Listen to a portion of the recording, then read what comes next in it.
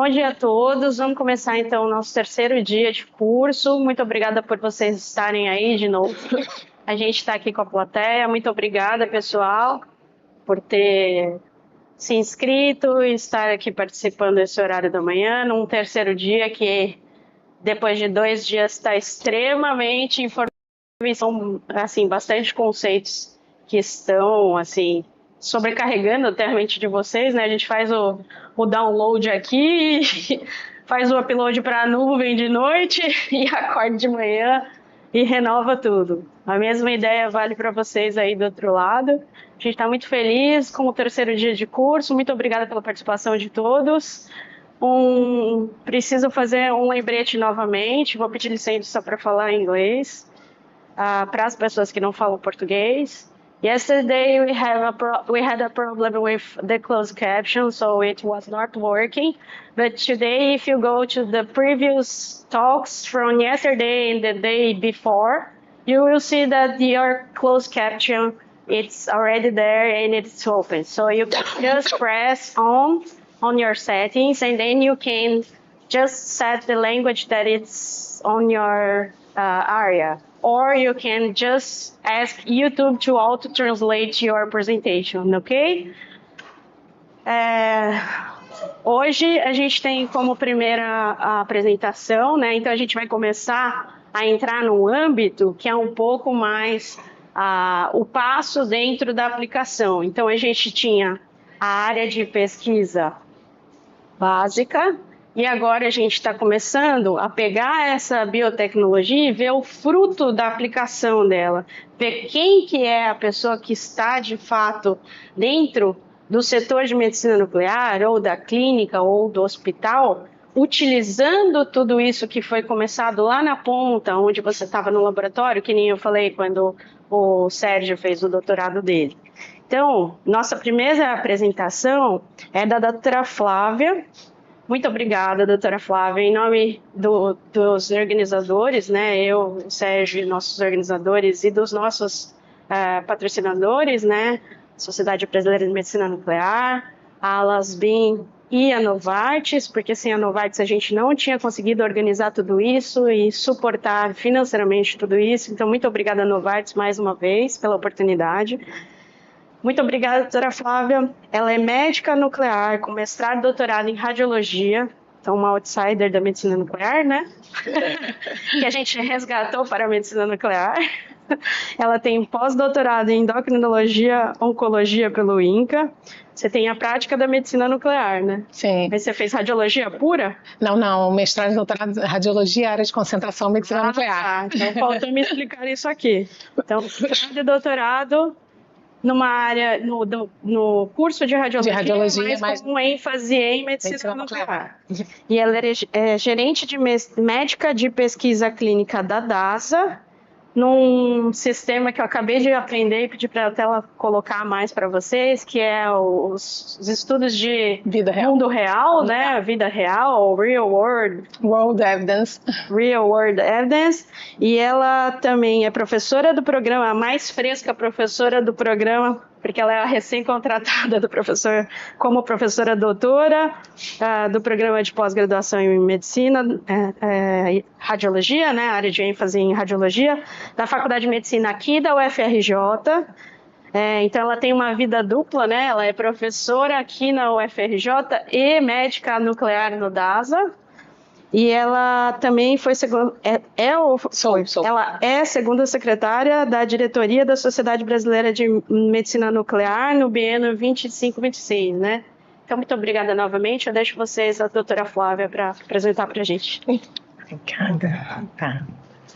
Bom, primeiro é um prazer estar aqui, bom dia a todos, né? Queria agradecer a organização do evento. Eu acho, até falando não só em meu nome, é uma alegria falar o tema que eu vou falar sobre terapia, né? Eu acho que dentro da nossa especialidade é a área que eu mais amo falar, é a área que eu mais gosto. E em nome também da Sociedade Brasileira de Medicina Nuclear, eu queria agradecer essa iniciativa de estar realizando um curso, né, porque a medicina nuclear é uma grande família, é uma grande... nada funciona sozinho, né, o enfermeiro não trabalha sozinho, o médico não trabalha sozinho, o tecnólogo não trabalha sozinho, o biomédico não trabalha, o farmacêutico, enfim. Então, cursos como esse fazem com que a gente tenha cada vez mais força na especialidade e faça crescer. Então, isso é um propósito nosso também enquanto sociedade nesse próximo biênio. Então, agradecer também essa construção do curso. Os organizadores me deram um papel grande, assim, que é bacana, porque é uma área que eu amo falar, que é de terapia. Então, a gente tem uma horinha aí para conversar sobre isso, uma meia horinha para discutir. Eu tentei fazer a coisa mais light, mostrando o que eu entendo que é necessário para que a gente possa se planejar enquanto equipe, né? Como eu falei, a medicina nuclear não anda sozinha, ela precisa de toda uma equipe por trás para a gente conseguir conduzir a terapia radionuclídica. Então, o título hoje que a gente vai abordar é o que devemos saber para planejar um tratamento, né, em medicina nuclear.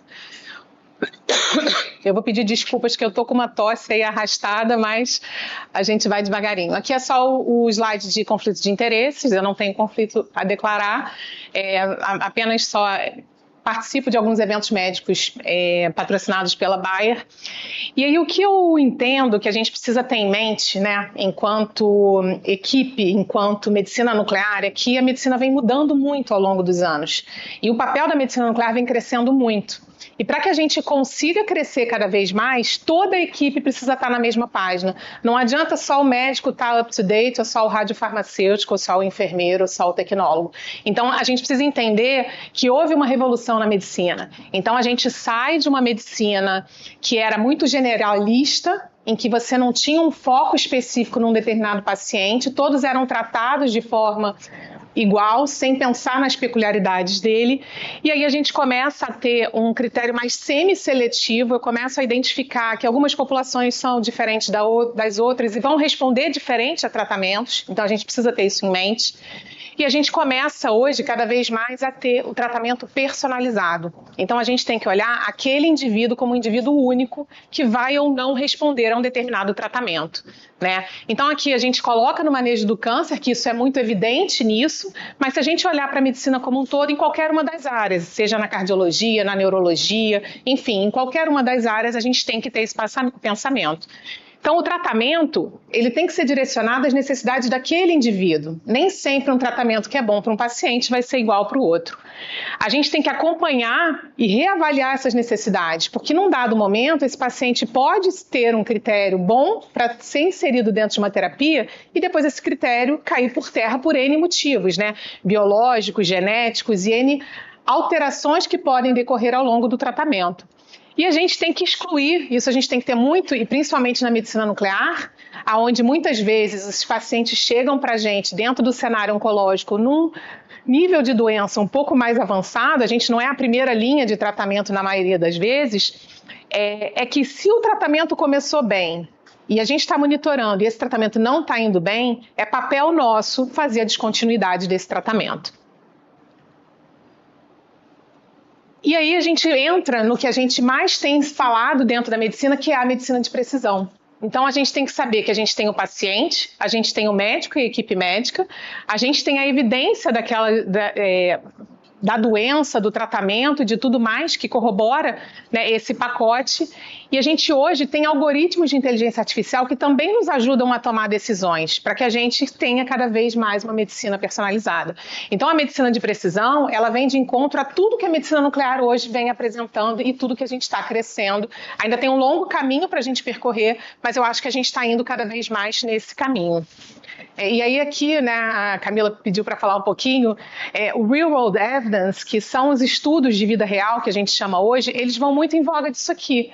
Porque antes, quando a gente está lidando com clinical trial, você tem critérios que às vezes excluem peculiaridades de algum paciente e você não vai saber se aquela droga não funcionou para aquele paciente porque eventualmente ele tinha uma hipertensão e aquilo iria mascarar um efeito de uma determinada doença.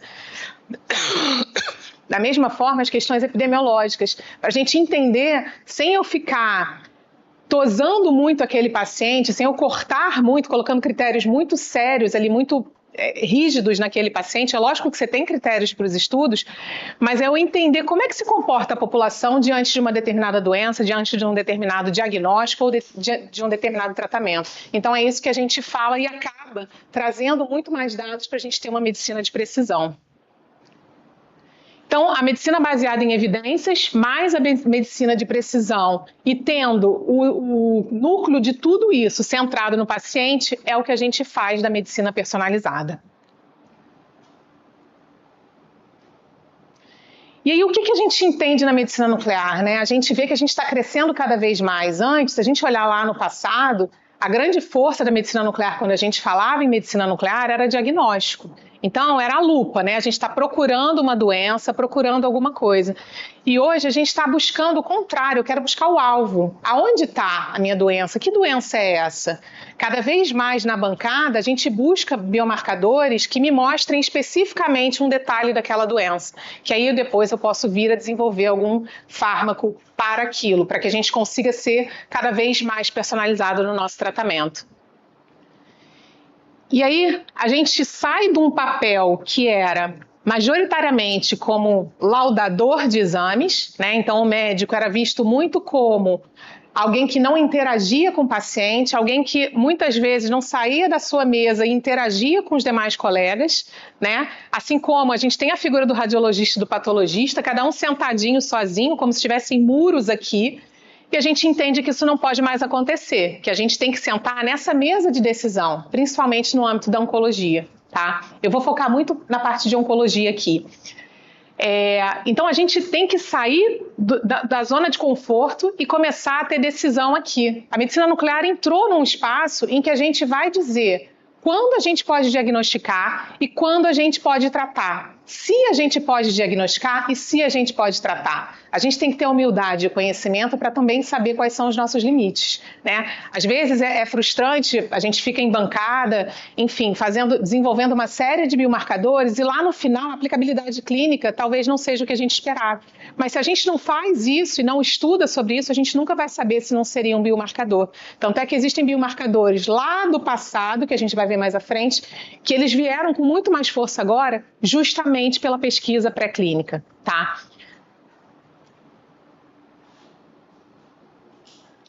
E aí a gente entra num conceito que é essencial para todo mundo hoje que está na medicina nuclear. É o conceito de teranóstico. O que é isso? É a gente ver numa determinada imagem uma lesão, uma alteração, e a gente conseguir tratar isso. Então, isso mais personalizado do que isso é impossível, né? Então, é diferente da radiologia. Você vê um porquê, mas você não tem uma substância, né? Você não vai pegar o gadolínio, que é o contraste usado na ressonância, para tratar esse paciente. Mas olha que lindo, a medicina nuclear, sim. A gente consegue pegar uma mesma molécula aqui, alterando o radiotraçador, e aí a gente consegue tratar esse paciente se ele tiver avidez nas lesões dele por esse radiofármaco, né? E aí, para isso, a gente tem que escolher da melhor forma possível qual é o radisótopo que a gente vai estar trabalhando. Então, a gente tem os radisótopos que são usados no diagnóstico, a gente tem aqueles que são usados para terapia. Qual é o fármaco que vai estar linkado? Então, assim, a pesquisa básica, a pesquisa clínica, ela nos traz essas oportunidades de vários biomarcadores novos e cada vez mais a gente está desenvolvendo os já existentes. E a gente tem que fazer uma avaliação pré-tratamento. Então, eu faço o diagnóstico, esse paciente mostrou avidez para aquele radiofármaco, ele é um potencial candidato para aquele tratamento. Lógico que a gente tem todo um preparo para entender se esse paciente realmente tem indicação e se enquadra dentro dos critérios de terapia. E aí, com isso, a gente consegue ter em mente, né? A gente tem que ter o apoio aqui, tem que ter o conhecimento físico, conhecimento químico, né, dos fármacos e da própria radiação para a gente entender o que a gente está querendo. Então, se eu estou pensando ali numa radiação gama, eu realizo as imagens de cintilografia. Os pósitrons para as imagens de PET, as partículas alfa, beta ou elétrons Auger para tratamento. E a gente lembra que o quê? A gente precisa ter isso aqui em mente até para a gente poder entender o que vai acontecer com esse paciente. Diferentemente da radiologia, a gente injeta o material no nosso paciente ou a gente administra por via oral a medicação para esse paciente. Então, eu preciso entender o que acontece com essa radiação. Qual o tipo de restrição que esse paciente vai ter após um exame ou após um tratamento? E os efeitos colaterais que podem advir dessas radiações, né? Desses radiofármacos.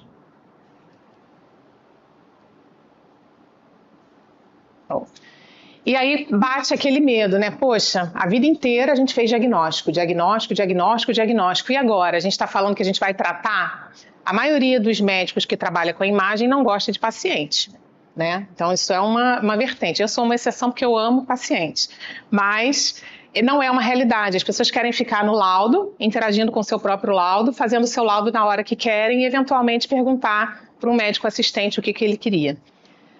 E aí causa não só nos pacientes, mas também nos outros médicos, assim, caramba, como que aquele médico nuclear, que só vê fotos meio loucas, né? A medicina nuclear são aquelas fotos que eles acham que a gente está vendo manchas em algum lugar, né? Apesar da gente ter a tomografia ali por trás hoje em dia, ou mesmo a ressonância para nos guiar anatomicamente, a gente está vendo uma fisiologia que a gente acha lindo, mas se você não tem o conhecimento, eles acham que a gente está enxergando algo que não existe. Como que essas pessoas que estão ali só vendo fotografias vão tratar um paciente agora? Então muda a era da medicina nuclear muito fortemente. E a gente tem que estar, a nossa equipe inteira, sabendo do que a gente está fazendo. Porque senão lá na ponta o tratamento vai dar equivocado. Porque se eu apresentar numa imagem pós-tratamento uma alteração, se o meu radiofarmacêutico não souber toda essa questão de metabolismo, física, química, a imagem que eu estou vendo ele não vai poder discutir comigo. E aí fica o médico sozinho ali. A mesma forma, se a enfermeira não souber as questões da radiação e o que pode acontecer num extravasamento, ela também vai ficar perdida no que aconteceu. Então, toda a equipe tem que estar muito em sinergia para que a gente consiga ter um tratamento adequado.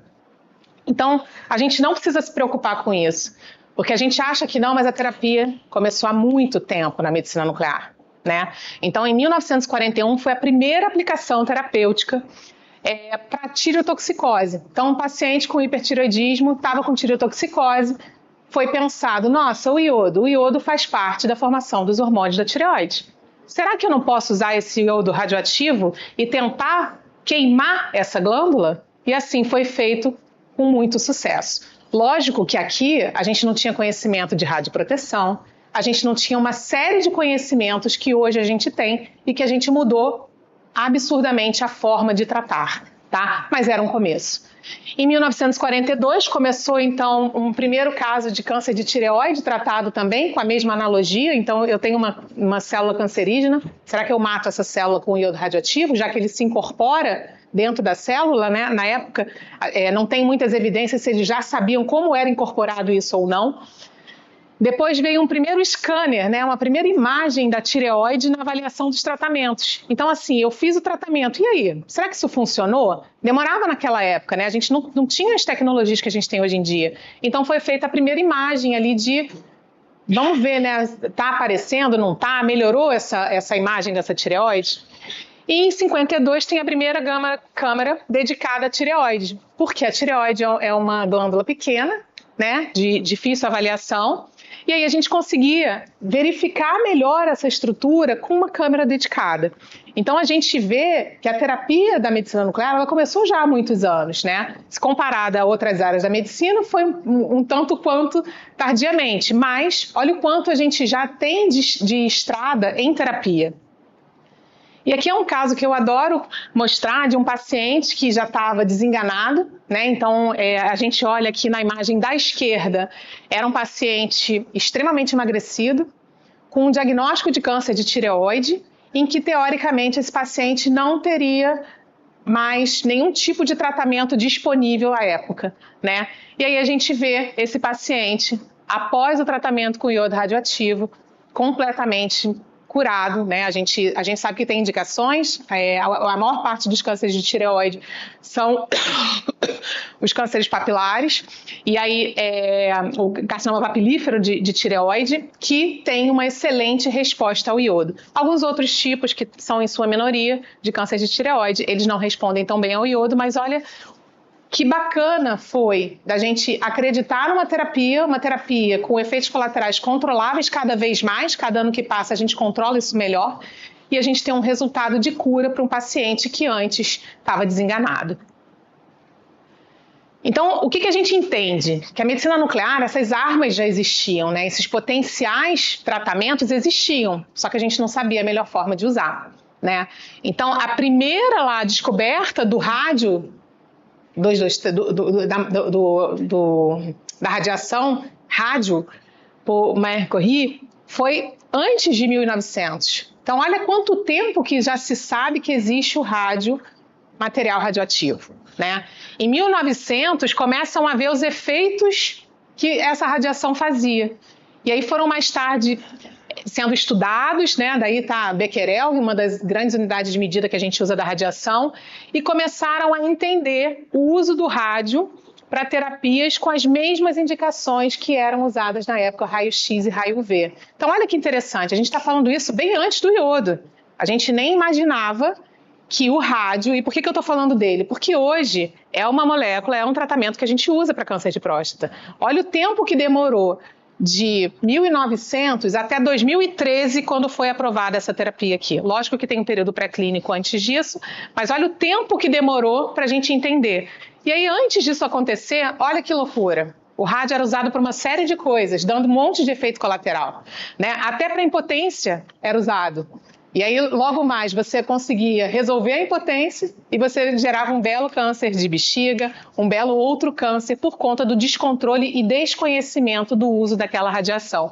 Mas era usado para beleza, era usado para spa, era usado para terapia, para que as células ficassem melhores. Enfim, tudo isso são informações da literatura em que o mau uso por desconhecimento mas era usado e tinha alguma aplicabilidade que nos levou hoje a conseguir usá-lo de uma forma muito mais adequada. Então, tinham vários estudos, várias pesquisas que começaram depois da descoberta dessas primeiras aplicações, mas por N motivos. A gente sabe que pesquisa é difícil, a gente sabe que carece no mundo inteiro de verba, tentativas e erros. Quantas vezes a gente vai para a bancada, tenta marcar uma determinada molécula e não dá certo, e você tem que procurar outra questão, enfim, achar os quelantes, achar qual é o melhor traçador para aquele fármaco, qual é a melhor oxidação que a gente vai ter, tudo que a gente precisa fazer para poder gerar um radiofármaco. E aí a gente tem altos custos com isso e mesmo dificuldade de obtenção, né? Falando na realidade do Brasil, olha a dificuldade que a gente tem para poder desenvolver novos radiofármacos, né? Então, no início do século XXI, a chama reacendeu em relação ao rádio. Então, os primeiros estudos do rádio 223, que hoje é utilizado na prática clínica, foram reaparecendo. Eles começaram a ver, poxa, por que isso foi deixado de lado?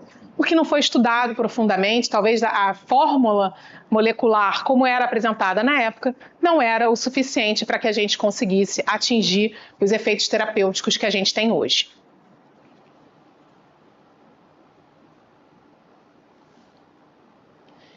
E o que eu entendo que a gente precisa saber quando a gente vai se programar para uma terapia, né, para um tratamento de um paciente? Primeiro, a gente tem que, no mínimo, entender o que é a doença que ele está falando, né? Então, a gente trata também doenças benignas, tá? Mas a gente também trata, na grande maioria, as doenças oncológicas.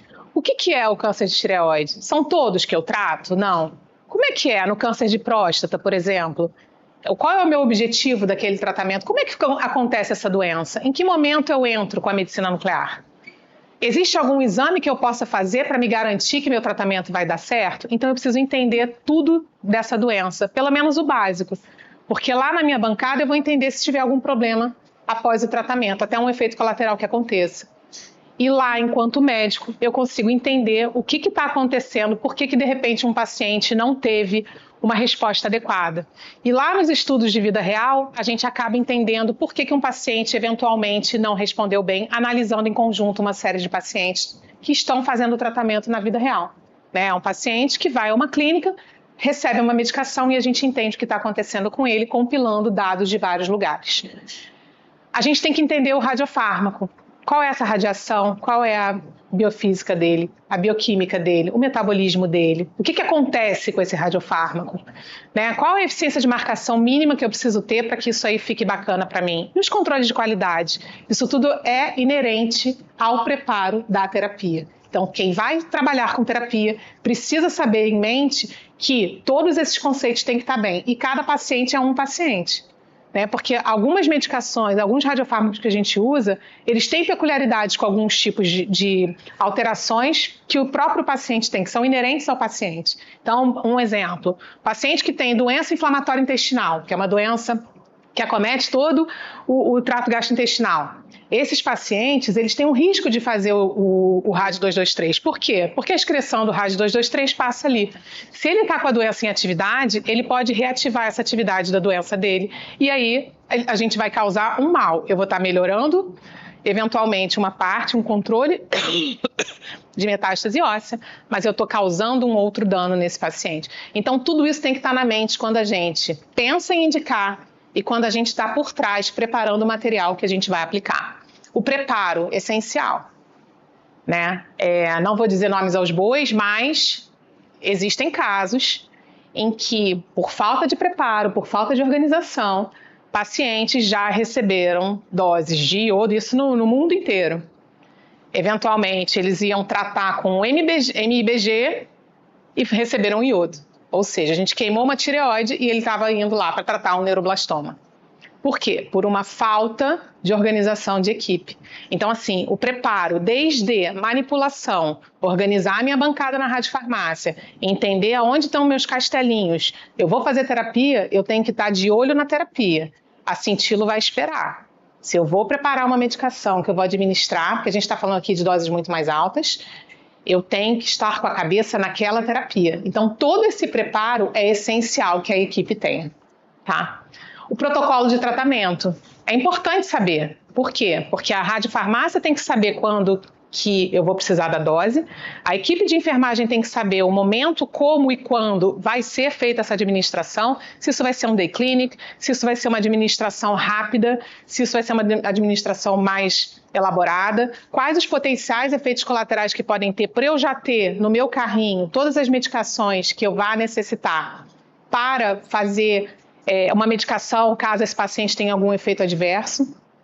A gente tem que ter a equipe de física colada com a gente. Por quê? Porque eles que vão dar a orientação toda de radioproteção. A gente tem que ter o técnico do nosso lado, o tecnólogo, para entender como que vão ser feitas as imagens, o que a gente precisa, porque não necessariamente as imagens são iguais para todos os pacientes. Cada paciente é um paciente, né? E a gente tem que entender riscos. Quais são os riscos? Se eu estou falando que eu vou injetar uma radiação alfa, é uma radiação que se eu extravasar eu vou ter problemas maiores do que eu vou ter com a beta, maiores do que eu vou ter com a gama. Então eu preciso entender os riscos potenciais que eu tenho de cada terapia. Quais são os benefícios desse tratamento? Por quê? Porque às vezes o médico chega no final, mas o paciente está em contato com toda a equipe. Eventualmente ele vai te perguntar alguma coisa. Olha o conforto que dá quando você vai ser atendido em algum lugar em que você sente que toda a equipe está preparada para te receber e você não é só mais um. Então isso, para mim, faz toda a diferença no final do tratamento. Os efeitos colaterais, porque a gente tem que ficar alerta, né? Então a equipe de enfermagem tem que entender que se eventualmente um paciente começar a ficar ruborizado após um tratamento para tumor neuroendócrino, ela tem que entender que isso pode ser um efeito colateral do tratamento. E aí eu tenho que entrar com um antídoto ou eu tenho que entrar com alguma medicação. Ou um paciente está nauseando, eu preciso entrar com uma medicação para que evite que ele vomite. Por quê? Se ele vomita, o que vai acontecer? Eu vou ter que isolar a área, eu vou ter que chamar o físico, esse paciente não vai se sentir bem, a possibilidade dele se enfraquecer, de querer continuar o tratamento pode acontecer, então tudo vai virando uma bola de neve. Então por isso que todo mundo tem que estar na mesma página. E as contraindicações? Né? Então, existem pacientes que, por mais que tenham um perfil ok, existe uma contraindicação que a gente precisa estar em mente, tá? E o que eu costumo incorporar dentro da prática? Sempre ter reuniões para discussão e planejamento dos tratamentos que vão acontecer no mês seguinte. Isso é com um representante de cada equipe. Então, a gente discute, normalmente, dentro da medicina nuclear, e depois a gente leva a proposta de tratamento, deixando bem claro para o médico que nos solicitou esse tratamento qual é todo o planejamento que a gente está fazendo. Então, assim, a gente não pode achar que a gente não vai precisar do médico assistente, a gente vai precisar. Porque existem algumas intercorrências que acontecem no paciente oncológico que vão muito além do conhecimento que a gente precisa como médico nuclear, né, como equipe de medicina nuclear. Só que numa intercorrência que aconteça após um tratamento, né, vou dar um exemplo aqui, eu tratei um paciente, esse paciente 2 dias depois começou a passar extremamente mal, foi parar no CTI. E aí começa radiação, vai morrer, vai matar todo mundo do andar e tal. E a gente tem que se posicionar lá, primeiro, para dar segurança ao médico assistente de que está tudo bem, e segundo, eu saí da minha casa e fui lá passar a visita e passei visita no paciente durante todo o período de internação e dando feedback, falando com eles. Levei meu físico para a gente mostrar que a radiação estava completamente tranquila, era um caso de rádio 223, em que, né, uma folha de papel segura ali a radiação, então a gente passava, mas então vocês não injetaram nada. Não, a gente injetou, mas se eu não sei explicar para o paciente que a radiação ela não vai passar da pele ou vai passar muito pouco, eu não tenho como ter moral para ele falar assim, pô, você me injetou água, né? Hoje, Google, quantos questionamentos? Porque as pessoas vão falar, radiação sai. Não, cadê? Não tem radiação aí. Tem. Se o senhor fizer o xixi, a gente vai medir. Então a gente tem que ter o conhecimento para poder ter a informação da forma mais correta.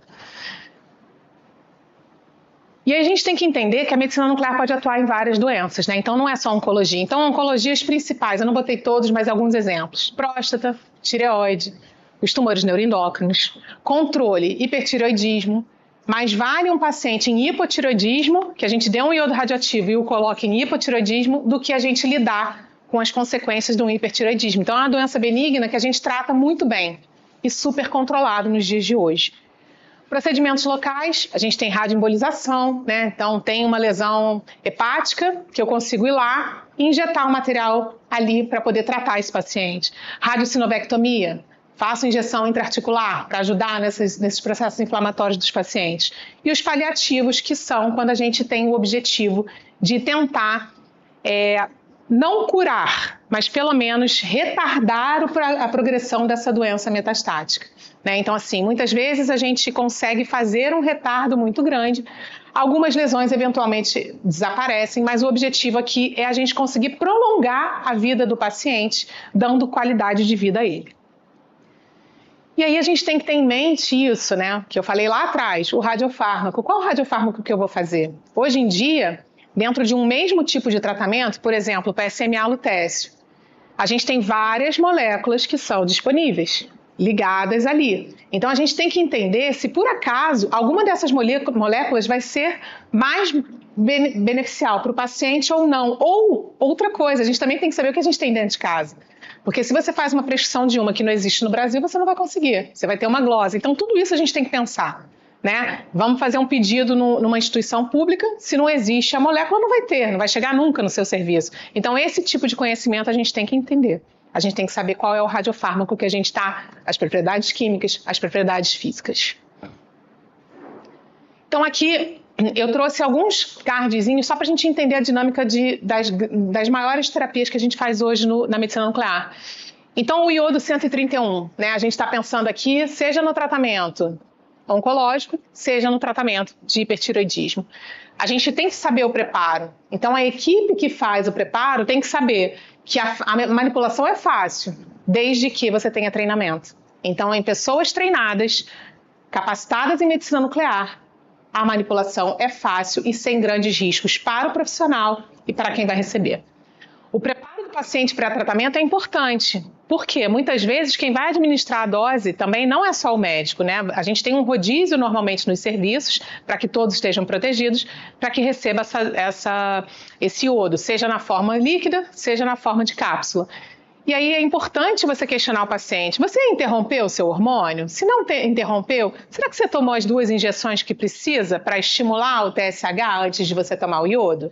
Você fez a dieta? Você comeu? Porque quando a gente fala para o paciente, né, um dos preparos, que não pode comer camarão, não sei, todo mundo, não, como que eu vou ficar 15 dias, 20 dias sem comer camarão, né? Como se a gente comesse camarão todos os dias. Mas são coisas assim, não pode pintar a unha, não pode... Enfim, tem várias regrinhas que podem acontecer que as pessoas ficam loucas ali em relação a isso. Mas é nosso papel, enquanto equipe de medicina nuclear, saber se esse preparo foi adequado. E o fracionamento da dose líquida. Como eu falei, é fácil a manipulação para quem é treinado. Quem não é, vai vazar iodo para tudo quanto é lado, contaminação, bancada e tudo mais. Quando é a cápsula é um pouco mais tranquilo, mas existe essa questão de algumas vezes você ter que lidar com a dose líquida, que tem um facilitador quando você faz as doses individualizadas. Isso aí é um facilitador por um lado, mas por outro você tem uma exposição maior à radiação, que também é importante que a gente saiba, até para a gente poder usar das melhores práticas. A administração do iodo é oral, isso é super importante para a gente nunca, né, uma pessoa que está nova e tal, injetar um iodo na veia, teremos enormes problemas, né? Então, a administração da terapia com iodo é oral. E o protocolo de tratamento? A gente planejou esse tratamento? Existem alguns pacientes que para eles não pararem de tomar o hormônio da tireoide e terem vários efeitos colaterais, às vezes a gente consegue que eles façam o que a gente chama de TSH recombinante. Por quê? Para o iodo entrar na nossa célula, ele precisa estar com esse estímulo do TSH aumentado, tá? Normalmente acima de 30. Então, se eu faço uma injeção no paciente num dia e no outro dia o paciente não vai, eu não posso dar esse iodo no terceiro dia. Isso é cronometrado. Ou ele faz esses 2 dias e eu faço iodo, ou eu perco o iodo ou eu perco essas doses. Só que a gente está falando aqui de doses de uma medicação extremamente cara. Então, todo o planejamento que a gente tem que fazer tem que ser muito sério e muito rígido, com um comprometimento muito grande da equipe. As medidas de radioproteção. A gente criou no serviço uma calculadora que já mostra. Então mostra assim, tem grávida na casa, não tem? Tem filho, não tem? O que tem? Quantos cômodos são? Para tentar, de acordo com a radiometria que a gente faz, fez lá o iodo. Depois do tempo adequado, a gente faz as medições e aí a gente entende quantos dias esse paciente tem que ter. Isso tem que ser uma fortaleza muito grande entre a equipe física e os médicos, para que a gente fale a mesma história, para que o físico vá lá e explique para ele por quê, e a gente, enquanto médico, também consiga dizer por que daquilo, por que aquelas restrições. E também que ninguém vai morrer se por acaso ficar um pouco mais, porque isso existem as várias lendas da medicina nuclear e que a gente tem que ter conhecimento para poder combater. E os efeitos adversos e contraindicações, porque esse paciente passa por toda a equipe. Então ele vai perguntar para um, depois ele vai querer saber se aquele um está falando certo ou não, vai perguntar para o outro.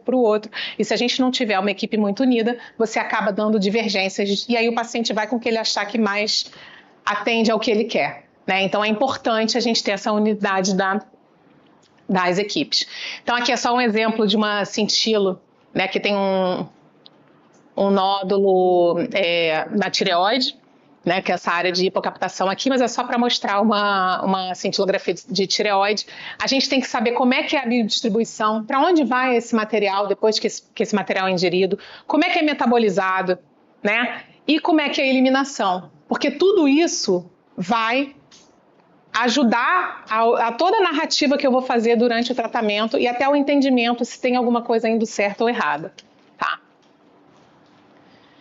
A gente sabe que, então, para que esse iodo ele entre na célula, a gente tem o comportamento do NIS para esse iodo entrar dentro da célula da tireoide, ser incorporado como se ela fosse ser um hormônio, e aí é assim que é o princípio da gente poder ver a imagem. Isso é importante por quê? Porque se a gente não consegue enxergar, eu não tenho uma imagem daqui, significa que ali, naquele mecanismo de captação, tem alguma coisa errada. E aí não adianta eu tratar esse paciente com iodo se eu não vejo imagem. Então, isso é essencial. Eu preciso entender o mecanismo de ação, o mecanismo como esse radiofármaco é incorporado na minha célula-alvo, no meu tecido-alvo, no alvo que eu estou buscando, para eu entender se faz sentido eu tratar esse paciente. Existem pacientes que perdem a capacidade de incorporação do iodo. Então não adianta eu tratar esse paciente, que eu vou dar iodo para ele, eu vou dar iodo de novo, eu vou dar iodo de novo, eu vou estar dando um monte de efeitos colaterais e cumulativos, por isso que hoje em dia a gente não faz isso, sem esse paciente ter um benefício, né? Então, hoje, quando você não consegue ver uma captação, né? Então, assim, porque provavelmente a gente teve alteração nessas sinalizações, a gente não tem mais o transportador funcionando adequadamente, a gente não vai ter imagem. A gente tem aqui somente distribuição normal do radiofármaco. E aí, quando a gente faz um exame como o PET, por exemplo, eu vejo captações nesse paciente que eu não estava vendo no iodo. Ou seja, esse paciente não é um potencial candidato para o iodo. Então, se eu não estou vendo, eu não trato. Eu vou buscar outros tipos de tratamento para esse paciente. E aí, no caso, existem moléculas novas, medicamentos convencionais, que vão atender a esse paciente. Então, isso é muito teranóstico na veia, né? Se eu vejo, eu trato. Se eu não vejo, eu não trato.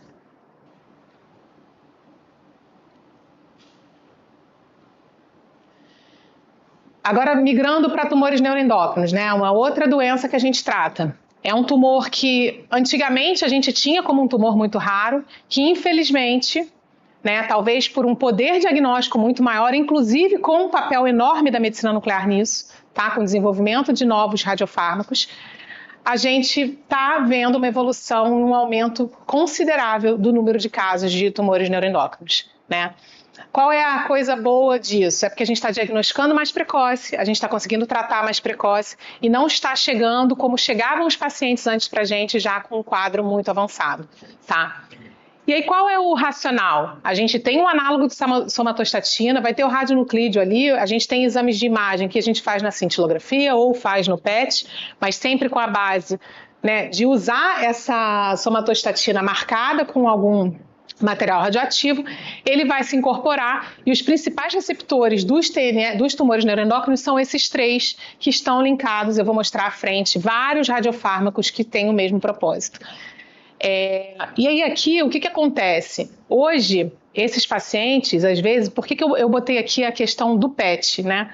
Porque os tumores neuroendócrinos, o que a gente está vendo na oncologia como um todo? Os tumores são extremamente heterogêneos. Às vezes, quando a gente vai fazer uma biópsia, eu peguei a biópsia num lado em que ele, de repente, ele tinha uma concentração grande aqui de somatostatina, de receptores ali. Só que do outro lado, ele já estava num processo de desdiferenciação. Então, a gente tem muitos casos em que os tumores são heterogêneos. Eles não são todos bonitinhos, do mesmo formato, com o mesmo grau de diferenciação. Isso muda completamente nosso tratamento.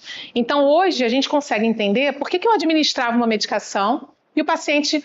Nossa, respondeu super bem. Talvez esse paciente tivesse com tumores mais homogêneos. E o outro que não respondeu nada, respondeu umas lesões, nas outras nem fez cosquinha, porque ele já tinha um tumor com graus de diferenciação diferentes. Tá? Aqui só para a gente ver, né? A gente tem vários radiofármacos que são usados em PET para que a gente consiga ver, né, os tumores neuroendócrinos, feocromocitoma, paraganglioma. Olha a importância da pesquisa básica, né, da gente conseguir ter um potencial gigante. Por quê? Porque nem todo paciente é igual, nem todo tumor é igual. Então, se a gente conseguir ter uma ampla gama de radiotraçadores diferentes que possam pegar o raro, a gente consegue mudar a vida dessa pessoa. E aqui são, só para ilustrar também, os radiotraçadores de gama-câmara, tá?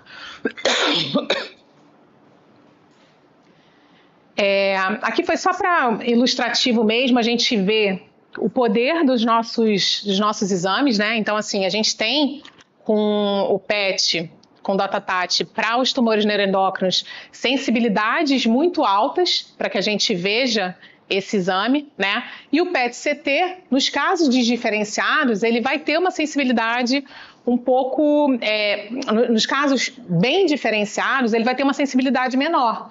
Só que isso aqui se inverte quando esse paciente começa a ter uma doença muito mais agressiva, em que o nosso tratamento para a medicina nuclear não é o mais adequado para esse paciente, tá? Aqui foi só um resumo do que eu falei anteriormente. Então, a gente tem os graus de diferenciação dos tumores. Então, o que a gente tem que ver é que quanto mais bem diferenciado, ele é o melhor candidato para a gente na medicina nuclear. Porque ele vai se ligar, o meu radiofármaco vai se ligar nos receptores que estão nesses tumores. Quando esse paciente vai chegando num grau de desdiferenciação, aí esses pacientes, eles vão ter um PET muito mais positivo do que um exame de análogo de somatostatina positivo, esse paciente não é um bom candidato para medicina nuclear. Então, se a gente não tem esse conhecimento, a gente trata o paciente, ele não vai responder, ele está perdendo tempo de ter usado uma outra medicação. Por quê? Porque esse paciente ele é candidato a fazer uma quimioterapia. Isso não significa que depois dessa quimio, sendo de sucesso, se ele hematologicamente estiver bem, ele não pode voltar para a gente para tratar aqueles tumores que, porventura, não tenham sido tratados num primeiro momento com a quimioterapia.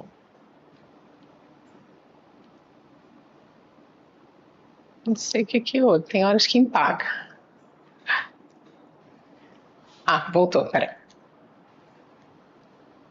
Vamos.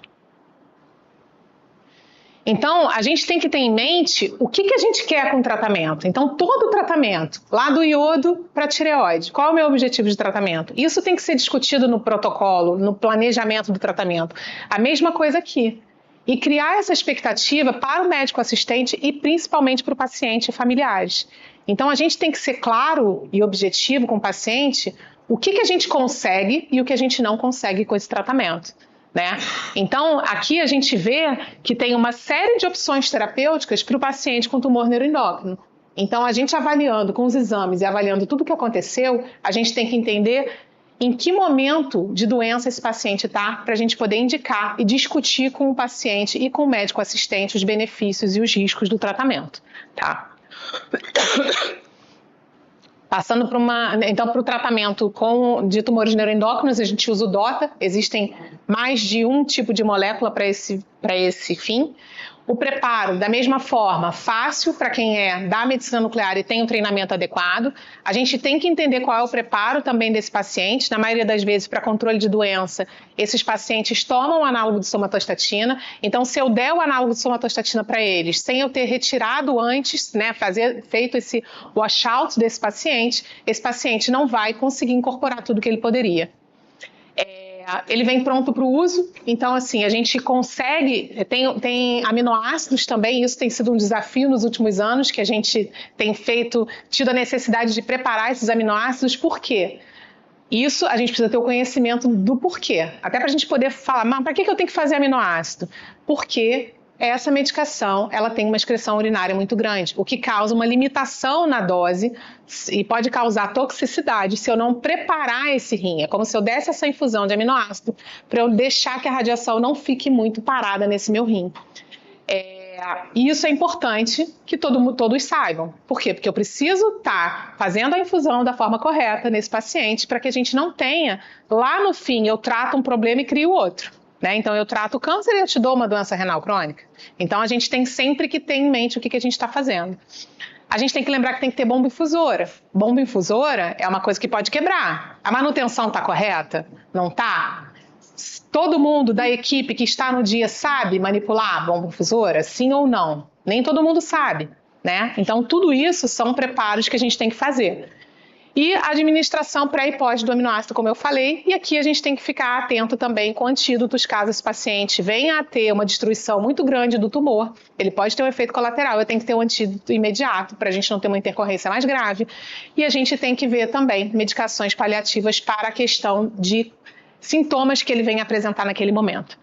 O protocolo de tratamento, mais uma vez, a gente tem que planejar, a gente tem que saber que é um tratamento diferente do iodo, que ele vai acontecer em alguns ciclos, caso o paciente venha apresentando bom resultado. Então, eu tenho que planejar isso para tudo, para solicitar a dose, porque essa dose não fica disponível no serviço, para eu poder entender quando e quais os exames que eu vou pedir no interim desses tratamentos. Então, tudo isso tem que estar dentro do meu planejamento e é discutido lá nas reuniões para que a gente não perca nenhuma data. As medidas de radioproteção, da mesma forma, esse material ele vai ser excretado do paciente, a gente tem que orientar o paciente e na própria condução do tratamento e saber os efeitos adversos e contraindicações. Então, aqui é a mesma coisa, a gente tem que saber qual é a distribuição normal, a gente tem que saber se há um metabolismo ou não hepático, para ver se eu tenho que fazer uma alteração de dose, dependendo das condições clínicas do paciente, e como é que é essa eliminação do paciente. Tá? Então, assim, quando a gente olha, é bem repetitivo, né? Então, os casos, o preparo e tudo que a gente tem que olhar tem as peculiaridades de cada um, mas a gente tem que seguir um checklist para a gente se preparar para um bom tratamento. Aqui da mesma forma, como no iodo, se eu estou vendo, aqui a gente vê que esse paciente tem biodistribuição normal, aqui hepática, mas a gente vê que ele tem inúmeras lesões aqui, né? Então, se eu estou vendo que ele tem isso, ele tem uma avidez grande, esse paciente é um candidato a tratar. Isso aqui é uma imagem pós-dose, esse é um paciente que deve se tratar e provavelmente terá um benefício do tratamento. Agora, se eu não vejo, né, eu olho um exame aqui, de análogo de somatostatina, em que eu só tenho a biodistribuição normal, para que eu vou dar o análogo para ele? Radiomarcado. Não vai entrar em nada. Provavelmente, esse paciente, como a gente vê aqui na imagem da direita, a gente tem um PET, onde na imagem com análogo de somatostatina nada capta, e aqui a gente tem um PET em que essas lesões captam. Então, isso significa o quê? Esses tumores desse paciente já passaram por um processo de desdiferenciação e não vão ser bons respondedores para a nossa terapia. Então, a gente saber negar também na medicina nuclear é extremamente importante para a gente não queimar nosso método.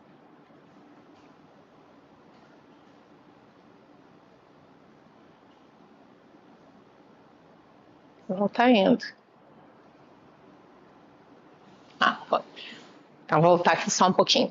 PSMA lutécio, né, tem andado muito em voga aí, foi capa de revista, né, a gente vê o tratamento com lutécio para câncer de próstata, né, inicialmente achava-se que ele era específico da próstata, hoje em dia a gente sabe que não é, então ela é uma proteína transmembrana que fica ali nas áreas peritumorais e endotumorais, só que hoje, a principal indicação desse tipo de tratamento ainda é para o câncer de próstata, tá? Ele tem uma captação, às vezes, em algumas lesões benignas, isso tem que estar ciente para que a gente não faça um diagnóstico equivocado e, eventualmente, trate um paciente que não deveria ser tratado, tá? O que é bacana do PSMA? É um tratamento que, quando bem indicado, realmente a gente consegue aumentar a qualidade de vida desse paciente e aumentar o tempo de vida desse paciente. O que a gente tem buscado na medicina nuclear, e para isso a gente precisa estar o tempo todo up to date do que está acontecendo na oncologia. Qual é o melhor timing para a gente entrar com as nossas terapias? Porque se a gente fosse colocado só no final da linha, tipo assim, não tem mais nada, já fez todas as quimioterapias do mundo, já fez radioterapia, cirurgia e tudo mais, e eu for deixar lá para o finalzinho só, provavelmente esse meu paciente não vai aguentar fazer todas as doses que ele deveria e esse paciente não vai ser um bom respondedor como ele potencialmente poderia. Então, o que a gente tem visto cada vez mais é a gente andar para trás, né? Chegar um pouquinho mais perto, lógico, não vai ser a primeira terapia, claro que não, porque a gente está falando de radiação e a gente sabe que tem alguns efeitos colaterais, principalmente hematológicos, que podem atrapalhar em futuros tratamentos. Só que o que a oncologia está caminhando cada vez mais e a gente vê isso? Como eu consigo criar um esquema de sequenciamento de tratamento para que esse paciente consiga receber todos os tratamentos disponíveis. Então, é nesse racional que a medicina nuclear tem antecipado cada vez mais o tratamento. E isso é preciso a gente ter segurança para poder discutir e puxar o nosso tratamento um pouco para antes, né? Então, assim, quando a gente olha essa imagem que foi capa de revista, a gente tinha um paciente com metástases difusas, não só ósseas como viscerais, então metástases no corpo inteiro. Esse paciente foi realizando o tratamento com o PSMA, né? No caso foi lutécio, alguns pacientes também com actínio. E esses pacientes saíram de um exame completamente alterado para um exame normal com PSA zerado, né? Isso acontece com todos os pacientes? Não. Muito do que a gente vê nos estudos de vida real. Não é a realidade para todos. A gente ainda está entendendo quem é o paciente que tem o melhor benefício. E isso a gente precisa estar estudando, estar entendendo a molécula, estar entendendo se foi algum problema de marcação, se foi algum problema de administração. E por isso que a gente precisa estar preparado quando faz o planejamento terapêutico. Mesma coisa, preparo, administração e protocolo. Então, o preparo é fácil, ele vem pronto para o uso. É uma administração extremamente rápida, né? A gente faz em 1 minutinho a administração dessa medicação. É lógico que até por um carinho com o paciente, imagina, você tem um quadro oncológico, aí você vai sentar numa cadeira e vai aplicar uma medicação de 1 minuto, um paciente que está acostumado a ficar mais tempo no serviço, ele vai falar algo errado. Então é lógico que a gente tenta dar um carinho, a gente passa um soro fisiológico para hidratação, esses pacientes normalmente eles são pacientes que são mais graves, eles já estão com dificuldade de alimentação, já são muito emagrecidos, mais fracos. Então, a gente tenta trazer para eles um âmbito um pouquinho maior, mas, na realidade, é uma injeçãozinha lenta, de 1 minutinho você acaba com o tratamento. Mesma coisa, o planejamento terapêutico, a gente tem que entender que é mais de um ciclo. Para eu poder ver se esse paciente está apto ou não, eu tenho que estar monitorando, eu tenho que estar conversando, eu tenho que botar a minha equipe junto comigo para que a gente consiga acolher esse paciente e seguir o tratamento até o final. As medidas de radioproteção e os efeitos adversos e as contraindicações. Da mesma forma,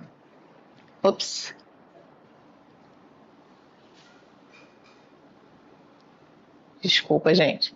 A gente tem que entender da biodistribuição, o que capta mais, o que capta mais ou menos, o que capta menos, qual o metabolismo, se ele metaboliza ou não pelo fígado, para eu ver se eu tenho que fazer ajustes de dose ou não, e como é que é a eliminação dessa medicação. Então, isso tem que estar em cada terapia que a gente faz. Essa tríade aqui tem que estar muito na mente de toda a equipe. Mesma forma,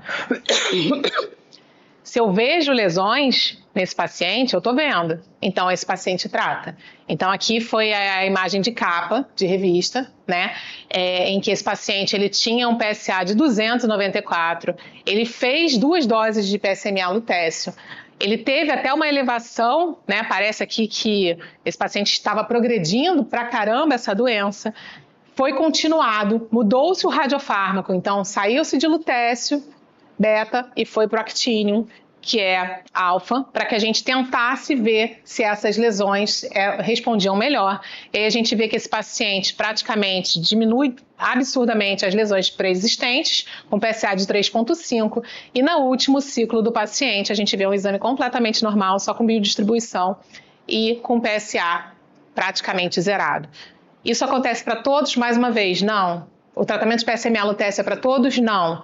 Mas a gente vê aqui uma potencial esperança para um paciente que tinha lesões em todo o corpo a terem mais qualidade de vida e potencialmente poderem receber outras alternativas de tratamento quando a doença recidivar. Se eu não vejo, mais uma vez, eu não trato.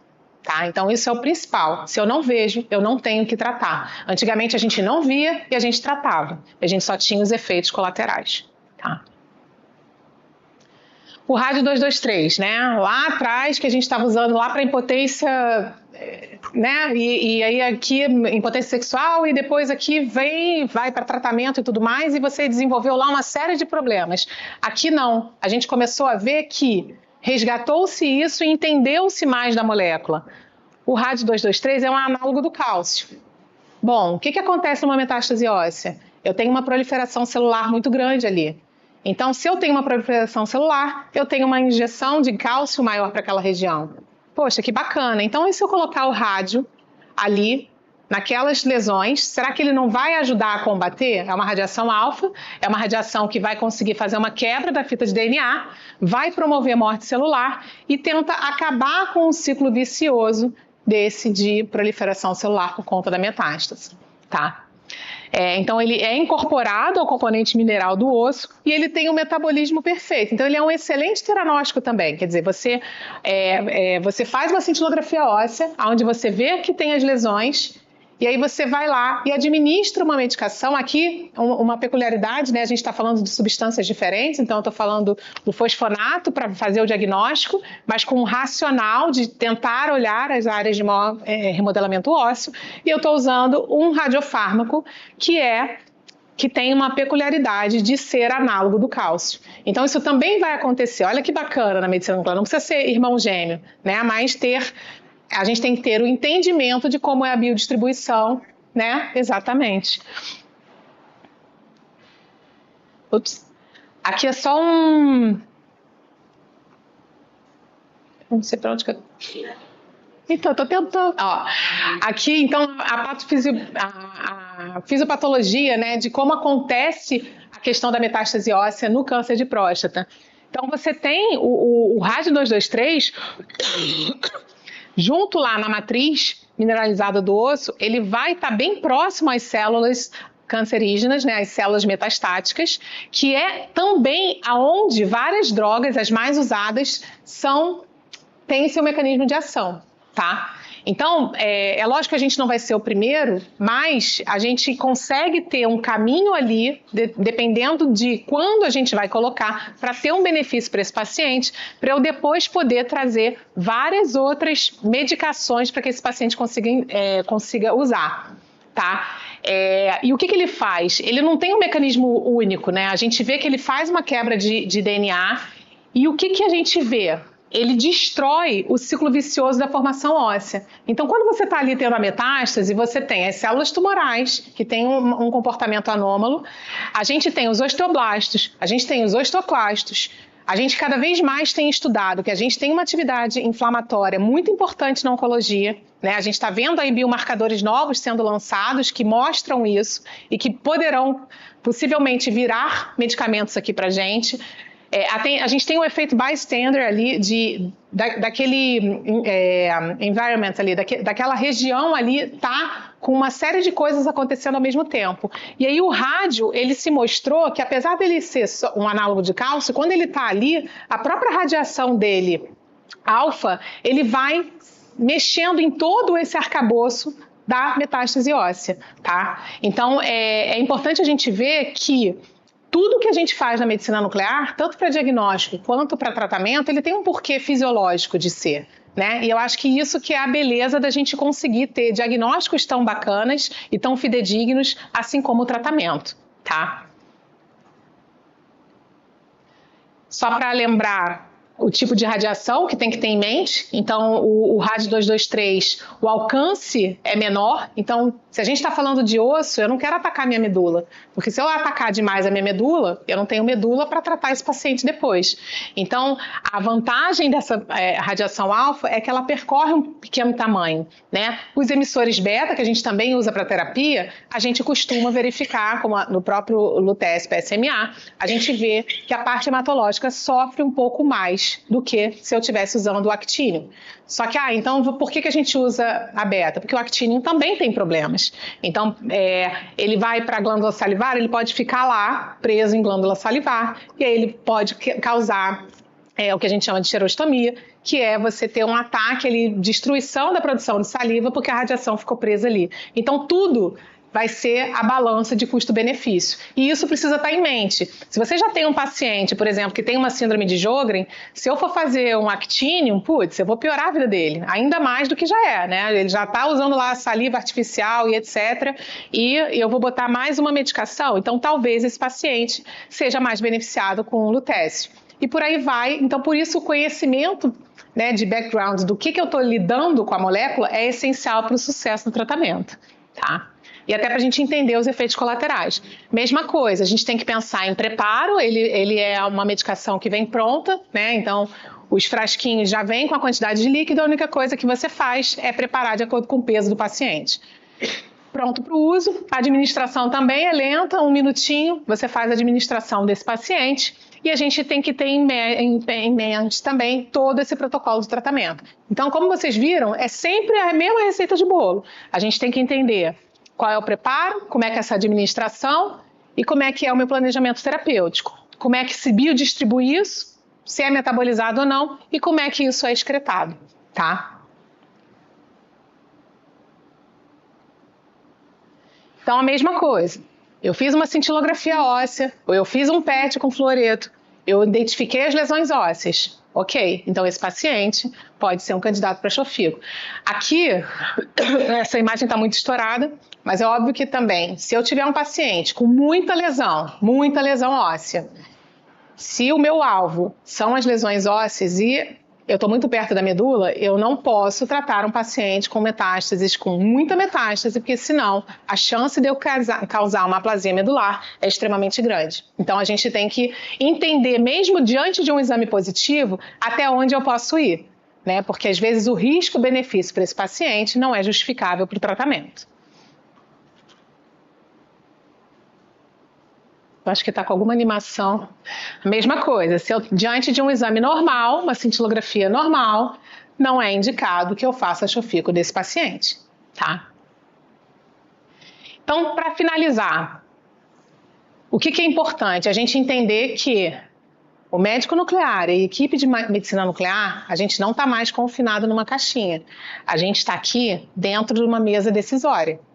A gente precisa ter o conhecimento do que a gente tem de doença, o que a gente tem de arsenal de diagnóstico e de tratamento para a gente ajudar na discussão da condução desse paciente. Então, hoje a gente tem uma participação muito mais ativa do que era passiva de só recebedor, tá?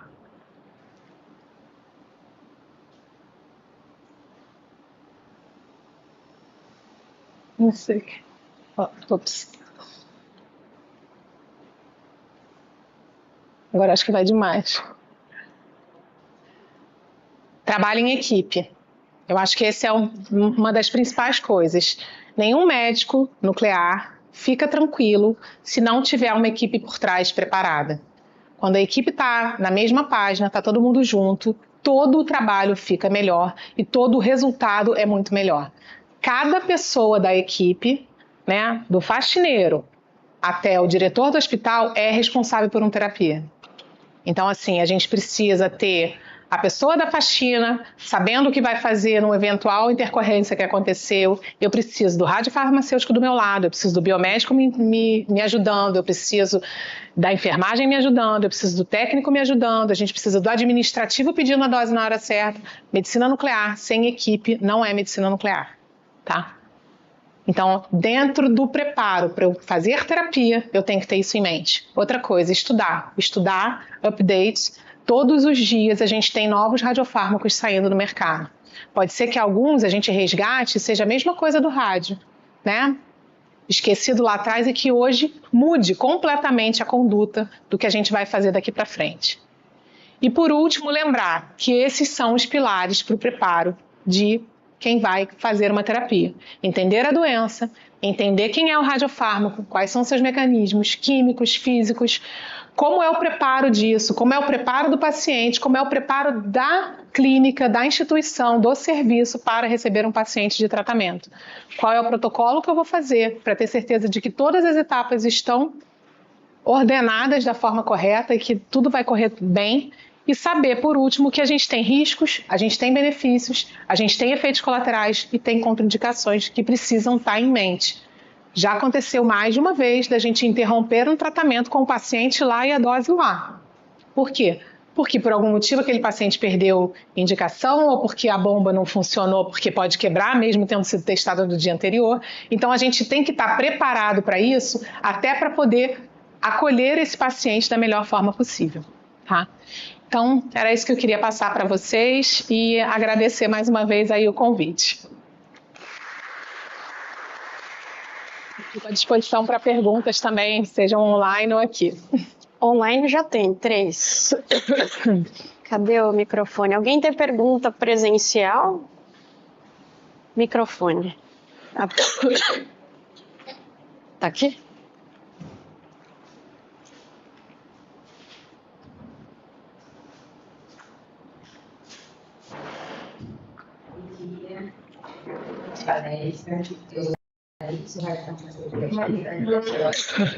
E eu achei interessante assim, quando eu dei início, né, que o médico nuclear tem que começar a sair da casinha. Quer que eu leia? Quer que eu leia? Porque é bem complexo. E lá interagir com a equipe, né? Porque a terapia, e outra, a chinelo, né? Sim. É tudo que hoje a gente consegue fazer e o que a medicina nuclear pode trazer para benefício do paciente.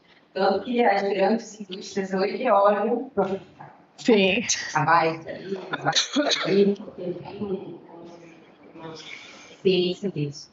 Aí eu fiquei falando em relação ao processo, tem a língua de professora de diagnóstico para o modelo de dólar, mas para escanear, não. A gente acaba não fazendo. Pode até colocar, tá? Mas a gente acaba não fazendo. Tem serviços que usam a bomba por uma facilidade, mas não é um requisito essencial. Mas não seria mais pela inscrição do Radionuclídeos? da atenção renal deles? Não, isso não, assim, tanto é que no PSMA Lutece a gente nem faz o preparo tanto com aminoácidos, não, isso é bem protocolo de DOTA mesmo, tá? A questão da bomba, a gente até normalmente, assim, se você só tem uma bomba, vai fazer uma bomba só, né? Mas o ideal é você ter duas bombas, que uma você vai rodando o aminoácido, depois você interrompe, coloca o DOTA, depois você continua com o aminoácido. Mas para o lutécio é só uma questão de forma de administração, mas isso não vai fazer diferença nenhuma. Você pode colocar em bomba, tem gente que coloca, tá? Mas assim, na minha experiência, a gente acabava não colocando na bomba, a gente fazia uma administração mais rápida mesmo ali, rápida, né, devagarinho e tudo mais, e eventualmente a gente deixava correr um soro. Tá. Protocolo, exato. Exato. É mais uma. A questão da bomba aí é mais uma questão da equipe de enfermagem que ela se sente melhor para fazer, mas não é uma exigência grande. O do aminoácido é porque você não tem como ficar fazendo aminoácido sem ser na bomba e administração depois do DOTA e tudo mais, entendeu? Até porque você tem algumas coisas, tudo bem, no aminoácido você não tem radiação ali, então você pode até entrar e sair da sala o tempo que for, né? A gente normalmente, às vezes, tem gente que tem protocolo de 1 hora antes, tem gente que coloca só meia hora antes, e aí depois, na hora de colocar o DOTA, você tem toda a questão de radioproteção, né? E aí depois, quando você volta de novo com a bomba para continuar o aminoácido, você já tem uma liberdade maior de entrar de novo, mas o paciente está irradiado. Mas aí a bomba é mais por conta disso. No PSMA lutécio, a gente faz o paciente normalmente, às vezes até sentadinho numa cadeira do PET, ou enfim, num day clinic mesmo, e aí você faz a administração ali devagarinho, tem vezes que a gente nem faz soro mesmo, vai depender muito do paciente, tá? Tem equipes que não fazem, tem lugares que não fazem nem essa administração de soro, faz só a administração mesmo da medicação lentamente, pega a veia periférica, tá tudo certo, administra e o paciente vai embora. É mais porque, assim, tem paciente que tem questão com agulha, tem paciente que você vê que está mais desidratado, então a gente acaba fazendo uma hidratação maior, mas não é uma coisa fechada e obrigatória o uso de bomba, não. Tá? Não sei se eu te respondi. Respondi? Nada. Mais alguma pergunta na plateia? Nós temos 3 perguntas no chat. A Cristina Carvalho de Matos diz bom dia, agradece pela palestra e ela quer saber de você qual que é uma pergunta bem interessante, né? A gente acha que não tem tempo de falar tudo, mas qual que é o que a medicina nuclear pode oferecer para a doença de Parkinson? Para a doença de Parkinson? Ó, a gente está hoje... Não sei se ele está perguntando diagnóstico, né? Assim, hoje, o que acontece? A gente, em doença de Parkinson, a gente tem alguns exames que são mais indiretos e outros de PET que têm surgido aí, que mostram pra gente um indício de doença. Então, assim, a gente consegue ser muito assertivo, né? Tem uma grande questão aí, que a gente ainda não tem isso liberado pelos convênios e tudo mais, então ainda é um exame particular. Mas você tem exames que conseguem ver lá a questão de dopamina e tudo mais, e aí se você tem uma redução nisso, é um dos indícios, e você tenta fazer diagnósticos diferenciais de acordo com o padrão de captação do radiofármaco, com outras doenças neurológicas que também tenham como sintomas a questão de tremores. Mas hoje, bem indicado, tá? A gente consegue sim dar é lógico, né? Como diagnóstico por imagem, a única certeza que a gente tem é sugerir um potencial chance de ser alguma coisa. Quem fecha diagnóstico é sempre patologia, mas a gente consegue dar indícios de que esse paciente pode ter uma doença de Parkinson, sim. Eu entendo que no futuro a gente vai começar a ter medicações que possam ser usadas também para tratamento. Tá? Mas hoje nosso potencial em doença de Parkinson é para o diagnóstico. Então a gente faz o diagnóstico de doença de Parkinson e faz um diagnóstico diferencial com outras doenças pela diferença do padrão de captação do radiofármaco, tá? Ali em núcleos da base e tudo mais. A gente tem cintilo e tem PET, né? A gente pode fazer com Trodat, pode fazer com os marcadores de PET. E micropet. E PET. Micropet também, né? Micropet também. Dos animais e o PET dos pacientes. Tem a Mariana Bic. Bom dia. Parabéns pela excelente palestra. Uma pergunta: como é a experiência clínica com efeitos adversos relacionados aos radiofármacos? Algum evento reportado? Sim, tem vários efeitos que são reportados, tá? Existem alguns que são bem clássicos, então vai depender muito do tratamento que você está fazendo. Então, por exemplo, tem pacientes que fazem tratamento com iodo e não sentem nada. Tem outros pacientes que têm constipação, tem pacientes que têm perda do paladar. Isso pode ser temporário, isso pode ser para sempre. Tem pacientes que têm alteração de glândulas lacrimais. Então, depende muito do tratamento em si. Por exemplo, PSMA, então eu falei do iodo um pouquinho, porque é uma lista grande. A gente faz de tudo para fazer uma dose personalizada para mitigar esses possíveis efeitos, mas eles existem. Então, PSMA lutécio, por exemplo, quando você faz com actínio, tem essa questão das glândulas que eu falei. Então, o paciente pode ficar com xerostomia, né, vai diminuir a salivação ali, pode ter esse tipo de alteração. Pacientes no passado, em que a gente não fazia proteção renal do DOTA, evoluíam com uma insuficiência renal pela quantidade de radiação que ficava ali no rim. Então, efeitos colaterais podem acontecer. O xofigo, por exemplo, o rádio 223, ele pode dar diarreia, ele pode dar constipação, dependendo do paciente, ele pode dar muita náusea. O DOTA pode dar muita náusea. O iodo, alguns pacientes mais sensíveis também pode dar muita náusea. Então, existem efeitos colaterais ali que podem acontecer.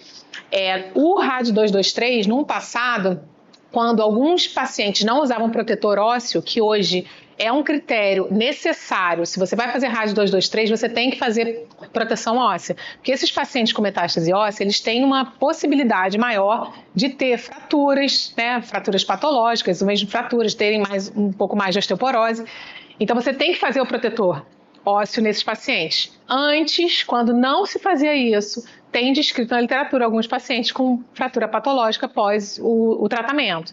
Então, assim, depende muito do tratamento, mas sim, a gente tem, e qualquer medicamento, né, seja hoje, né, os comercializados aí, e mesmo para o IPEM, enfim, independentemente de quem é o fornecedor para a gente do radiofármaco, você tem que preencher qualquer efeito colateral que aconteça, mesmo que não tenha nada a ver, que você entenda que não tem nada a ver com aquilo, você tem que reportar. Eu tive casos de, por exemplo, teve um paciente que ele era negro e ele estava respondendo super bem ao tratamento. E aí, quando ele voltou para fazer o tratamento, eu achei que ele estava com umas pigmentações maiores na pele. E aí eu falei assim, gente, mas o senhor pegou sol, aconteceu alguma coisa? Enfim, eu tive que reportar isso, por quê? Porque aquele paciente, ele apareceu com algumas manchas hipercrômicas em vários lugares do corpo, depois que ele começou a fazer. E eu tinha foto dele antes. E aí a gente fez mais um ciclo, aí piorou. E aí eu lembro que ele era um super querido, e aí ele brincou assim, doutora, eu já era preto, a senhora está me deixando mais preto. Aí eu, não, vamos... Então, assim, eu precisei relatar isso. Eu estudei muito para entender, gente, mas o que o rádio tem a ver? Será que ele mexe na melanina? Eu estudei muito, não tem reporte explicando por que naquele paciente aconteceu isso. E aí foi o primeiro caso. Então, quando eu tinha um paciente da raça negra, o que eu falava? Olha, eventualmente podem surgir, não está descrito em bula, mas podem surgir manchas no senhor por conta do tratamento. E aí eu peguei um paciente com vitiligo. Aconteceu a mesma coisa. Então, assim, alguma razão tem. Só que para eu poder fechar esse diagnóstico, eu teria que fazer biópsia das lesões, né, que apareceram. Então, esse paciente, aonde ele tinha manchas, ele ficou, aonde ele tinha o vitiligo, bastante escurecido e o resto da pele bem mais clara. E aí, só que ele, na época, assim, esses pacientes são muito sofridos, então eles não quiseram fazer biópsia, porque mais uma coisa e tal. Então, assim, só que eu tive que chegar para a Bayer e falar, Bayer, aconteceu um caso assim, assim, assado, aconteceu outro caso assim, assim, assado. Então, isso tem que ser reportado sempre, tá? E os efeitos colaterais do iodo, a gente só não reporta os que já são descritos na literatura. Então, assim, paciente com enjoado, isso já se sabe. Mas qualquer efeito colateral que não consta em bula, é obrigação do profissional relatar isso e dizer que aconteceu. tá? Então, isso, da mesma forma, com a Novartis, a gente vai ter que fazer isso, e isso vai acontecendo no dia a dia, né? Porque são coisas que podem nunca ter acontecido e passarem a acontecer. Mas, normalmente, quando sai algum paper, alguma coisa também, eles já perguntam assim, quando você coloca algum efeito colateral, uma fratura, alguma coisa, eles tentam entender o porquê e ativamente também a indústria busca muito os médicos para entender o que está acontecendo. Mas é isso, é peculiaridade de cada tratamento, isso tem que ser sabido e qualquer efeito colateral, né, que surgiu e não está descrito na literatura, não está descrito em bula, é obrigação do profissional, né, aí pode ser na figura do médico, pode ser na figura do radiofarmacêutico, tem que ser reportado para as autoridades e para o fornecedor. Tá. Dá para ver, eu até falei para eles, existe uma história sobre os sapos de Chernobyl, que eles foram selecionados de exposição à radiação e ativados para a expressão de melanina. Então, é exatamente o que você está falando, né? Claro que é um curto período de tempo num paciente. Sim. Né? Porque os sapos foi ao longo dos anos. Né? Eles foram selecionados para, assim, os sapos que estão sobrevivendo ao acidente de Chernobyl têm uma expressão de melanina aumentada. Então, eles mudaram de cor. Pô, bacana. Então, tem a ver com isso que você está falando. Provavelmente um efeito epigenético de alguma demetilação ou acetilação de expressão de melanina, e aí ela começou a ser expressa, sendo que ela não era expressa. Não era expressa, é. Interessante. Aí tem a pergunta, na verdade, é mais um elogio, de Surama Menezes Tudisco. Desculpa se eu pronunciei seu nome errado, mas eu tentei. Que aula maravilhosa! Todos precisam ser responsáveis para uma excelente terapia. Desde o faxineiro, médico, radiofarmácia, planejar e programar, prever riscos e possíveis terapias. Então, era mais um comentário. Aí tem a pergunta do Paulo Cunha. Qual a importância da medição exata da atividade radioativa presente no radiofármaco? A gente precisa, primeiro, né, quando você faz o planejamento terapêutico, você precisa saber que, né, por exemplo, se eu der uma dose a mais de rádio 223, né, para o paciente do que é o preconizado, eu estou expondo esse paciente a uma quantidade de radiação desnecessária. Então, você não está seguindo das boas práticas clínicas. Então, você precisa medir para saber o que é, até porque lá na frente, quando esse paciente, a gente for fazer radiometria dele, for entender quais são as questões de restrição de radioproteção, eu preciso saber o quanto foi dado aqui para eu poder fazer cálculos ali atrás, tá? Isso infere também em questões das imagens pós-dose e também para a gente não estar usando medicação a mais desnecessariamente, porque a nossa responsabilidade aqui fica, a gente está lidando com radiação, né? Então, todo o tratamento com radiação, a gente tem o benefício, claro, mas a gente tem um custo atrelado. Então, para que eu vou expor o paciente a uma dose maior do que a necessária? Então, é imprescindível que a gente tenha a dose exata que esse paciente foi feito. Tá? É lógico que alguns ranges vêm, a gente está falando, né, atraso na logística, chegou uma dose atrasada, a gente tem limiares ali de segurança que a gente não vai estar subtratando o paciente, que também não pode, e nós também não vai estar supertratando o paciente. Por isso que é imprescindível que você faça a medição antes. E a gente tem uma política, né, desde que eu comecei a trabalhar com terapia, é que a radiometria é importante. Eu não tenho um papel único dizendo todos os pacientes vão ficar 10 dias afastados, 15 dias, sei lá quanto tempo, uma semana que seja. A gente sempre fez a radiometria, né, um metro depois, 2 metros depois, calculava, colocava de acordo com as características desse paciente. Então, assim, tem paciente que mora numa mansão, ele nem vai ver o outro. Agora, tem paciente que mora num quarto com mais 10. A realidade dessa radiometria aqui tem que ser diferente da outra radiometria. Uma paciente que tem uma filha grávida vai estar com uma condição diferente de um paciente que não tem. Então, tudo isso a gente leva em consideração. Como é que esse paciente vai embora para casa? Ele vai num ônibus? Ele vai numa van? Ele vai no carro com um filho pequeno de 1 ano de idade? Então, tudo isso a gente tem que levar em consideração na hora que vai dar as precauções. E uma coisa que parece boba, gente, mas assim... É enorme a quantidade de... Existem pessoas que têm o hábito de urinar no chuveiro. Isso é um caos, porque assim, a radiação tá toda ali e vai ficar ali. E aí vem o outro tomar banho e vai. Porque as pessoas pensam assim, tanto é que é uma das coisas que a gente fala, olha só, o xixi é no vaso, não deixa de fazer no vaso. Por quê? Porque a gente tenta mitigar essas questões, senão todo mundo que for tomar banho vai pegar aquela radiação que vai ficar ali, entendeu? Mas isso é uma coisa assim, é impressionante, é igual o camarão, é proporcional, o camarão todo dia e o xixi no vaso, no box. Aí só para frente, essa arte em relação, tipo, principalmente em relação à dose, né? Os estudos de dosimetria antes do tratamento. Eu acho que seria um sonho. O sonho e o mais correto, indubitavelmente, seria fazer isso. Só que na prática, por questões de recursos e questões de logística e da questão assistencial, não é.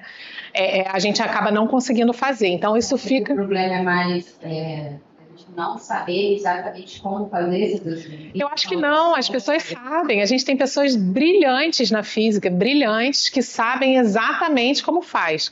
A questão é a rotina que a gente não conseguiu ainda incorporar. Mas eu acho que com tecnologias novas que cada vez mais estão vindo e com o avanço que a gente está tendo, eu acho que isso vai melhorar. É porque às vezes até para você fazer o cálculo, o tempo de aparelho que eu tenho que colocar o paciente para poder ver como é que eu encaixo mais. A gente tem hoje, principalmente no Brasil, uma carência muito grande, filas gigantes, né, dentro do sistema público, por exemplo, para você absorver toda a demanda que a gente tem. Se a gente fosse fazer isso, eu estaria deixando, aí é a questão de sistema, né? Eu estaria deixando de atender, mas quando você vê qualquer estudo e tem inúmeros sobre isso, é lindíssimo. É o estado da arte da medicina. Mas, assim, eu tenho a esperança que um dia a gente chegue lá. Temos pessoas extremamente capacitadas, isso já é de conhecimento, as pessoas sabem fazer e muito bem. O problema mais, eu acho que é uma questão de logística. Eu não conheço nenhum serviço, né, desconhecimento meu mesmo, assim, mas eu não conheço, pelo menos no Brasil, nenhum serviço que tenha como rotina fazer cálculo dosimétrico prévio. Eu acho que de tireoide, em Nova York eles fazem no Memorial, mas eu não tenho certeza. Eu acho que eles fazem. Mas, assim, pelo menos eu não sei se foi da época de um doutorado, porque quando vem as teses é tudo lindo e é maravilhoso. Mas eu tenho, assim, um material que veio de lá, que veio com essas questões, mas seria o melhor dos mundos. Seria o melhor dos mundos. Tem mais perguntas. Além de aula excelente, obrigado, altos giros. Não tenho pergunta, porém quero agradecer esse show de aula que a Flávia deu. Oh, meu Deus. Aí tem uma pergunta de uma pessoa que trabalha com radioproteção e deu palestra. Obrigada, Wisha, pela sua pergunta. Aula excelente. Gostaria de saber a opinião da doutora Flávia quanto à parte burocrática com relação à liberação da CENEM. Por exemplo, o acesso à clínica ao radioisótopo é uma limitação ao avanço do teranóstico? Sim, eu acho que a gente está passando, né? Então, o que acontece? A medicina nuclear, eu já estou, né? Os cabelos brancos escondidos já falam, mas assim, eu estou na medicina nuclear desde 97, então é uma longa estrada aí em medicina nuclear. Até para fazer uma complementação de formação, antes de ser médica, eu fiz biomedicina. Então, eu sou biomédica e depois eu fiz medicina. Mas sempre atuando como médica nuclear da vida toda, né? Então, desde 97. Eu entendo que sim, a gente tem uma série de dificuldades ainda a serem transpostas, tá? Então, assim, a questão de acesso, a gente tem enormes problemas no Brasil em relação à logística, a gente tem enormes problemas em relação a uma série de regulações, sim. Mas eu acho, tá, que a gente está num caminho agora de modificações e de discussão e de debate em que a medicina nuclear está começando a se posicionar. A gente, durante muito tempo, ficou, enquanto especialidade, aquilo, dentro da caixinha, uma caixinha separada e sozinha, uma caixinha pequena. Se a gente se comparar a qualquer outra especialidade médica, a gente é muito pequeno. E a gente não saiu de dentro da caixa durante muitos anos, apesar de todos os avanços, né, assim, não desmerecendo, pelo contrário, porque eu acho que se a gente tem medicina nuclear é de tantos desbravadores que trouxeram essa especialidade linda para a gente, mas eu acho que a gente por muito tempo não conseguia achar a melhor forma de se comunicar e de se impor e de mostrar as dificuldades que a gente tem. porque muito do desconhecimento, primeiro assim, quando você fala que você trabalha com medicina nuclear, as pessoas, é o quê? É bomba? É não sei o quê? Ou é radioterapia? Ou é, né? Então é uma loucura. E depois as pessoas acham que nós somos radiologistas. E nós não somos radiologistas, né? Então, assim, a gente trabalha com imagem. E aí é muito difícil você chegar, só para fazer uma analogia até de questão de acesso e tudo mais, e o que atrapalha em tudo isso. É muito desgastante você chegar no serviço para trabalhar e você falar que não pode trabalhar porque o flúor não chegou, porque a Latam disse que não ia transportar, ou porque lá no norte não chega, ou porque roubam o carro de material radioativo. E aí isso dá ibope e dá problema, né? Vai lá o médico, responsável técnico lá descobrir onde que roubaram, para onde foi, o que foi. Enfim, então o que eu acho que acontece é que a gente demorou muito tempo para conseguir que alguém nos ouvisse. E isso não é porque quem estava tentando falar, não é por uma série de circunstâncias que estavam adversas à nossa vontade. E eu acho que hoje a medicina nuclear está querendo cada vez mais falar, gente, olha, estamos aqui. Quem vai tratar o paciente com radiofármaco é o médico nuclear, não é o oncologista. Eu não vou ceder a minha licença para o oncologista prescrever e fazer. Não, é a gente que tem que assumir esse papel. E eu acho que isso tem crescido cada vez mais. E aí, talvez, com isso, com esse novo posicionamento cada vez mais crescente, né? A gente teve lá os desbravadores que trouxeram a especialidade e fizeram o que a gente é hoje. E agora a gente está tentando, né, valorizar todo um trabalho feito por décadas e décadas e décadas. Então, assim, gente, olha, a gente existe, a gente quer, a gente pode, a gente tem o conhecimento para tal. E aí, para isso, a gente precisa ter realmente o engajamento de todo mundo que trabalha com a medicina nuclear. Então, acho que a dificuldade do teranóstico é muito complexa em relação a isso, é em relação à RDC, é em relação a fornecimento, é em relação a uma série de coisas, não é uma coisa única. Mas se a gente olhar, né, vamos olhar o copo meio cheio, eu gosto sempre de olhar o copo meio cheio, a gente evoluiu muito. E eu acho que a gente tem tudo para evoluir.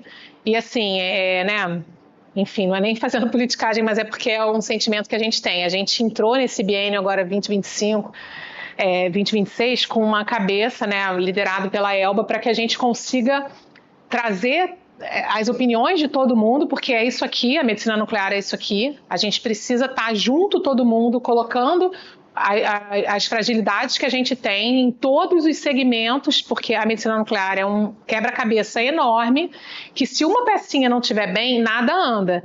Se eu não tenho radiofármaco porque eu estou com excesso de regulamentação e tudo mais, eu não tenho nada, entendeu? Então eu acho que a gente está nessa pegada de conseguir escrever mais uma vez uma nova história da medicina nuclear. Então, regulação é uma coisa que a gente precisa estar junto, precisa estar em cima, mas não é só ela que é o problema, ela é um grande problema. Mas eu acho que para a gente conseguir evoluir cada vez mais é isso, é discutir, é mostrar a cara, é a gente se posicionar e é a gente no grãozinho de areia. Um paciente que se é tratado ou é feito um exame e que ele sente que ele está diante de uma equipe extremamente forte, que sabe o que está falando, ele um dia pode ser primo de um deputado, ele um dia pode ser... E aí a gente vai seguindo. É porque hoje é um desconhecimento gigante em relação à medicina nuclear.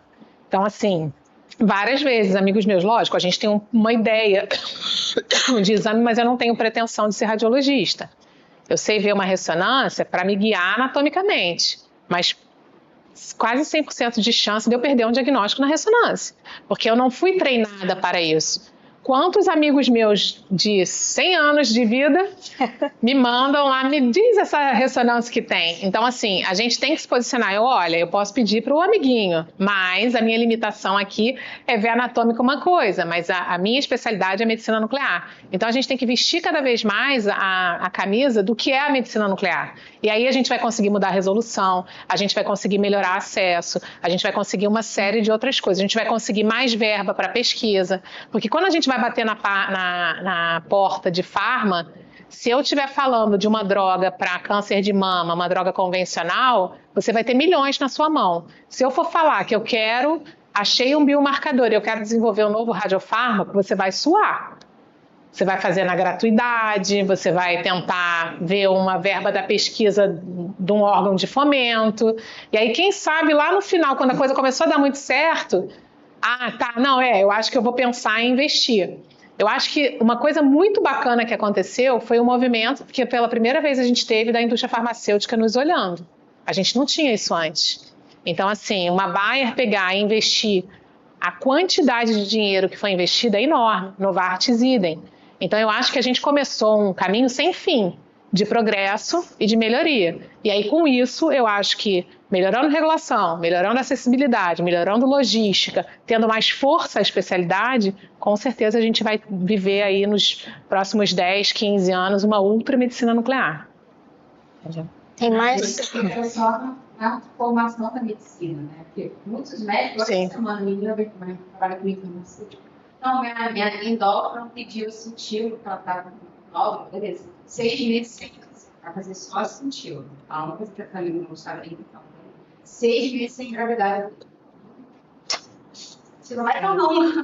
É um desconhecimento. Desconhecimento, é. A gente... Eu sim. Farmácia. Eu não sabia que existia rádio farmácia, porque eu descobri na minha pós. Sim. E acho que para a medicina também tem. Sim, a gente está brigando, né? Assim, a gente está brigando muito para tentar que seja obrigatório. A gente está nesse processo enquanto sociedade agora para que isso seja obrigatório. É muito diferente, tá? E aí aqui eu estou falando dentro de casa porque é a realidade que a gente tem aqui. A gente tem a disciplina de medicina nuclear na graduação da medicina da UFRJ. O pedido de exame de um médico oriundo daqui é completamente diferente de outro. Na maioria vem assim, cintilografia com tecnésio. Isso quando não vem tecnésio. Né?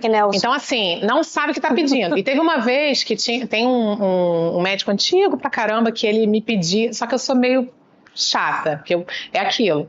Eu não vou dar radiação se eu acho que não tem que dar. Eu não vou fazer um exame se eu acho que não tem que fazer. E eu bato de frente. Então, eu não vou tratar se eu achar que não tem que tratar. E aí, o médico pediu uma cintilografia hepatoesplênica porque ele queria ver metástase de câncer de mama. E aí eu falei assim, olha só, vamos lá. Eu liguei, parei um dia, caos.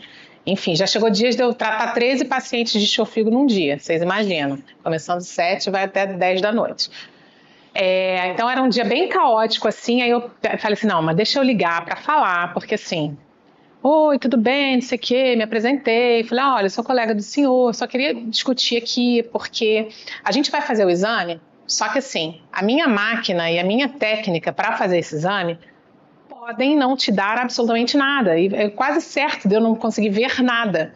E se o exame que o senhor quer é para descartar a metástase, o mais indicado é que o senhor ou faça uma ressonância magnética ou, se o paciente não tolerar por qualquer motivo, faça uma tomografia. Agora, eu não vou lhe dar nada. Você está querendo ensinar o padre a rezar missa? Eu falei, não, só estou falando que a gente não vai poder fazer o exame aqui na clínica, e aí o senhor fique à vontade, eu só estou liberando a paciente, porque eu, enquanto médica, não posso fazer um exame que eu estou colocando radiação numa paciente, um exame que não vai adiantar absolutamente nada, entendeu? Outra coisa que se faz muito, por desconhecimento, as pessoas eu acho que acham que dá para tratar câncer com PET. Porque faz um PET atrás do outro, não deu tempo, nem fez terapia nenhuma antes, mas pede outro PET. É PET. Gente, é o uso racional da medicina. A gente está no sistema de saúde que daqui a pouco vai romper. E não estou falando só na medicina nuclear. A pessoa vai no médico, o médico pede 30 exames, aí já vai no automático. Hemograma, sódio, potássio, creatinina, ureia, enfim, cálcio. Né? Tem uma lista de exames. É uma lista. Só que precisa daquilo. Tem vezes que assim, quando eu prescrevo um pedido só, ontem mesmo eu fiz um hemograma, mas você só vai pedir hemograma? Sim, eu só preciso ver isso, eu só quero ver o hemograma, o resto não está precisando para o que você tem agora. Então a gente tem que ter um uso racional, e da mesma forma é comprometimento nosso, enquanto médico nuclear, quando um exame está mal indicado, é falar, não é para fazer. O pessoal da Bayer quase me matava, mas assim, eu já cancelei, porque cancela a dose, e antigamente era o caos, mas assim... Cara, paciente escondeu de mim. Eu vi um sol do cão, o cara com um casaco, cheio de casaco, não sei o quê. Aí eu, seu João, o que o senhor tá com esse casaco? Não, nada, não. Tirei o casaco dele. Cara, tinha um linfonodo deste tamanho aqui, ele fazendo rádio 223, contraindicação. Era uma metástase que tinha para linfonodo. Não, mas é que eu voltei a andar, eu preciso fazer o tratamento. Eu falei, olha, eu não posso fazer isso, eu não faria se fosse meu pai. E aí cancela o tratamento, tudo pronto, ele já com o bracinho para injetar. Então a gente tem que ter essa consciência, não só de custo, mas também de benefício para o paciente. Eu não sei se eu respondi, que às vezes eu me empolgo. Tem mais uma pergunta e aí eu vou fazer, porque senão a gente não consegue acabar. Como é feita a gestão dos radiofármacos? A gestão depende em cada lugar, né? Então, assim, normalmente a gente tenta otimizar, né? Como a gente está falando com radiação, que você tem meia vida ali e tudo mais, você tenta fazer agendas que um exame não atrapalhe o outro e que a terapia consiga entrar aí nesse meio. Então, a gestão, em alguns lugares, é feita pela própria radiofarmácia, em alguns lugares é pelo setor administrativo, tá? Aí todo mundo se conversa, mas é muito, muito assim. Então você, por exemplo, quando você vai fazer PET-CT, você tem que saber quantos pacientes tem naquela agenda. Então você vai calcular a tua dose de acordo com a tua agenda. E aí você vai tentando entender, de acordo com o decaimento que vai acontecendo, quando que eu posso. O primeiro paciente tem que estar injetado que horas, o segundo, o terceiro, para a gente poder ir usando esse material de uma forma racional e para que consiga atender toda a agenda. E aí, normalmente, né, dependendo do protocolo de exame, sei lá, você vai fazer um exame de DMSA. Então, eu injetei o paciente de manhã, eu tenho que saber que à tarde, né, ou nas 24 horas também, eu vou ter que estar com esse aparelho liberado naquele horário. Então é todo um quebra-cabeça. A óssea, injetei agora, tem fluxo, não tem fluxo? Faço imagem imediata? Não tem imagem imediata, então é só ir tardio. Então daqui a 2, 3 horas eu preciso ter o aparelho. Então eu não posso botar um outro ali para você não atrapalhar a dinâmica de cada exame. Então é uma gestão difícil. É difícil quando você começa, mas depois você pega ali um racional, mas o ideal é que você tenha pessoas capacitadas e entendam, por isso aqui, equipe. A pessoa tem que entender que se eu injetar agora e eu preciso fazer a imagem daqui a 1 hora, eu não posso fazer a imagem daqui a 2 horas, porque isso eu vou perder alguma coisa. Então a gestão depende muito também do conhecimento. O que eu costumo fazer? Sempre que entra alguém em recepção ou entra alguém administrativo, eu sento e a gente vai dando uma aula de cada especialidade. Então, assim, cardio. Vamos lá, olha só. Você entendeu por que tem que perguntar se comeu o polenguinho, comeu a gordura, comeu não sei o quê? Por que não pode o chocolate? Por quê? Porque aí fica mais fácil da pessoa entender o que ela está pedindo. Porque quando a gente entende alguma coisa, a gente tem muito mais facilidade para poder direcionar. Então, a gestão pode ser administrativa, mas pode ser pela radiofarmácia ou ambas juntas, que eu acho o modelo ideal. Tá bom? Nossa, muito obrigada. Eu concordo com você. Eu acho que é a nossa missão também, enquanto funcionários, professores, a equipe inteira tem a necessidade de informar e formar. Então, eu acho que é um trabalho de formiguinha também, né? Embora a médica não soubesse por alguma razão, a gente tem a necessidade de informar toda a classe de trabalho associada conversando. Eu acho que a gente tem que chamar, exatamente. Quer que eu ligue? É o que ela falou, né? Quando gente, você chama para conversar. Só o último detalhe. Teve uma vez que a gente estava no INCA, me formei no INCA, fiquei no INCA há muitos anos. Esqueci de falar que você se formou no INCA, gente. A gente teve um mandato de segurança que tinha que fazer o iodo. Aí gente, vamos estudar o caso. Vamos estudar o caso. O que aconteceu? A paciente tinha feito o iodo lá atrás, ela tinha um carcinoma papilífero, tinha indicação de ter feito, ela fez o iodo. Só que ela fez uma PCI, uma pesquisa de corpo inteiro. E aí, logo depois do iodo. Então ela fez o tratamento, 7 dias depois ela fez a imagem, estava lá lindo, que bom! Entrou na justiça porque o tratamento não tinha funcionado. E aí veio um oncologista escrever, porque tem que fazer o iodo. Aí eu liguei para o oncologista, falei, cara, olha só, deixa eu te falar, eu recebi uma carta aqui, eu estou na justiça, na realidade não foi no INCA não, foi no serviço particular. Eu tô com uma carta aqui, só que eu tô com um atestado seu aqui dizendo que tem que fazer o iodo que captou, mas a captação é da imagem que tinha que captar, a gente está feliz que captou. Você tem que olhar por outras coisas. E aí ele foi super bacana, super. Aí eu falei, vamos fazer uma coisa? Eu vou te municiar de todas as questões, eu vou fazer uma resposta aqui, porque você está no processo. Eu vou responder com tudo, mostrando evidência e tudo mais, não sei o quê. Enfim, por que é bacana você conversar? Com certeza ele nunca mais vai fazer isso. Segundo, se tornou um cara super amigo, que assim, hoje quando tem qualquer dúvida liga para tirar. Gente, se eu em dermatologia eu vou ligar para o meu amigo para saber. A gente estuda na faculdade, mas a gente não sabe. Eu não sei da radiologia, eu não sei da ginecologia. A gente pode ter uma noção, ter bom senso às vezes. Mas você tem que chamar e tem que conversar e tem que ter a humildade de perguntar. Então, assim, e dentro da medicina nuclear, quantas coisas eu não sei? Porque você gosta mais de uma área ou de outra. Então, a gente tem que ter a humildade de pensar, putz, cara, olha só, Thaís, eu não sei isso aqui da radiofarmácia, já não lembro mais. Como é que faz uma cromatografia? Você entendeu? Então, assim, a gente tem que ter humildade de se colocar no lugar do outro. É difícil, mas quando você cria isso, cara, você consegue crescer muito mais. Move né? montanhas. Move Gente, nós vamos precisar parar. Vamos fazer um rápido intervalo e a gente volta daqui a pouco. Obrigada. Que bom.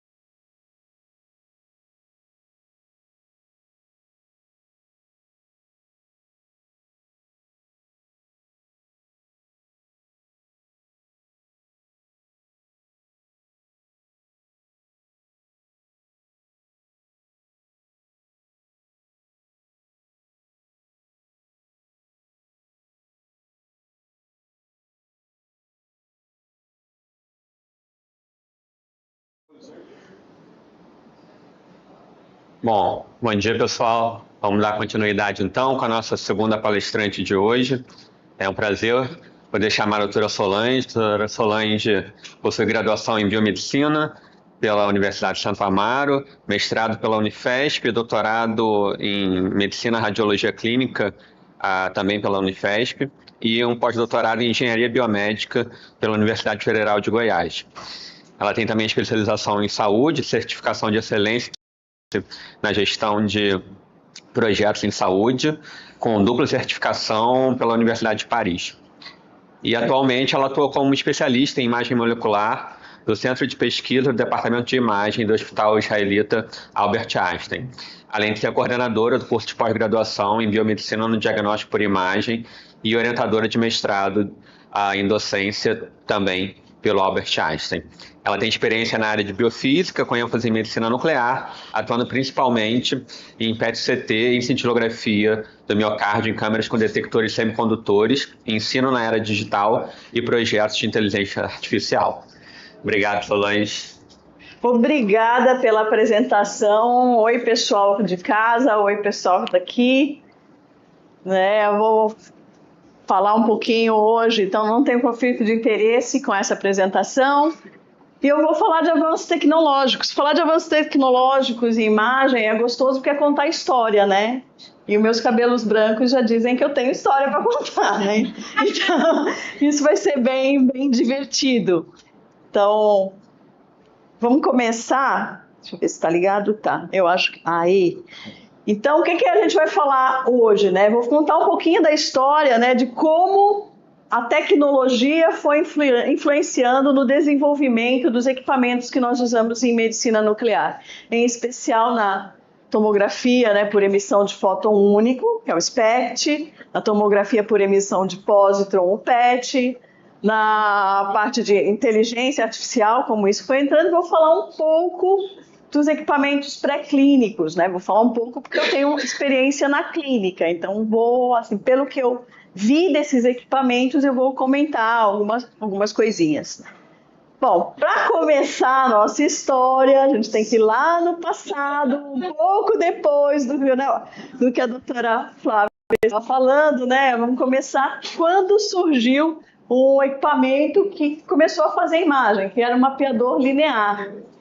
certamente não é da época de nenhum de vocês, mas nós tivemos um momento que existia uma impressora matricial, né, que fazia uns pixels desse tamanho, quase 1 centímetro cada pixel, e que aqui no Brasil a gente é um povo criativo, né? Então esse mapeador retilíneo criado lá na década de 50, ele funcionava. Essa aqui é uma foto de um que teve aqui no Brasil, no IRDOC, que a doutora Annelise me deu essa foto quando eu falei que ia fazer essa aula.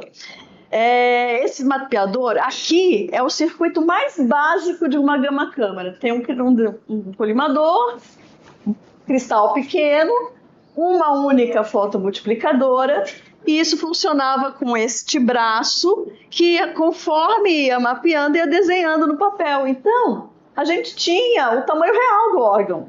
Se fosse fazer um esqueleto, eu lembro quando eu comecei, eu não trabalhei nisso daí, gente, não trabalhei com isso, mas eu cheguei a receber exames de pessoas que fizeram. A cintilografia do esqueleto a gente abria assim, né? Era do tamanho da pessoa. E era, assim, o precursor da nossa gama-câmara. Logo depois, né, vocês vão ver que a história tem isso de engraçado, né, que teve as mentes brilhantes trabalhando em conjunto, surgiu o primeiro protótipo da gama-câmara, que aí é o equipamento que a gente conhece hoje, que é o que está em todas as clínicas, né, isso lá em 56, né, esse é um modelo inicial. E o que a gama-câmara faz, né? O que é aquele princípio de fazer mesmo a imagem lá do mapeador retilíneo? A gente tem uma fonte de radiação. Essa fonte de radiação, ela sai do paciente, né, o raio gama. Ele vai atravessar a primeira parte da gama-câmara, que é o colimador, que são...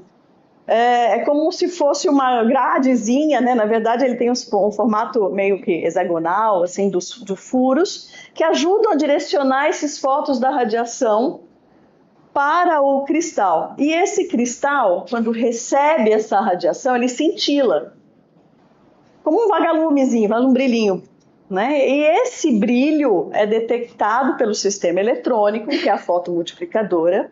Então, primeiro, a fonte da radiação, né, o fóton de radiação, chega num cristal e vira luz. Daí vem o nome dos nossos exames, cintilografia, por causa da cintilação. Essa luz vai chegar na fotomultiplicadora e vai ser convertida em um sinal elétrico, que vai gerar um pulso elétrico, que vai ser detectado por toda a eletrônica, que vai determinar, né, vai conseguir enxergar o pulso de acordo com o isótopo que foi usado, vai ser a energia que vai sair esse pulso que vai ser detectado. Essa é a forma mais simples, mais poética de explicar como funciona a medicina nuclear, que é linda. Então, lá, chegou na fotomultiplicadora, que é esse tubo. Opa, aqui esse negócio está disparando. Ué, e não está funcionando legal. Acho que a pilha dele bichou. Vamos ver aqui. Né? Eu acho que é o problema que estava com a Flávia. Agora acabou a pilha. Dá para trocar? Aí, chegou. Mas eu acho que vai falhar isso aqui. Quando chega... Oi? Não, tem uma pilhazinha? É, mais fácil.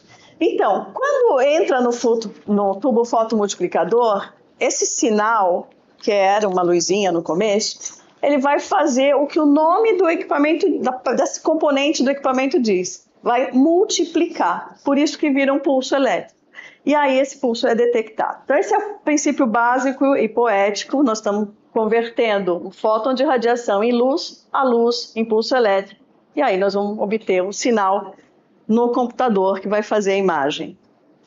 Passa para mim, o pulso não chegou, apareceu o pulso. Dá para passar para mim? Bom, já deu, passei. Volta.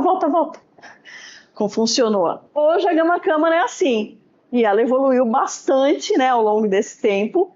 E eu vou falar como é que foi isso daí e como a tecnologia foi respondendo, que a tecnologia serve para isso.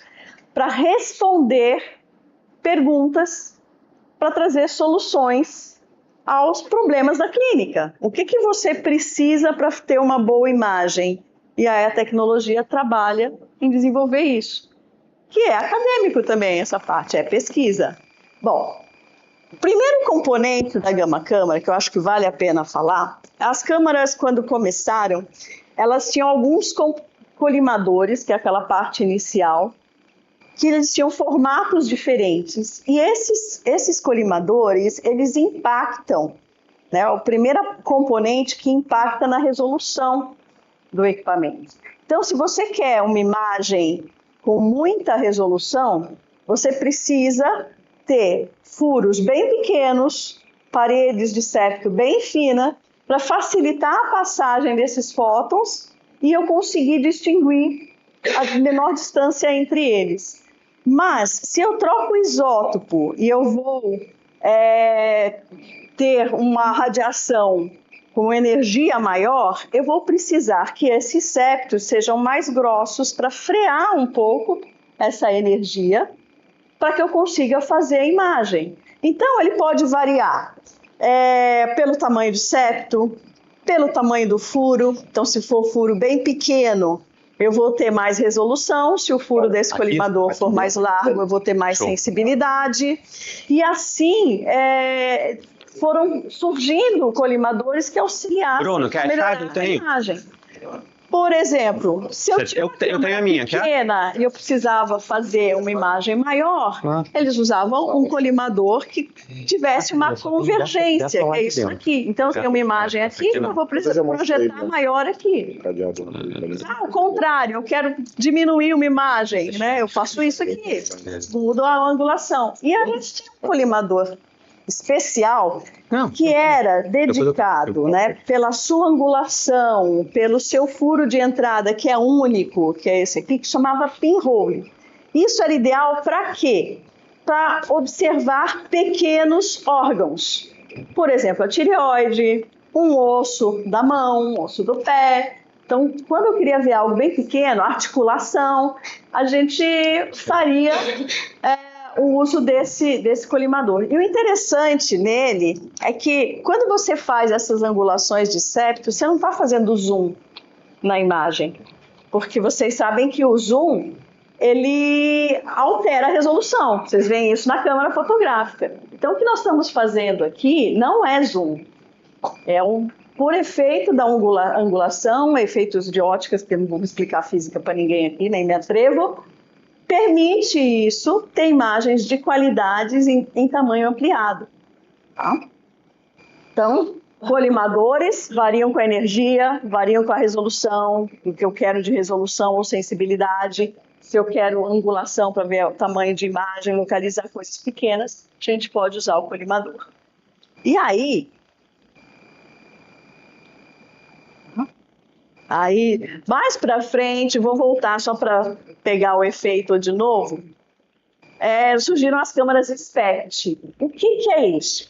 Bom, na década de 80, o que já tinha, né, de equipamento de imagem? Já tinha ultrassom, já tinha medicina nuclear, aí está chegando a tomografia, que tem uma excelente resolução em cortes.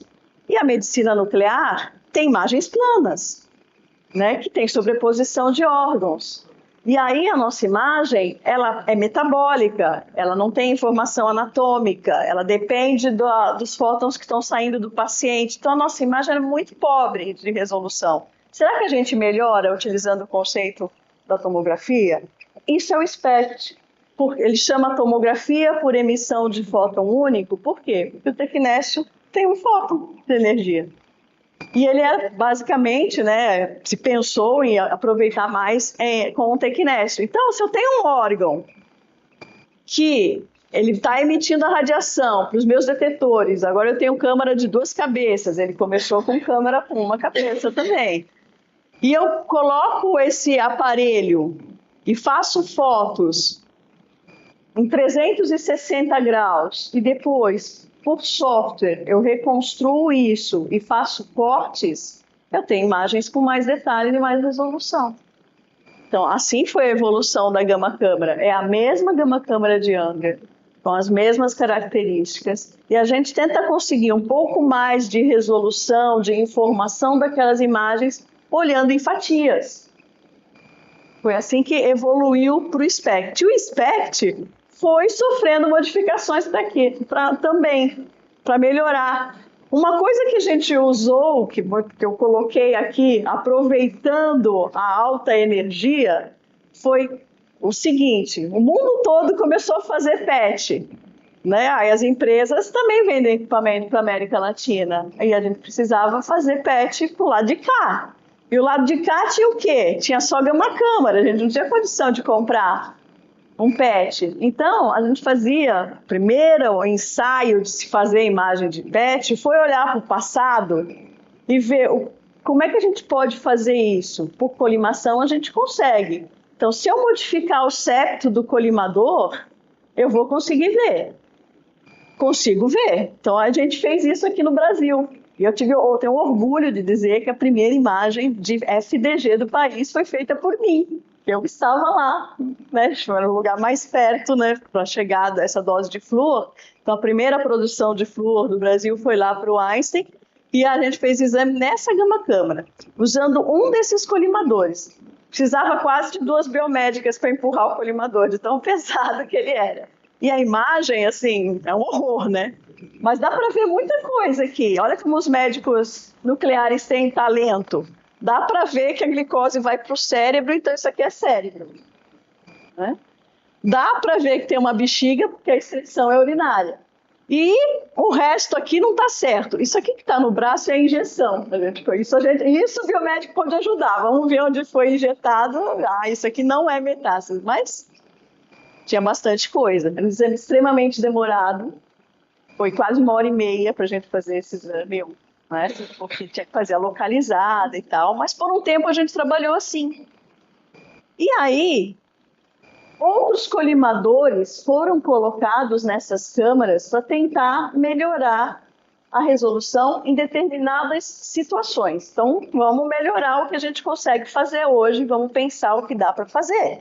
E só cientistas, né, que trabalham com tecnologia, eles começaram modificando o colimador que nós poderíamos fazer um espectro cerebral. Porque o cérebro é um órgão que tem muitos detalhes para a gente ver. Então, seria interessante fazer algo que melhorasse a resolução. E isso foi o FANBIM, que é um colimador em leque, que a radiologia usa, não é? Quem conhece de radiologia, eles têm o FANBIM. Então, é legal a gente lembrar que uma técnica no seu desenvolvimento ajuda a outra. E aí, com esse colimador, o que ele tem de diferente? Ele é um leque, e aí ele forma uma zona em que vai ter a melhor qualidade de imagem, que consegue posicionar a imagem de uma forma em que tem a maior concentração de fótons, e aí eu vou ter mais estatística de contagem, que a gente trabalha na medicina nuclear contando fótons, e quanto mais estatística a gente tiver, melhor. E o FANBIM permite, então, que você consiga chegar o mais próximo possível do crânio para ter maior quantidade de informação. Por quê? Porque o paralelo, a gente tem que parar no ombro. Esse daí em leque, se eu levar o crânio para o ponto que tem melhor qualidade, eu vou conseguir chegar com o colimador bem mais perto. E aí, quando a gente gira a câmera ao redor do paciente, ele passa quase arrancando assim, o nariz, bem pertinho. Mas eu tenho uma imagem, não é um PET, não é uma ressonância, mas é o que a medicina nuclear pode dar. A gente consegue mais detalhes do cérebro. Uma outra evolução, isso já bem mais adiante, foi fazer um colimador com ângulos focados no coração, que a gente chama de Smart Zoom. Então, ele tem ângulos só no centro, isso não vou falar de empresas, né, mas eu não tenho nenhum vínculo, por enquanto, nenhuma empresa. E aí nós temos, esse aqui é um modelo da Siemens, a carinha com as câmeras da Siemens, mas o que isso traz de importante? Eu consigo fazer uma zona de interesse aqui nessa região, que vai focar a imagem do coração e vai aumentar. Então, quem tem coração muito pequeno, normalmente mulheres, é o que está nessas imagens aqui, a gente tem uma dificuldade de separar as paredes do ventrículo. Já com esse Smart Zoom, você consegue uma definição melhor dessas paredes. Ele dá um ligeiro aumento, sem perder qualidade da imagem, não é aquele zoom convencional que a gente conhece. E isso melhora muito o exame de cintilografia do miocárdio, né? Bom, estamos seguindo com as gamma-câmaras. E aí foi a fase do que chegou o PET-CT. Mas a gente não tem PET-CT na América Latina, não tinha como comprar PET-CT. Então, lá mais ou menos, né, no começo, perto dos anos 2000, na década de 90 ainda, fizeram uma gama-câmara com circuito de coincidência, que é algo que era do PET, que ela poderia, né, ela incorporou um raio-x que emitia radiação para fazer a imagem, né, para ajudar na correção de atenuação, já que a coincidência é uma colimação eletrônica, que você não usa o colimador, que dava o direcionamento dos fótons. Então, nesse equipamento, o raio-x, que era, na verdade, não era um tombo, assim, tombo, né? Era equivalente a um raio-x de mão, uma baixa quantidade, né, de feixes, né? Não tem muita resolução, mas servia para nos dar informação anatômica e fazer a correção de atenuação dos órgãos do paciente para poder fazer identificar, né, o quanto que eu vou perder dos fótons que estão saindo desse paciente em função dos tecidos que estão em volta. Isso é correção de atenuação. Eu estou corrigindo a atenuação do paciente.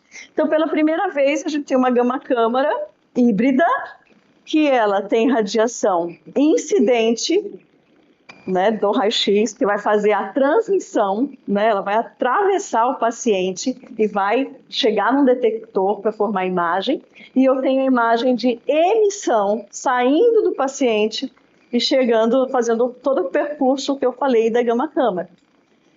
Bom, a imagem com a fluorodeoxiglicose melhorou bastante com essa forma de detectar, que está aproveitando um número bem maior de feixes do que a gente aproveitava por colimação. Então, isso daqui já trouxe um grande avanço. E no Brasil, por muito tempo, tinha lugar que falava que fazia PET-CT. Isso não é um PET-CT. Isso é uma cintilografia com FDG. Tá? Isso aí não era um PET-CT, mas dava... Tinha gente que enganava, falava que estava fazendo já. Mas o PET-CT chegou depois. Depois dos SPECTs, né? Hoje a gente tem SPECT-CT com CT de verdade, que CT que faz tudo. E aí, se você quiser colocar uma CT de 128 canais para fazer cardiologia, depende de quanto dinheiro você tem, né? Porque para a medicina nuclear, quanto que você precisa? 2 cortes você usa e faz o que a gente necessita da tomografia, que é a informação anatômica. Né? Nós não vamos fazer tomografia com contraste numa gama-câmara, a gente não vai fazer aqueles montes de protocolo de tomo, a gente está usando a tomo para dar informação anatômica, fazer a correção de atenuação. A maioria das câmaras novas, elas estão girando em 16 fileiras de detectores, que dá uma resolução muito boa de tomografia, a imagem fica muito bonita. Pode até ajudar a tomografia, a gente já fez isso. Na época do Covid, todo mundo que tinha uma tomografia fazia algo para ajudar a olhar os pacientes. Tá? A gente chegou a fazer tomografia de tórax aqui para ver pulmão, para tentar ajudar o fluxo de atendimento. Mas não é a prática, né? Lá nós estávamos num departamento de imagem, nessa época, que todos trabalham para a mesma coisa, então não tinha uma separação, não tem uma separação tomografia, tomo e ressonância, todos estão no mesmo departamento, sob a mesma chefia. Então a gente fazia o que deu para ajudar. Lógico que clínica de medicina nuclear que tem SPECT-CT não faz tomografia, né? Porque depende de ter o radiologista para laudar, aquelas coisas que a doutora Flávia já falou. Então, o que se tornou uma revolução para a medicina nuclear foi a entrada dos detectores semicondutores de CZT. Depois eu vou falar um fato engraçado, né, que a gente convive hoje, que vocês devem ouvir falar. Mas essas câmaras de CZT, elas revolucionaram a medicina nuclear. Isso começou com a cardiologia. Ela foi desenhada para a cardiologia, mas por N motivos. Mas aí, né, assim, já que, né, aí o cara que está lá pesquisando, já que deu certo para isso, se a gente fizer aquilo, né, surge uma nova pergunta e vai evoluindo. Então, hoje tem vários modelos de câmaras de CZT, mas o que é o CZT? O CZT é um semicondutor, ele não é um cristal. Esse detector, ele é criado, né? É engraçado que o pessoal que fala do CZT fala que ele é cultivado num ambiente hermeticamente fechado a uma temperatura elevadíssima. Aí produz esse material, que aí ele vai ser cortado em bolachinhas e aí formatado para fazer o nosso detector, que agora é um detector pixelado, pequeno, né, bem pequeno, e esses pixels vão permitir uma ultra melhora na resolução, porque vocês sabem que o pixel é o menor elemento de uma imagem, quanto mais pixels, melhor a imagem. Então, esse formato, né, auxiliou muito na resolução espacial, na resolução energética, na taxa de contagem, porque durante aquele percurso do fóton, muitos fótons se perdem, e aqui a gente tem um aproveitamento de todos eles num espaço pequeno, e também a própria densidade dele facilita no conjunto eletrônico. Ele vai estar associado a um circuito que vai captar esse sinal digital. Então, oi, computador, vamos, muda. Não quer mudar. Aí, então, comparando os dois sistemas, até a doutora Annelise, que trabalha conosco, ela fala uma coisa, acabou a poesia. Que antes era tão lindo, né? Chegava o fóton, virava a luz virava pulso elétrico. Agora não, o fóton chega já vira pulso elétrico, acabou, a gente não sentia mais.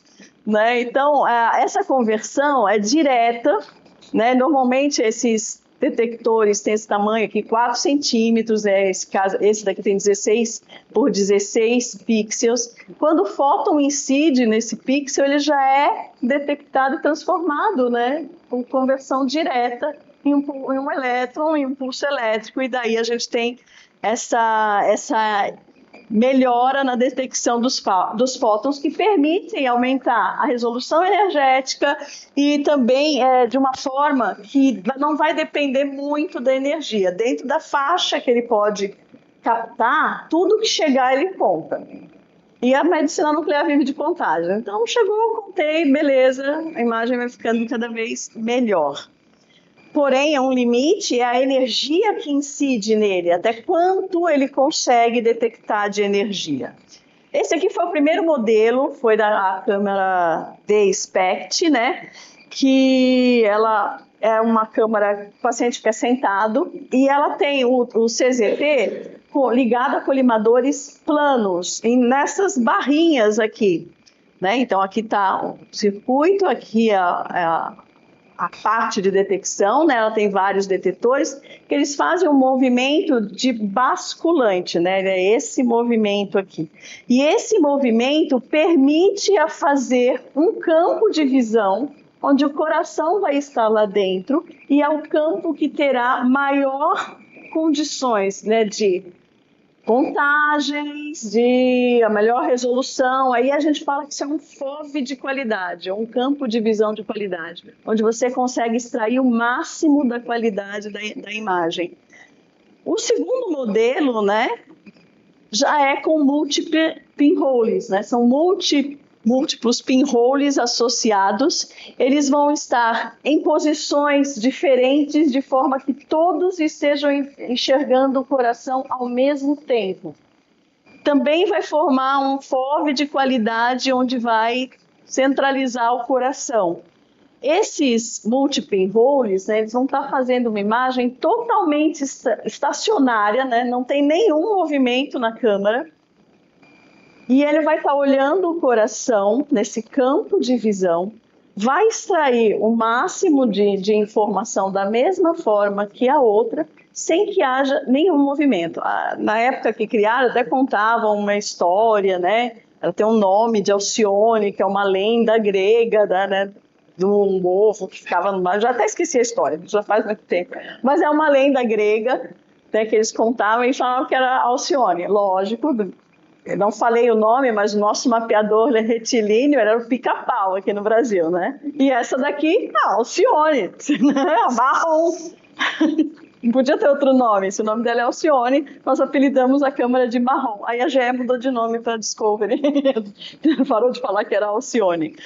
Mas ele tem uma quantidade, olha como o pessoal estuda o equipamento, né? São 27 pinholes, então dá para ver aqui que são 3 em 3. E aí logo deveriam ter 27 detetores. Mas estudando o funcionamento da câmara, eles perceberam, os engenheiros, né? Aí, que estão todos eles olhando para lá, formando esse FOV de qualidade aí que o coração tem que caber em 19 centímetros, mas observem, eles tiraram os detectores daqui, deixaram os colimadores, mas tiraram os detectores. Por quê? Porque estas imagens aqui não influenciavam, então economiza. Usar esses detectores, eles são muito caros, encareceu bastante o valor do equipamento, né? As câmaras de CZT são muito mais caras. Então, na verdade, a gente tem 19 projeções possíveis, logo tem 19 associações entre o colimador e o detector de CZT. E aí, o que isso impacta na imagem, né? Em especial pacientes que têm um volume maior, né? Não vou falar que eles são gordos, mas que tem um volume, na verdade a gente está considerando a massa corpórea, peso e altura, você vai ter uma maior atenuação dos fótons, vai ser mais difícil posicionar no coração pelo próprio volume do paciente, acertar tudo. Então, a gente tinha um padrão de dose nas câmaras convencionais que era 10-30. Ou calcula o peso, né, e multiplica a dose do repouso, você faz a continha, multiplica por 3 da dose de repouso. A câmara convencional, aqui foi um teste que a gente fez, ela levava 16 minutos para fazer o exame. E aí a CZT a gente está fazendo em 30. Esse aqui esta linha é desta gama câmara, esta linha é da câmara de CZT. Então aqui é a CZT, aqui é a gama câmara. Está muito parecido. Mas observem os detalhes. Olha no centro do coração, na cavidade, como praticamente não tem contagem aqui. Eu tenho uma definição muito grande, né? A relação alvo nosso, que é o coração, e o fundo, onde não teria o que ver, é muito melhor na CZT. Olha aqui, ó, não tem nada de contagem, porque não era para ter mesmo. E aí, quando a gente observa, nos 16 minutos, a gama câmara convencional, ela contou essa quantidade de fótons. E a CZT, nos 6 minutos, contou esta quantidade. Olha como ela é muito mais ágil, né? Nessas contagens. E a gente tem que considerar... Opa, vamos, ajuda aí. Aí, essas contagens vieram desse aparelho aqui, né? O coração está só aqui, mas isso tem influência, né? Quando eu for ver, né? De toda essa imagem.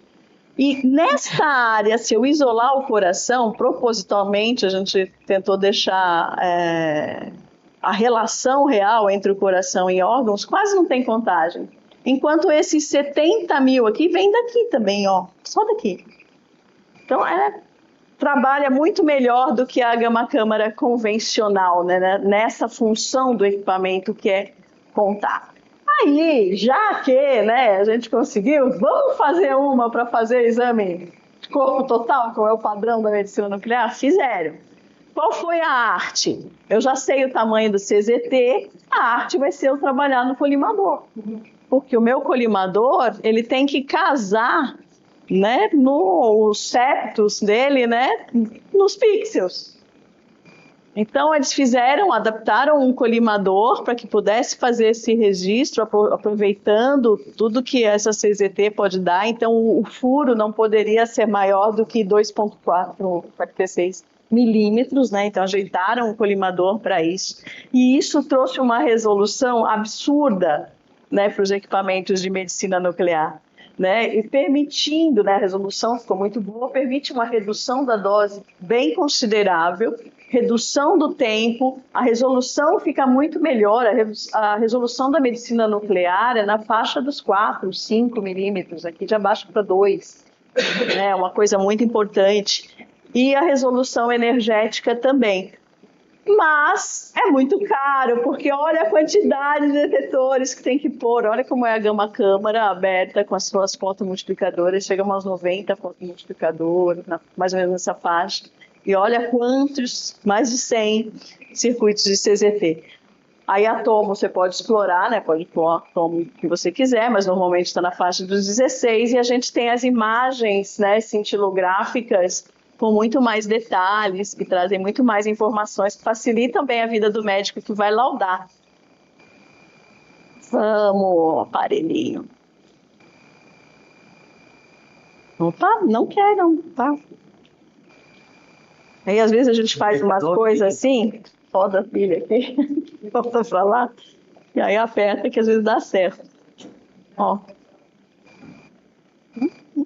Aê! Aí, se não bastasse, né? Nós já estamos na era PET já, né?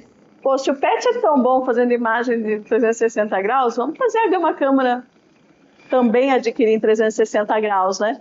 E aí surgiram esses dois modelos de câmara 3D que funcionam com circuito de CZT. Aí é uma competição entre a Dynamic, né, e a GE. Existe até um boato que houve um rolo aí, porque dá para ver que as câmeras são parecidas, né? Teve algo assim de engenheiros que trocou de empresa e tal, mas isso não vem ao caso. O caso é que agora a gente tem uma aquisição de imagem que não são mais aquelas imagens planas, duas cabeças girando.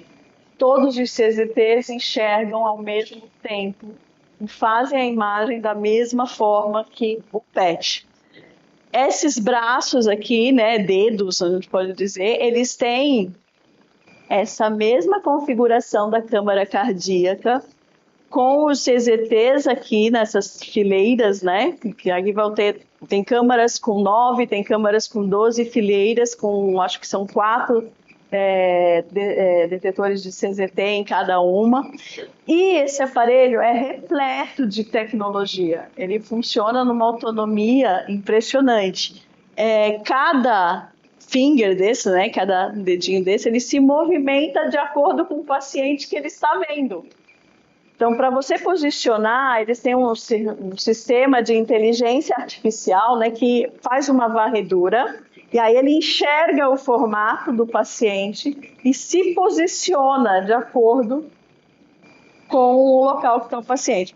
Parece que vai dar uma certa claustrofobiazinha, né? Mas eu vi trabalhando, os pacientes se sentem super confortáveis, porque tirando essa proximidade assim, ela é aberta, né? O túnel não é grande e é muito rápida, mas muito, muito rápida para fazer a imagem, com uma resolução fenomenal. Então, eles não ficam na mesma posição, eles se movimentam e vão se posicionando, esses dedos, de acordo com o que eles enxergam aonde está o paciente, se mantendo a uma distância padrão de 5 centímetros.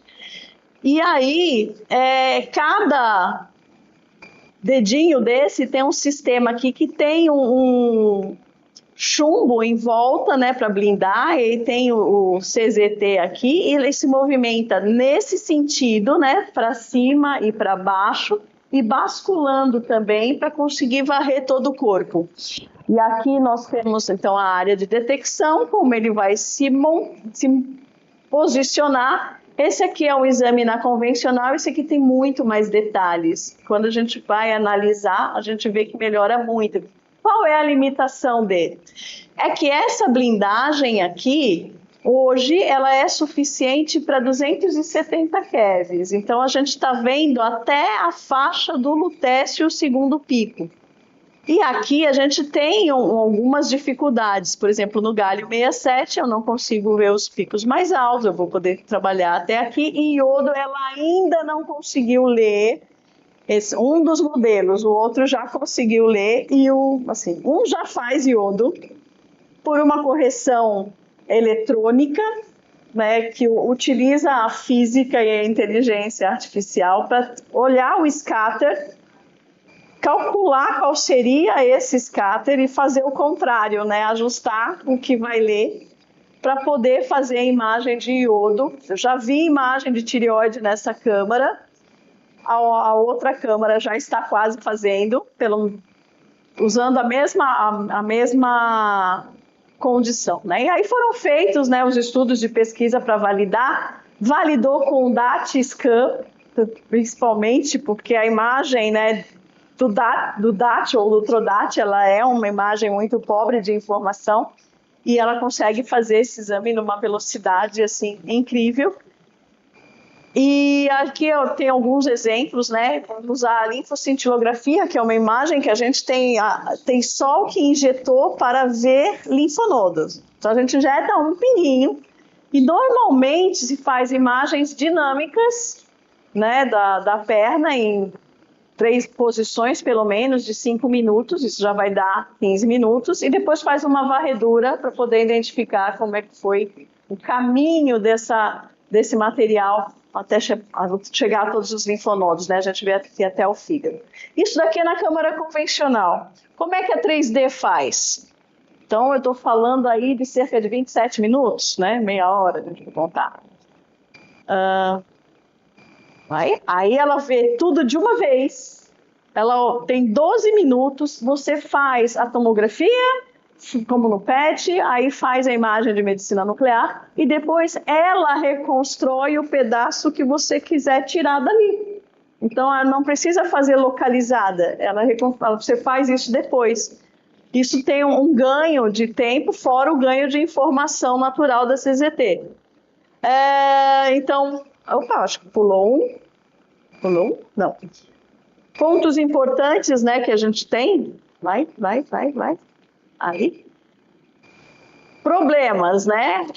A gente só lê até 270 kevs. Ela tem esse tamanho, né, de FOV de 7,25, né, que permite a utilização dos fótons, mas tem essa limitação.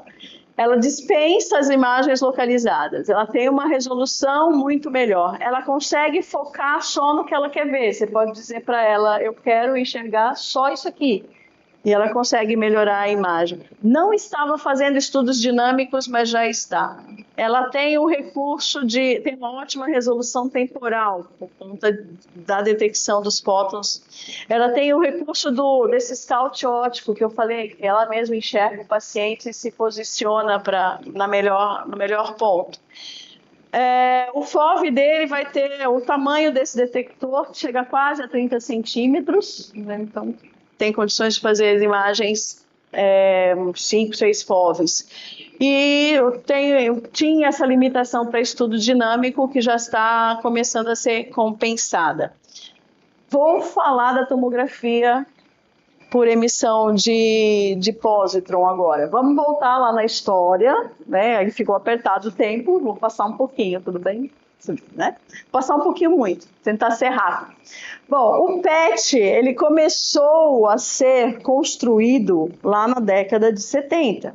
E ele era só PET. A correção de atenuação para esse equipamento era feita com uma fonte de radiação externa, que era uma fonte de medicina nuclear, um isótopo.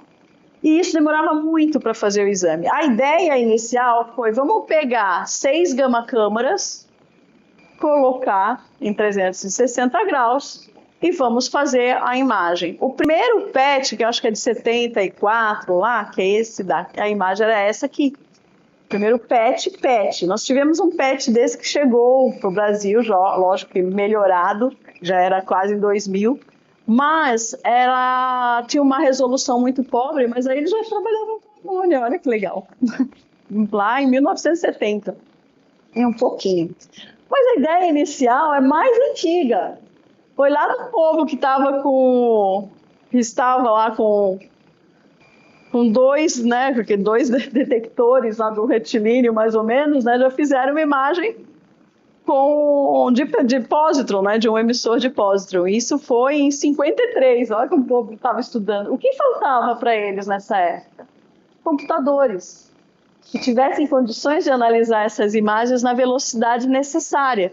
Porque para fazer uma coincidência, o Wanger chegou mais perto no conceito em 66. Para chegar na coincidência, eu precisava ter uma janela temporal e um computador que me dissesse dentro dessa janela temporal quando dois fótons, né, oriundos da aniquilação, que vocês viram lá no primeiro dia, chegam simultaneamente, né, o simultâneo é dentro desse tempo de 8,12 segundos, e que eu consiga detectar. Isso eu falo que houve uma coincidência, por isso do nome. Consegui captar dois fótons ao mesmo tempo, né? Que daí eu diria o quê? Eu diria que nesta linha, entre eles, aconteceu uma aniquilação. Não é a origem do pósitron, é o local da aniquilação. Só que o equipamento não sabia dizer em que ponto da aniquilação. Isso veio depois. A solução para melhorar a detectabilidade, até aí, então, usavam softwares para reconstruir. Mas para melhorar a detectabilidade, eu tenho que saber qual o tempo deste fóton daqui chegar até aqui e qual o tempo deste fóton daqui chegar aqui. Aí eu vou saber posicionar nessa linha o local da aniquilação. Isso veio bem depois, veio com o time of flight. Opa! Correu. Então, em 98, esse é o conceito do PET que nós temos, ou tínhamos até pouco tempo atrás, porque isso já melhorou. Então, esse é o conceito inicial. Eu tenho o CT, eu tenho o PET. Primeiro, o paciente faz o CT, ele vai para lá, faz a varredura, capta as imagens de transmissão para fazer a correção de atenuação, volta com o paciente, né? Volta fazendo o PET, que é a segunda etapa, e aí monta a imagem. Então, lógico, para este equipamento comercial, eu preciso de um detetor diferente, não é mais o iodeto de sódio. Então, como é que são os detetores? O primeiro cristal foi o BGO. Ele é um cristal que a gente pode dizer, para resumir a história, mais lento, mas que ele tem uma densidade boa para frear os fótons. E aí surgiu o LSO, que é um cristal rápido. A gente vê isso pelo tempo de decaimento, aqui, ó, o decaimento de cada um. O BGO, o tempo que ele leva para captar um fóton e depois poder captar outro é bem rápido, né? Quer dizer, bem rápido, 300 segundos, mas é bem mais lento que o LSO. E isso dá algumas vantagens para o LSO. Uma desvantagem dele hoje, nos fótons modernos, depois vocês vão explicar isso daí, é a presença do lutésio, que é um fóton a mais a ser lido. Então, vamos lá. Time of flight.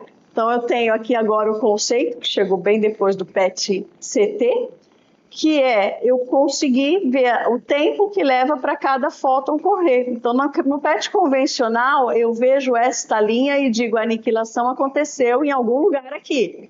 Já com o time of flight, ele aciona o detector daqui, chegou mais rápido, acionou esse, ele conta o tempo que vai levar para o outro chegar aqui. E aí ele fala, não, a aniquilação aconteceu aqui.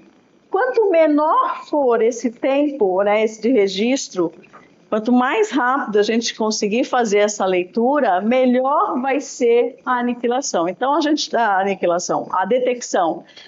Aqui nós temos, então, o time of flight, a leitura original, o time of flight. Quando eu for reduzindo, então, 500 picosegundos, 300 picosegundos, vai aumentando a minha precisão na detectabilidade desse fóton. Se eu conseguir 15 picosegundos, provavelmente eu vou dizer a aniquilação foi aqui, com certeza. Mas isso eles estão trabalhando. Aí surgiu o PET-RM. O PET-RM, na minha opinião, foi um desafio. Se vocês juntaram com o CT, nós vamos juntar com o RM também. Ponto. Só que isso levou 20 anos para conseguir. Porque para fazer o PET-CT é uma coisa meio intuitiva, mas para CT já existe, a gama-câmara já existe, já tem um PET junto, o conceito, um não atrapalha no outro, mas aqui a gente tem um agravante, eu tenho um campo magnético. E o que acontece? Os nossos PETs, eles eram construídos com sistemas fotomultiplicadores, que eles registram as imagens nos pixels assim. Mas a hora que põe num campo magnético, distorce tudo. Não tinha como fazer leitura utilizando fotomultiplicadoras. Aí a primeira solução foi usar os APDs, que são os circuitos de nodos, que funcionam por avalanche, mais ou menos como Geiger.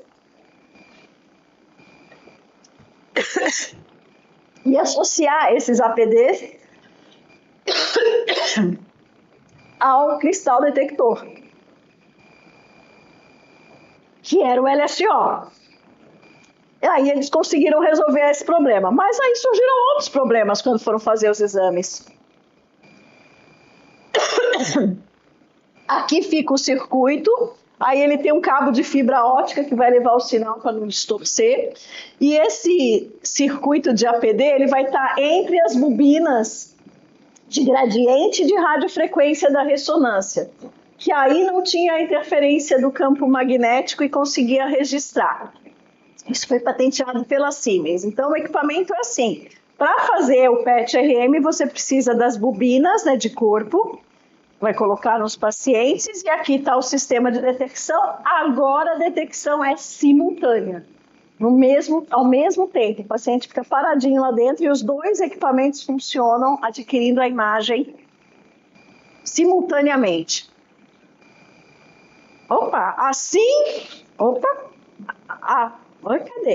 Cadê? Assim é que fica o paciente para fazer um PET-RM.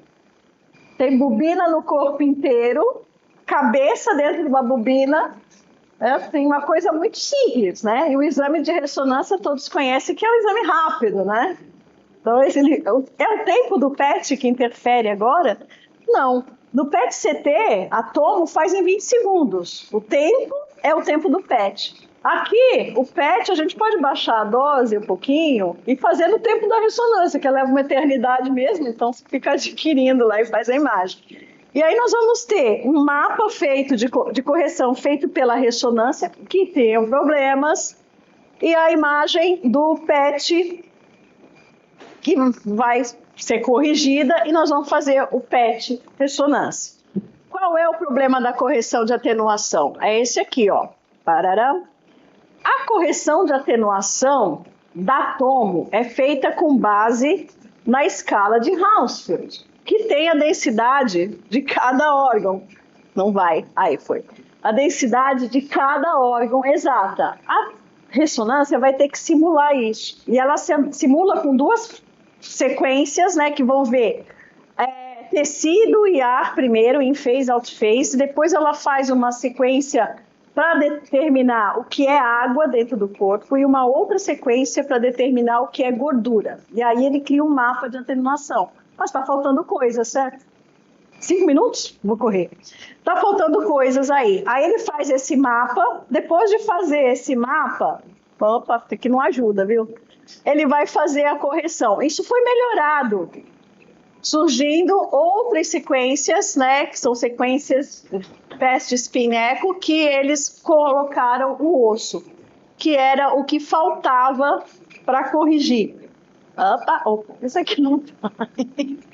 Chega mais perto dele. Perdendo tempo. Aí ele faz um mapa mais real que vai corrigir a imagem e vai dar, né,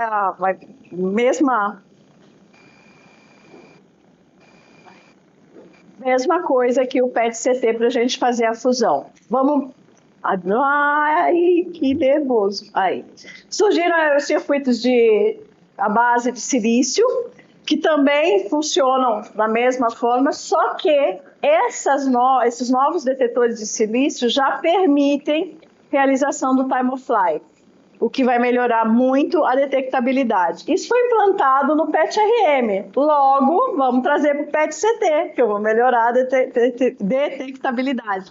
E assim, os equipamentos de PET-CT hoje já são digitais também, como a tomografia, como a PET-ressonância, como a gama-câmara da medicina nuclear, substituindo a fotomultiplicadora por esses circuitos, né? Surgiu o PET de corpo inteiro, tem vantagens e desvantagens, né? Mas ele vai permitir estudos de farmacocinética muito melhores.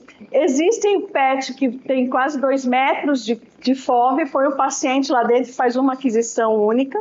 Existem outros que vão até a altura do joelho, tem mais ou menos um metro, 1 metro e mais um e alguma coisa, né? São os 3 modelos que tem. Aqui no Brasil, acho que com o registro a gente tem o Quadra, por enquanto, de corpo inteiro, acho que está saindo o registro dele, e isso traz imagens muito boas. Ajuda muito na farmacocinética, no estudo de novos fármacos, e também ele reduz muito a dose. Pela primeira vez a gente tem um equilíbrio, eu posso reduzir dose e tempo de aquisição. Então, vou passar adiante.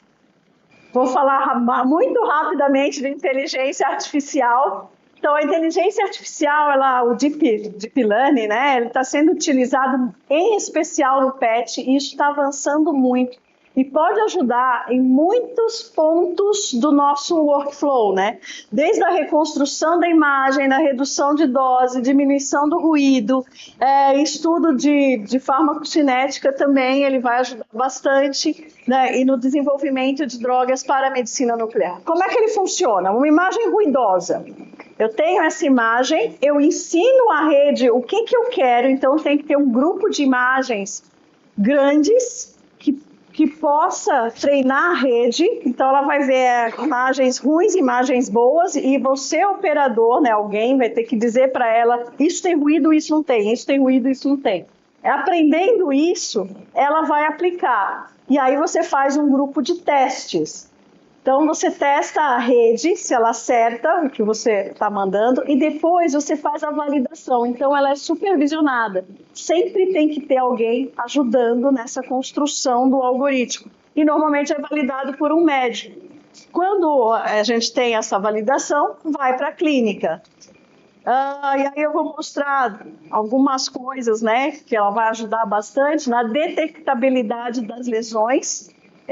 Você vai ensinar: isso é o padrão normal, isso é o padrão normal, isso é o padrão normal. O que tiver fora disso, você sinaliza. E é isso que a rede faz, e ajuda a calcular o volume do tumor, e fazer análise desse volume tumoral, né? Então, o verde é normal, o marronzinho não é. Uma outra coisa que na cardiologia foi aplicada é que a gente faz correção de atenuação por tomografia. Você pode ensinar a rede como é essa correção de atenuação. E aqui tem um exemplo nesse artigo. Aqui é o exame normal, aqui é o exame corrigido por CT, e aqui é o exame corrigido pela Deep Learning. Então, está muito próximo, né, do que a CT faria nessa correção de atenuação. Imagens pré-clínicas. Vou mostrar qual é o problema. É que o nosso paciente é muito pequeno para essa gama-câmara, então a gente precisava fazer coisas para melhorar.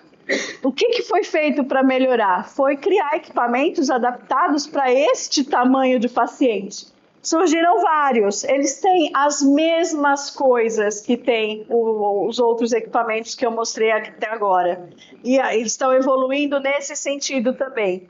E aí, o multi-pinhole, que é um desses modelos, ele é muito interessante por tudo que eu falei na questão da cardiologia, trazer um órgão num campo de visão adequado. E utilizar esse conceito faz com que você consiga uma resolução melhor. Então, neste equipamento, chegou a uma resolução submilimétrica, que vai ser ideal para a gente ver rápido. Mas, lógico, esses equipamentos são muito caros, né? Então, aqui tem a imagem dele, né? Usando esse mesmo conceito do multi-pinhole, olha como melhora a imagem, ó, como fica com o flúor. E isso a gente pode fazer, né? Isso foi um trabalho de um pesquisador lá do hospital, um astrofísico, o Jorge. Ele trabalha nessa melhora de uma gama-câmara convencional para ver rato, ele construiu esse pinhole, né? Isso aí é um pinhole único, isso é um protótipo, e que ele consegue imagens milimétricas usando galho 67, o tecnécio, e ele tem outros isótopos que ele está estudando e utilizando esse conceito de pinhole. A próxima etapa vai ser usar multi-pinholes. Então, o que a gente aprendeu aqui nessa história da evolução? Eles estão constantemente evoluindo e uma técnica ajuda a outra, tanto que hoje vocês veem que a Tomo está fazendo o quê? Contando fótons, né? Que a novidade na tomografia é aquilo que a medicina nuclear fez a vida inteira. E os hardware e os software são criados sempre para auxiliar um problema que precisa ser resolvido. Então, sempre que tem algo que precisa ser implantado no equipamento, vão trabalhar num software em algum desenvolvimento, ou de hardware ou de software. E a pesquisa da engenharia biomédica é fundamental. Pessoas curiosas para poder, como o Jorge, para poder dar soluções para os problemas que a gente tem, é o que faz a ciência alavancar. Obrigada.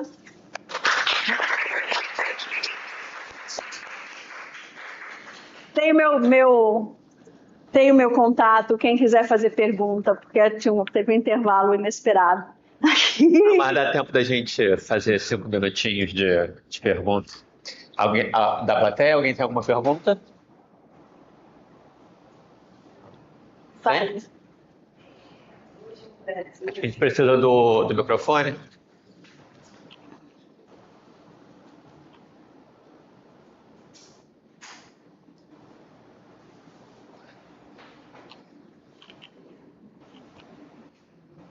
Bom dia. Aqui no Brasil hoje, quais desses equipamentos a gente já disponibiliza, né? Para a pesquisa pré-clínica ou para a clínica?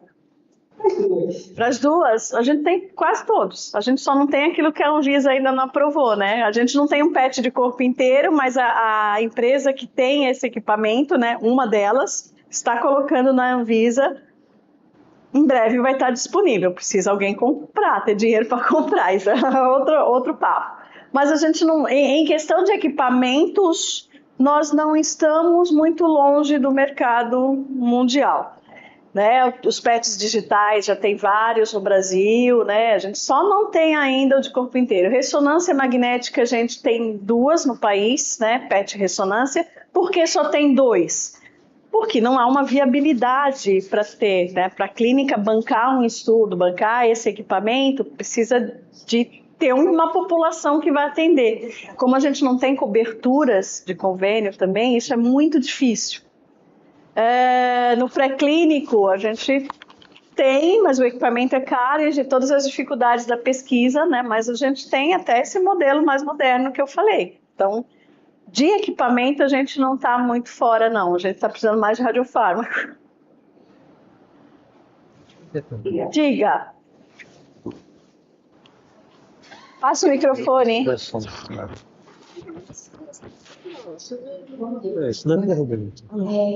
pergunta é sobre a tecnologia se existe algum tipo de integração com a inteligência artificial para uma personalização do tratamento, ou ele é apenas como uma melhoria da qualidade de imagem do paciente, se isso envolve uma questão de dose, redução de dose? Todo o avanço tecnológico em qualquer uma das modalidades que usam radiação ionizante busca a redução de dose.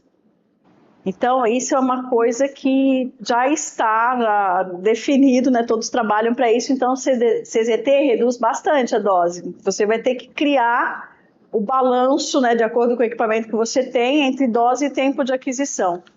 Mas você consegue até tirar uma média e reduzir os dois. Ele é aplicado para terapia? É aplicado na avaliação do que foi injetado no paciente.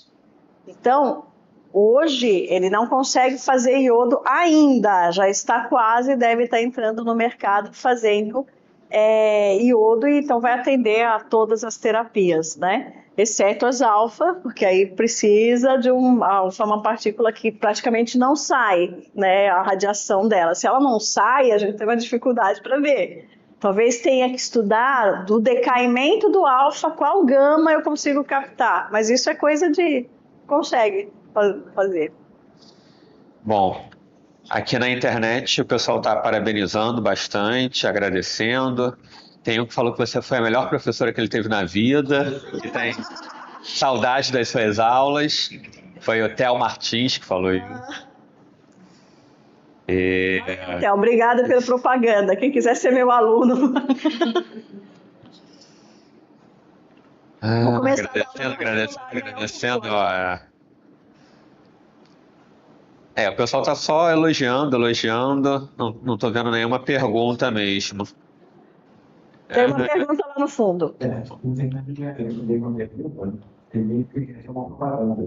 Uma diferença aqui na ressonância, né, que a gente quer mais no sanguíneo, que é a parte da semana que vem da instalação do PET. Olha que legal.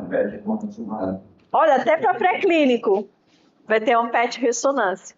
Vai ser o primeiro da América Latina, provavelmente. Na pesquisa, o PET ressonância faz todo o sentido, todo. Na clínica, precisa se pensar na viabilidade. Por quê? O paciente, quando descobre um tumor, normalmente ele tem tomorressonância. Hoje, a ressonância do corpo inteiro, apesar de todas as vantagens que tem o PET-RM, ela pode ser fundida por software. E aí você tem um equipamento a pagar. Esse é o problema, esse é o grande problema. Você precisa viabilizar, você precisa ter cobertura de convênio, que é um exame muito caro. Né? É um exame demorado e não é muito confortável, então precisa melhorar a velocidade de se fazer esse exame. Muitos pacientes não querem fazer por claustrofobia. Então, se já tem claustrofobia na ressonância normal, imagina pôr aquele monte de bobina e ficar 1 hora. É muito pior. Para anestesiar todo mundo, é um custo a mais, é um risco a mais. Então, ele está nesse ponto. Ele é um equipamento ruim? Claro que não, é maravilhoso. Sabe, tem algumas informações que ele pode dar, em especial em neuro, que são fundamentais. Mas precisa ser um PET-RM fazendo imagem simultânea ou pode ser um PET e um RM juntando depois? Então, enquanto a gente consegue fazer desta segunda forma, a viabilidade fica comprometida. Achei uma pergunta no meio de vários elogios. Primeiro, ela fala que foi uma aula maravilhosa e pergunta quanto tempo demora para você obter uma imagem de PET-CT do corpo inteiro. Foi a Sorama Menezes. Sorama é minha aluna também, oi? Combinei com eles, vocês falarem. Olha, o PET de corpo inteiro, eu tenho notícias de exames de 1 minuto, corpo inteiro. 1 minuto de aquisição. Aí o paciente vai falar, não fiz o exame, vai no saque e reclamar. Mentira, processar, porque não fez. Mas porque é muito rápido, né? A captação pelo circuito digital já é rápido. Você faz em um FOV só, eu acho que ele vai cair na mesma questão. Para algumas imagens, né, de pesquisa vai ser fundamental.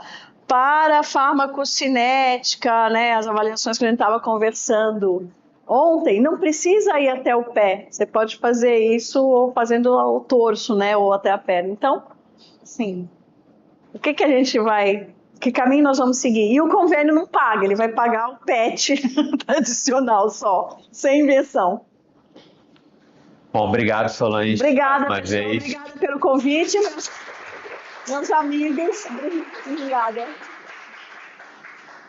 A gente volta daqui a uns 40 minutinhos.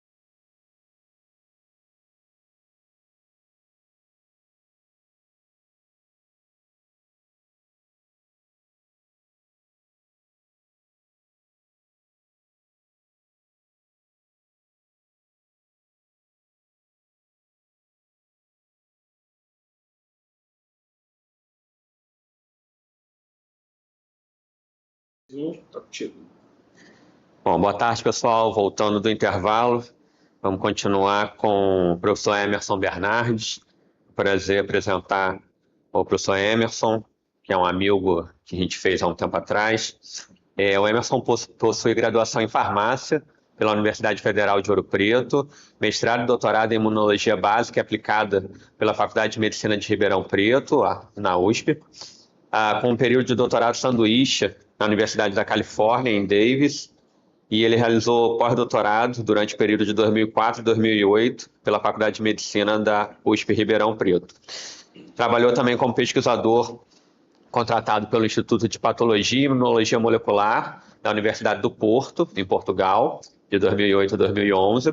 Retornou ao Brasil como pesquisador visitante na Faculdade de Medicina da USP e foi posteriormente contratado como pesquisador no Instituto do Câncer do Estado de São Paulo. Coordenou um projeto Jovem Pesquisador financiado pela FAPESP sobre desenvolvimento e produção de radiofármacos emissores de pósitrons com aplicações diagnósticas em oncologia e está integrado como pesquisador colaborador voluntário no Instituto de Pesquisas Energéticas e Nucleares, o IPEN.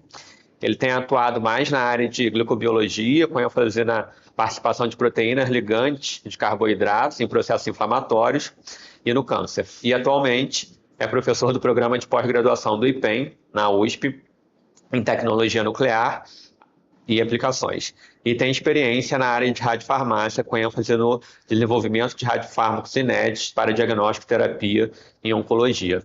Obrigado, Emerson, por ter aceito o convite. Vamos lá, gente.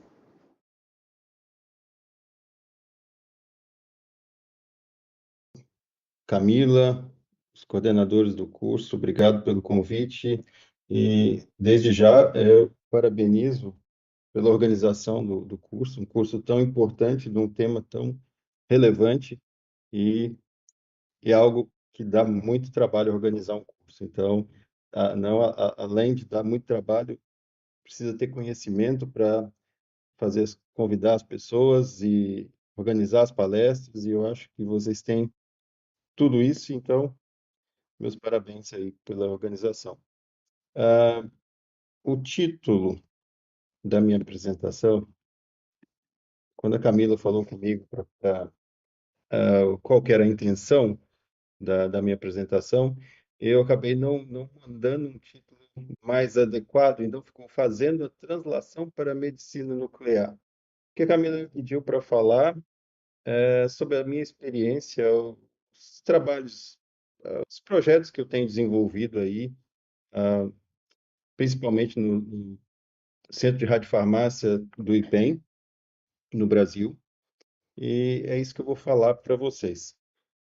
Uma vantagem ou desvantagem de começar o curso já no fim, de fazer uma apresentação já mais para o fim do curso, é que eu não vou precisar mais falar o que é radiofármaco, como é que são os radiofármacos que são preparados, o que é um radioisótopo, isso tudo já deixa de ter sentido. Eu imagino que isso já foi abordado aí por vários palestrantes, então não faz mais sentido eu abordar isso. Então eu trouxe aqui uma outra abordagem aqui, muito mais para informar, ou para a gente discutir um pouco aqui o avanço dessa área de medicina nuclear, de produção de radiofármacos, desde 1896, 1898, quando o Henri Becquerel descobriu alguma coisa, ou percebeu algo estranho que vinha do urânio, e logo nessa mesma época, Marie Curie descobriu que isso vinha, então, de um elemento que ela identificou pelo rádio, identificou o elemento e veio, então, o nome de radioatividade. E isso foi a base, então, vamos dizer assim, para que isso que nós estamos debruçando hoje, falar hoje, como se diz, durante esse curso, né, o que eu vou falar para vocês agora sobre a produção de moléculas, isso tudo veio desde esse início. E o que eu queria chamar a atenção mais aqui nessa linha do tempo? É uma linha do tempo, obviamente, que não é uma linha do tempo. Ela é válida para qualquer país, porque sem a descoberta, sem Marie Curie, sem o Henri Becquerel, nada disso em lugar nenhum estaria sendo discutido ou estudado. Mas depois disso, nós temos aí uma linha que ela vai ser diferente para cada país. E se eu fosse montar, e eu vou montar ainda uma outra linha do tempo, talvez com o Brasil, mas mais focada, talvez, pode ser até focada em como foi desenvolvido, que a radiofarmácia, a área de medicina nuclear se desenvolveu, embora a gente já saiba onde começou, ah, mas tem alguns aspectos que vocês vão perceber, talvez já tenham percebido, que diferencia um pouco daquilo que acontece fora do Brasil, principalmente nos Estados Unidos e na Europa. Bom, se a gente olhar aqui, todo mundo vocês já devem saber disso, que desde 1950 já começou então os estudos e o uso de iodo 131, principalmente nas patologias para tratamento de câncer de tireoide. E no Brasil, quando começou? Então, se vocês olharem, se vocês já tiverem acesso à história da medicina nuclear no Brasil, com a criação do IPEM, que nem era IPEM na época, no fim de 1959, 60, 61, não vou precisar aqui, não sei exatamente qual ano, mas foi em um desses anos que teve início, então, ao uso de iodo 131 no Brasil. Então, a gente vê que já não tem muita diferença, vamos dizer assim, não tem uma diferença tão grande entre o uso no exterior e o uso no Brasil. Quando a gente pensa no iodo 131, o Brasil estava ali no mesmo passo que os Estados Unidos e provavelmente também na Europa, com o início do desenvolvimento da medicina nuclear e o uso dos radiofármacos no fim da década de 50. Depois aqui a gente posso chamar a atenção uma outra data aqui, por exemplo, 1988, quando foi registrado, então, pelo FDA, primeiro radiofármaco marcado com Tecnes 99. Poderia dizer para vocês que a produção de gerador de Tecnes no IPEM teve início em 1982, ou seja, também a gente pode perceber que a gente não estava tão atrasado em relação aos Estados Unidos, porque enquanto no Brasil já começava, também já tinha o uso dos radiofármacos marcados com tecnécio, fora também. Então a gente não tinha uma diferença tão grande entre o que estava acontecendo fora e o que estava acontecendo no Brasil nesse início. Aqui nos Estados Unidos já tinha FDA. No Brasil, a Anvisa só surgiu em 1999. Então, não vamos poder traçar um paralelo entre a agência regulatória dos Estados Unidos e no Brasil. O que mais que eu poderia chamar a atenção de vocês aqui? Em 2000, no ano de 2000, enquanto nos Estados Unidos estavam ampliando as indicações para o uso de FDG, no Brasil, a produção de FDG começou em 98, 99, bem nessa época, iniciou-se a produção desse radiofármaco no IPEM. E em 2000, isso já era uma realidade no Brasil. Então, percebam também que não temos aí ainda não uma diferença tão grande, mas se a gente pensar depois disso, nos últimos 20 anos, talvez as diferenças tenham se acentuado um pouco mais, quando a gente pensa que, por exemplo, em 2012, se a gente já tinha um composto marcado com flúor para doenças neurodegenerativas, isso no Brasil só foi acontecer mais recentemente, não tem talvez aí 5 anos. Por que isso começou a acontecer? Acho que se eu fosse explicar isso, daria uma aula por si só, quer dizer, no início o mercado ele ainda não era um mercado tão atrativo, as moléculas descobertas elas não tinham patente, não tinha uma grande indústria, grande farmacêutica, ou grandes farmacêuticas interessadas em patentear essas moléculas. Então, basicamente, aquilo que era implementado fora do Brasil podia ser implementado no Brasil quase que imediatamente, sem estar infringindo nenhuma patente. Um último exemplo para vocês, para eu sair desse slide, se vocês olharem aqui em 2018, quando foi registrado o Lutathera, que é o lutécio dotatato, nos Estados Unidos, o IPEM já produzia lutécio dotatato no Brasil desde o início talvez em 2010 já tinha produção no Brasil de lutécio dotatato e continua até hoje. É uma molécula um radiofármaco que não tem patente.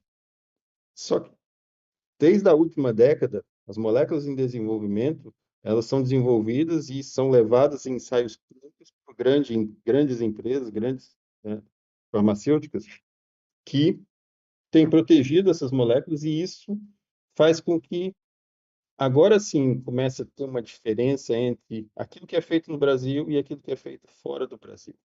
Por quê? Agora as moléculas são protegidas e você não pode simplesmente copiar aquilo que está sendo feito lá fora. Isso vai exigir, talvez, uma mudança aí, de estratégia, de postura, de posicionamento na pesquisa no Brasil e se existir o interesse de produzir novos radiofármacos sem simplesmente copiar aquilo que já foi feito fora do Brasil. Foi nesse contexto, vamos dizer assim, que eu voltei para o Brasil em 2011, como o Sérgio lembrou. 2011, fiquei no Brasil praticamente 12 anos no IPEM e com a missão de desenvolver novos radiofármacos. E foi para isso que voltei e me dediquei aí nos 12 anos com essa missão. Antes de eu falar o que eu fiz, só para dar uma visão geral aqui para vocês, dentro desse contexto aí mundial, atualmente, se vocês pensarem que existem aprovados, registrados no Brasil, nos Estados Unidos e na Europa, 13 radiofármacos para terapia e 54 para diagnóstico, desses 13 para terapia, 13 são para tratamentos oncológicos. Dos 54 para diagnóstico, aí nós temos uma divisão entre oncologia, praticamente metade deles, e depois doenças cardiovasculares, doenças neurodegenerativas. Para dar uma visão geral aí de como os radiofármacos são utilizados para terapia e diagnóstico. E se vocês, novamente aqui, se a gente pensar que nesse universo de 54 radiofármacos para diagnóstico, 37% deles são para uso PET, porque eles são radiomarcados com radioisótopos emissores de pósitron. E aí, em sua grande maioria, nós vamos ter flúor 18, depois galho 68, muito comum fora do Brasil, rubídio, cobre 64, nitrogênio e carbono, uma meia-vida muito curta praticamente você não tem como produzir e distribuir. Seria um uso local. Você tem que ter uma produção local para um uso num hospital onde tem um centro também de produção. Bom, mas ainda a sua grande maioria, se a gente olhar dentre os radiofármacos para diagnósticos, são radiomarcados com isótopos para SPECT. E dentre esses radiofármacos, a sua maioria, metade deles, são marcados com tecnécio 99, que é responsável aí por mais de 80% dos procedimentos de diagnóstico de medicina nuclear no Brasil e também no mundo, ou no mundo e também no Brasil. E o resto, talho 201, que também o Brasil utiliza, o IPEM disponibiliza aí todo semanalmente, galho 67 também é disponibilizado, índio 111 não mais, mas existem alguns produtos ainda que utilizam o índio 131, índio 111. Iodo 123, o IPEM produzia, atualmente não tem produzido mais iodo 123. Bom, dentre aqueles para terapia, 4 são marcados com iodo 131, 2 com lutécio. Aí pode vir à mente aí o lutécio botatato, lutécio PSMA, e o resto é rádio dos 223, samário. Samário era produzido no Brasil, agora não mais, e nem fósforo 32 também é utilizado mais no Brasil. Dentre os isótopos que a gente já falou, se vocês olharem aqui, o que mais chama atenção nesse gráfico é a versatilidade do tecnécio 99, que é utilizado em oncologia, doenças cardiovasculares, síndrome hepatopulmonar, osteomielite, ou seja, uma ampla aplicação, e logo depois, em seguida, vem Fluor 18, que praticamente é utilizado em oncologia e doenças neurodegenerativas. Se a gente olhar, dentre todas essas moléculas aprovadas, registradas, tanto para diagnóstico como para terapia, em sua maioria são constituídas de pequenas moléculas com a ligação, então, do seu radioisótopo, seja para emissor gama ou emissor de pósitron para diagnóstico, ou na terapia, e nós temos os vários isótopos que a gente já falou, iodo, lutécio,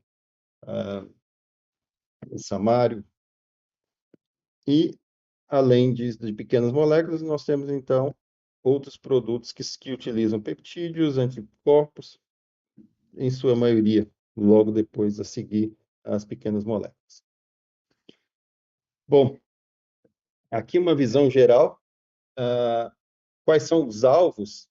E se eu estivesse falando, então, de radiofármaco, eu sempre falo radiofármaco, como que eles são formados, os radioisótopos, combinação de quais radioisótopos para diagnóstico, qual radioisótopo para terapia, e logo em seguida, quais são os alvos?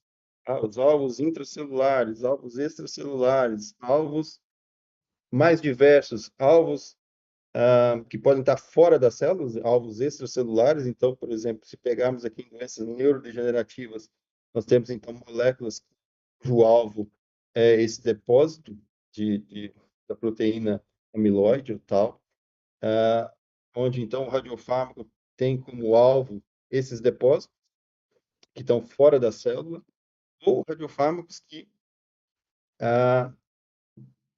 tem como alvo receptores aqui nas sinapses das células, então, do sistema nervoso central. Se olharmos aqui em doenças cardiovasculares, nós temos aqui os alvos, que podem ser tanto macrófagos, integrinas, fibroblastos, ou o próprio endotélio vascular. Se passarmos agora para o ambiente microambiente tumoral, os alvos, eles podem ser tanto os fibroblastos associados ao tumor, e aí nós temos um alvo, uma molécula recente, que tem como alvo esses fibroblastos, vários alvos que focam ou que são direcionados para a célula tumoral, alvos que são direcionados para as células imunes, que estão presentes no microambiente tumoral, e alvos direcionados, ou radiofármacos direcionados para o endotélio vascular. Então, isso é uma visão geral do quais são os alvos mais promissores aí, aqueles que têm sido utilizados em tratamentos, em diagnóstico, tanto para o câncer como doenças cardiovasculares, doenças neurodegenerativas.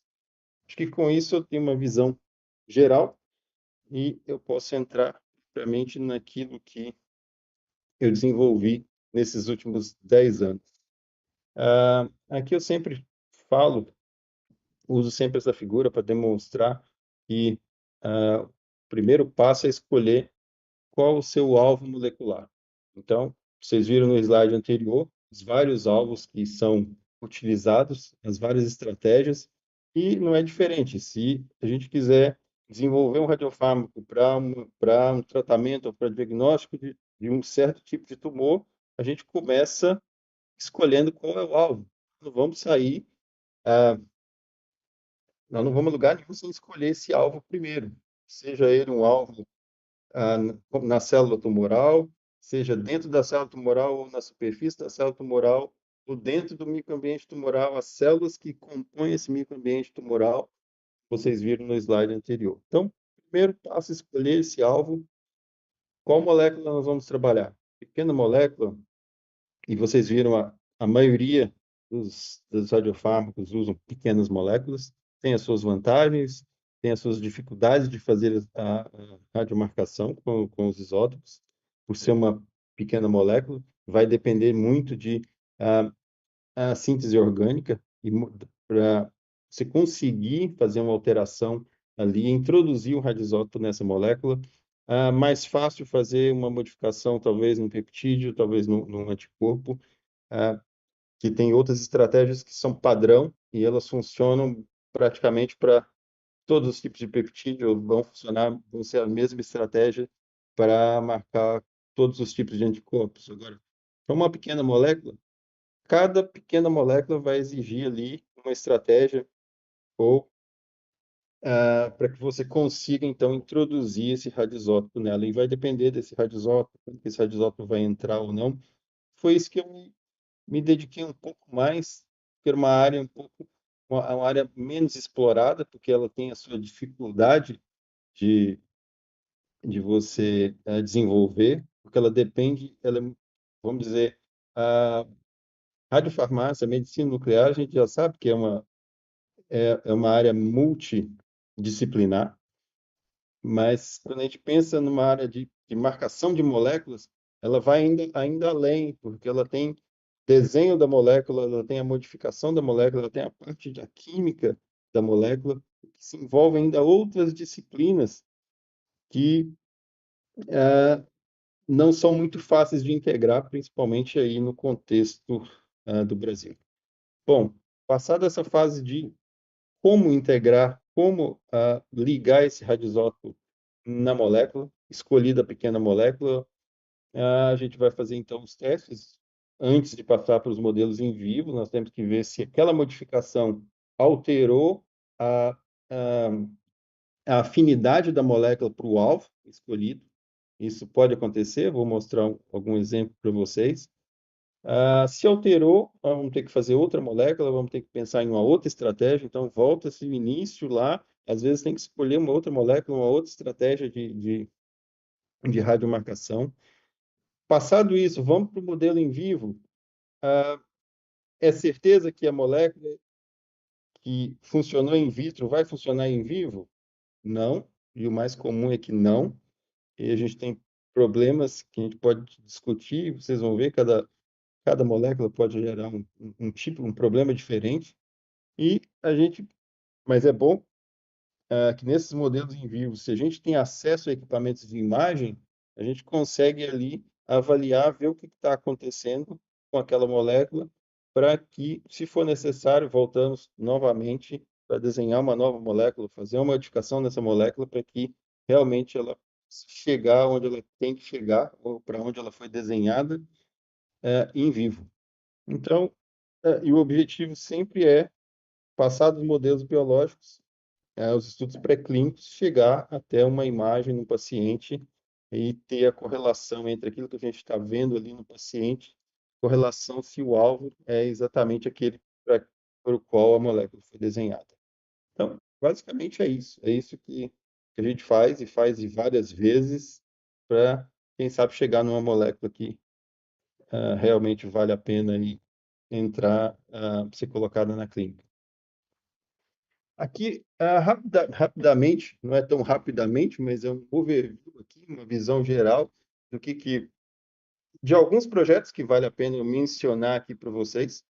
E eu não vou mencionar a ideia não é entrar dentro dos projetos e falar, dar uma introdução, porquê do projeto em si, todos os resultados, mas é mais para apresentar alguns exemplos, algumas dificuldades que aparecem no meio do caminho quando a gente está desenvolvendo uma nova molécula. Então, se a gente pegar esse primeiro exemplo, a gente tentou desenvolver uma molécula que tendo como alvo HER2, que é expresso aí em cerca de 25% dos tumores em câncer de mama, se não me engano, e que existe um tratamento, mas não existe um diagnóstico preciso, e o diagnóstico preciso seria identificar a expressão ou não de HER2. Existem algumas moléculas que são utilizadas para pesquisa, mas não comercialmente.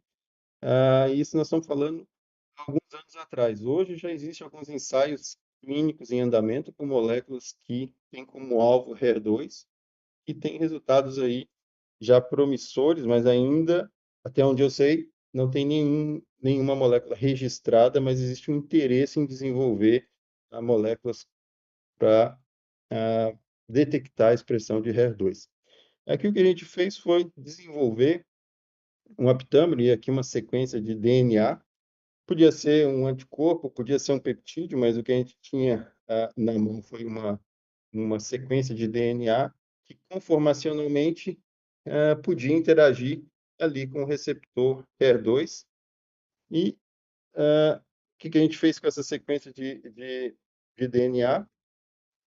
Quimicamente, modificamos para ligar tanto um flúor 18 para ter um diagnóstico ou uma imagem PET, ou Tecnest 99 para uma imagem SPECT. Isso foi aqui só para mostrar para vocês quimicamente, não é a estrutura do aptâmero, mas é a parte que interage com um grupamento NH2 aqui, para que a gente ligasse, então, a modificação é feita num grupo, depois da introdução do radioisótopo, é aí que a gente, então, ligava essa molécula, esse grupo prostético, como a gente chama, diretamente no aptâmero, para que ele, então, passasse a carregar o radioisótopo. E aqui, só para mostrar para vocês, a gente tinha sequências diferentes desse DNA, e aqui células que expressavam HER2 e células negativas para o receptor. Então, como eu disse para vocês in vitro, logo depois de ter sucesso na radiomarcação, na estratégia escolhida, a gente faz os testes in vitro e demonstramos que existia alguma sequência, no caso aqui a sequência 01, tinha uma maior afinidade, tinha uma maior ligação nas células que expressavam HER2, não tinha uma ligação na célula negativa para HER2. Então, foi essa sequência que a gente deu continuidade ali aos nossos estudos. Aqui, para encurtar a história, tenho aqui nessa figura a injeção direta do aptâmero radiomarcado com tecnésio dentro do tumor. E por que a gente fez essa injeção direta? Porque a injeção intravenosa não chegava no tumor. E por que ela não chegava? Porque o aptâmero praticamente ficava todo retido no fígado do animal. E isso já era algo um pouco esperado, vamos dizer assim, devido ao número de cargas negativas dessa sequência de DNA. E a gente até começou a trabalhar em algumas estratégias para ligar outros grupos nessa molécula para tentar equilibrar essas cargas e fazer com que ela saísse dessa retenção no fígado. E aqui a injeção direta ela só servia para dizer o quê? Se você fizer uma injeção local daquela molécula que num ambiente tumoral que tem receptor, a molécula vai ficar lá dentro confinada naquele espaço, naquele microambiente. Mas não adianta nada se você não tiver uma maneira que a molécula possa chegar em qualquer parte, onde é que esse tumor se encontre, e não. A ideia não é ter uma molécula que você precisa injetar diretamente no tumor, mas uma molécula que você injeta intravenosa e que ela espalhe e chegue onde quer que seja que tenha uma célula tumoral. Aqui é só uma das coisas que a gente chegou ainda a fazer. A gente modificou o método de marcação, modificou algumas moléculas e até onde a gente prosseguiu com esse projeto aqui, só para mostrar para vocês aquilo que ficava preso no fígado, a gente passou agora a ter uma eliminação renal dessa molécula. E aí depois esse projeto entrou numa pausa, vamos dizer assim. Aqui, ainda pensando dentro desse tipo de molécula, aptâmero, esse é um projeto que ainda está em andamento, em conjunto com a Fiocruz. É um outro aptâmero específico para um receptor de uma bactéria que é resistente à meticilina. E aqui na imagem, o que vocês conseguem perceber? Esse aptâmero consegue, então, ele se localiza aqui na pata do animal, onde a gente fez a injeção da bactéria resistente, é onde a gente tem um acúmulo aqui do aptâmero. Isso aqui são imagens com até 4 horas que a gente fez. Um dos problemas ainda que a gente tem que aperfeiçoar, talvez, é a quantidade de epitâmero que a gente estava injetando, e isso dava um ruído muito grande ainda nas vias de eliminação aqui desse epitâmero. Então, por mais que ele seja específico, a gente precisava, e ainda a gente está aperfeiçoando aí tanto a marcação como os métodos aí de aquisição da imagem. Um outro radiofármaco que a gente tentou, e a gente até teve sucesso, foi um radiofármaco para hipóxia tumoral, e aqui de maneira bem geral, resistência tanto à radioterapia como quimioterapia. A hipóxia está associada à resistência à quimioterapia e radioterapia, e aí, por razões, se você tem uma área que não é bem oxigenada, essa área não recebe ali o fluxo sanguíneo, é uma área que não chega, você não vai ter um acesso facilitado aí para uma quimioterapia, mas é uma área também que não tem uma quantidade de oxigênio que é necessária para que a radiação ionizante cause o dano no DNA e a morte celular. Então, a baixa concentração de oxigênio é associada aí numa maior resistência aos quimioterápicos e também à radioterapia. Existem moléculas que se acumulam em ambientes de hipóxia? Sim. Esse aqui foi um trabalho que a gente publicou e que me interessa, 2 trabalhos que a gente publicou com esse tema. E o que a gente fez? A gente desenvolveu ou montamos uma nova molécula, isso que a gente chamou de FBNA, e aqui radiomarcada com flúor. E aqui do lado direito vocês vão ver escrito flúor 18-fasa. É uma molécula que já foi desenvolvida, já tem ensaios clínicos, já é utilizada aí, não em rotina, não tem uma grande, vamos dizer assim, não é amplamente utilizado esse procedimento de identificar ambiente de hipóxia para modificar aí os protocolos de tratamento, mas é uma molécula que já foi utilizada e ainda é utilizada em pesquisa clínica. Então, a molécula que a gente desenvolveu está aqui, que a gente chamou de FBNA. Aqui é aquilo que eu disse para vocês, cada pequena molécula vai exigir uma rota de síntese diferente, e aqui, depois de tentar de várias maneiras, tem várias maneiras que você pode sintetizar uma molécula como esse FBNA.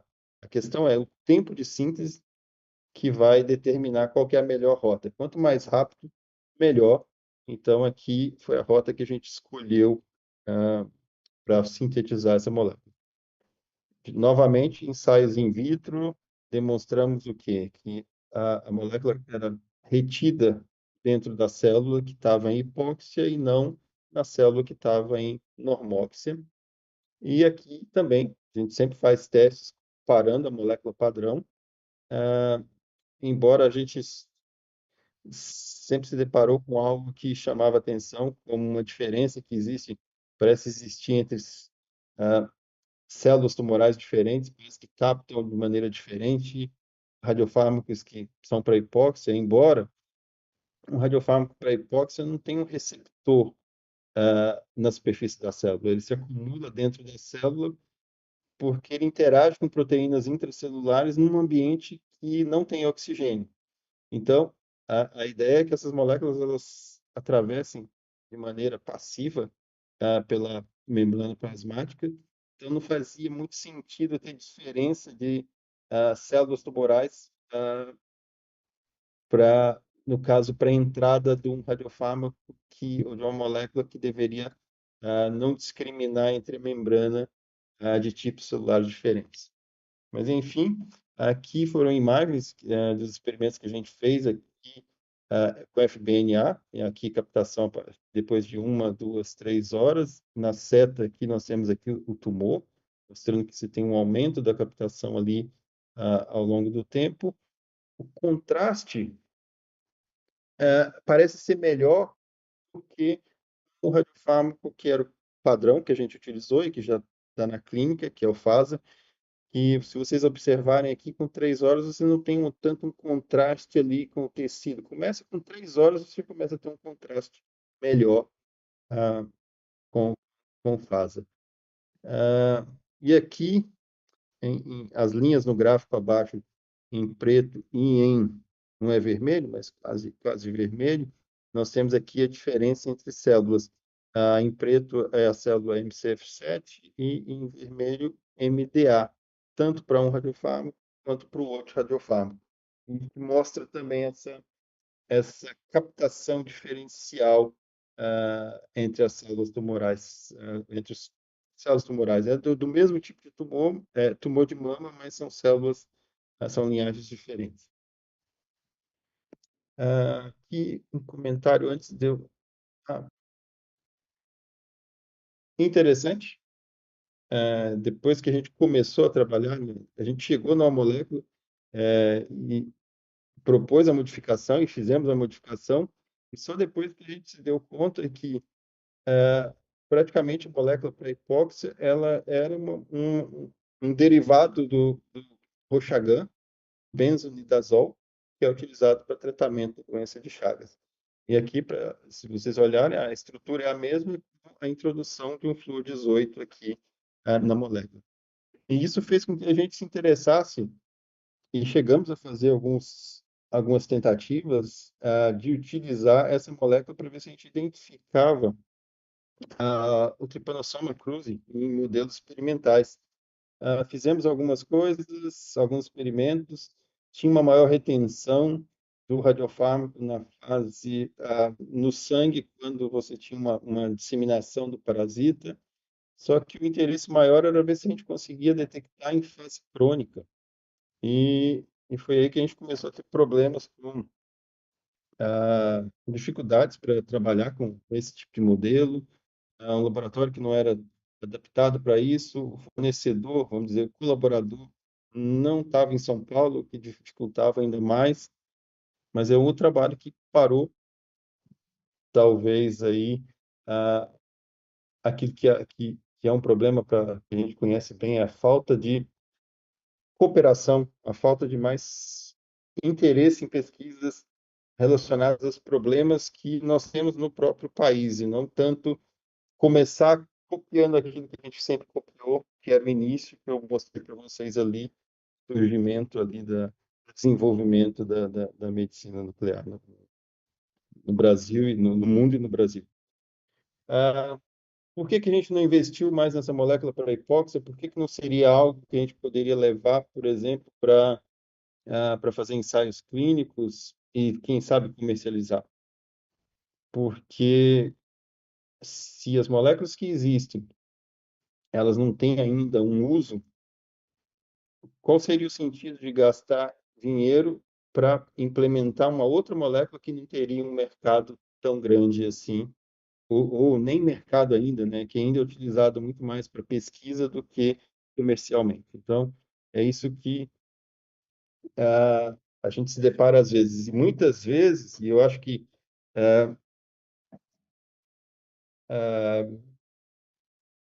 uma das mensagens que eu queria deixar para vocês, que nem sempre, e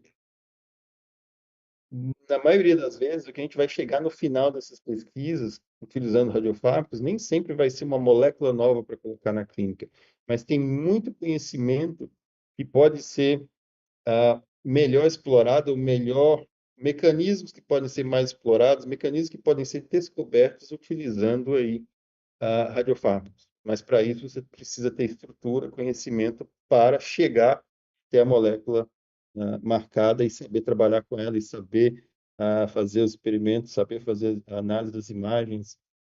Mas isso é algo que eu queria deixar para vocês, né? Nem sempre o foco da pesquisa, o resultado final vai ser o radiofármaco pronto ali para comercializar.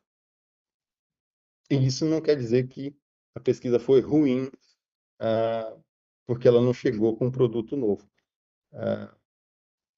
E outra coisa, para você ter um produto novo que vale a pena colocar no mercado, esse produto tem que ser muito melhor do que aquilo que já existe. Quer dizer, por que investir tanto para ter algo que vai ser semelhante àquilo que já existe? Aí vai depender do tamanho do mercado, né? Aí a gente pode abrir um parêntese e pode pensar que hoje tem várias moléculas similares, porque o mercado é muito grande, ele começa a comportar talvez aí vários competidores por um mesmo alvo, mas isso é alguns casos específicos.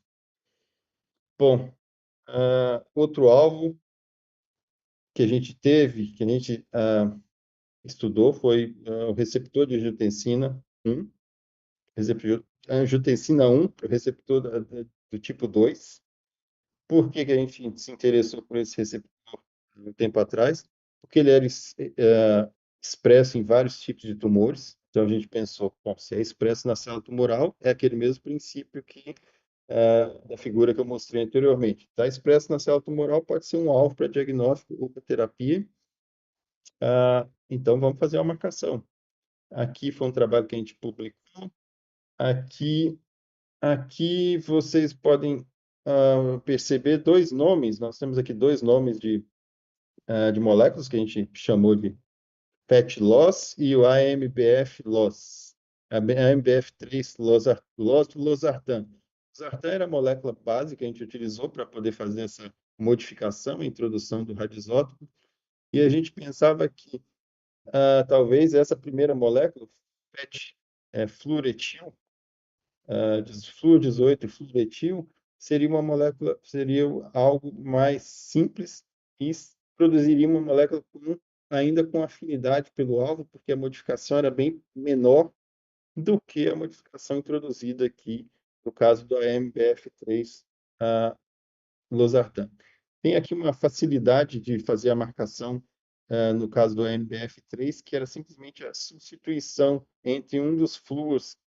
Aqui o BF3, você tem o flúor que é estável, você simplesmente colocando essa molécula em contato com o flúor 18, você tinha uma substituição de algumas moléculas pelo flúor estável. Ou seja, era uma maneira de fazer uma marcação com o flúor muito mais simples do que a introdução ali, uma reação química, uma modificação na molécula. Mas o que aconteceu nesse caso?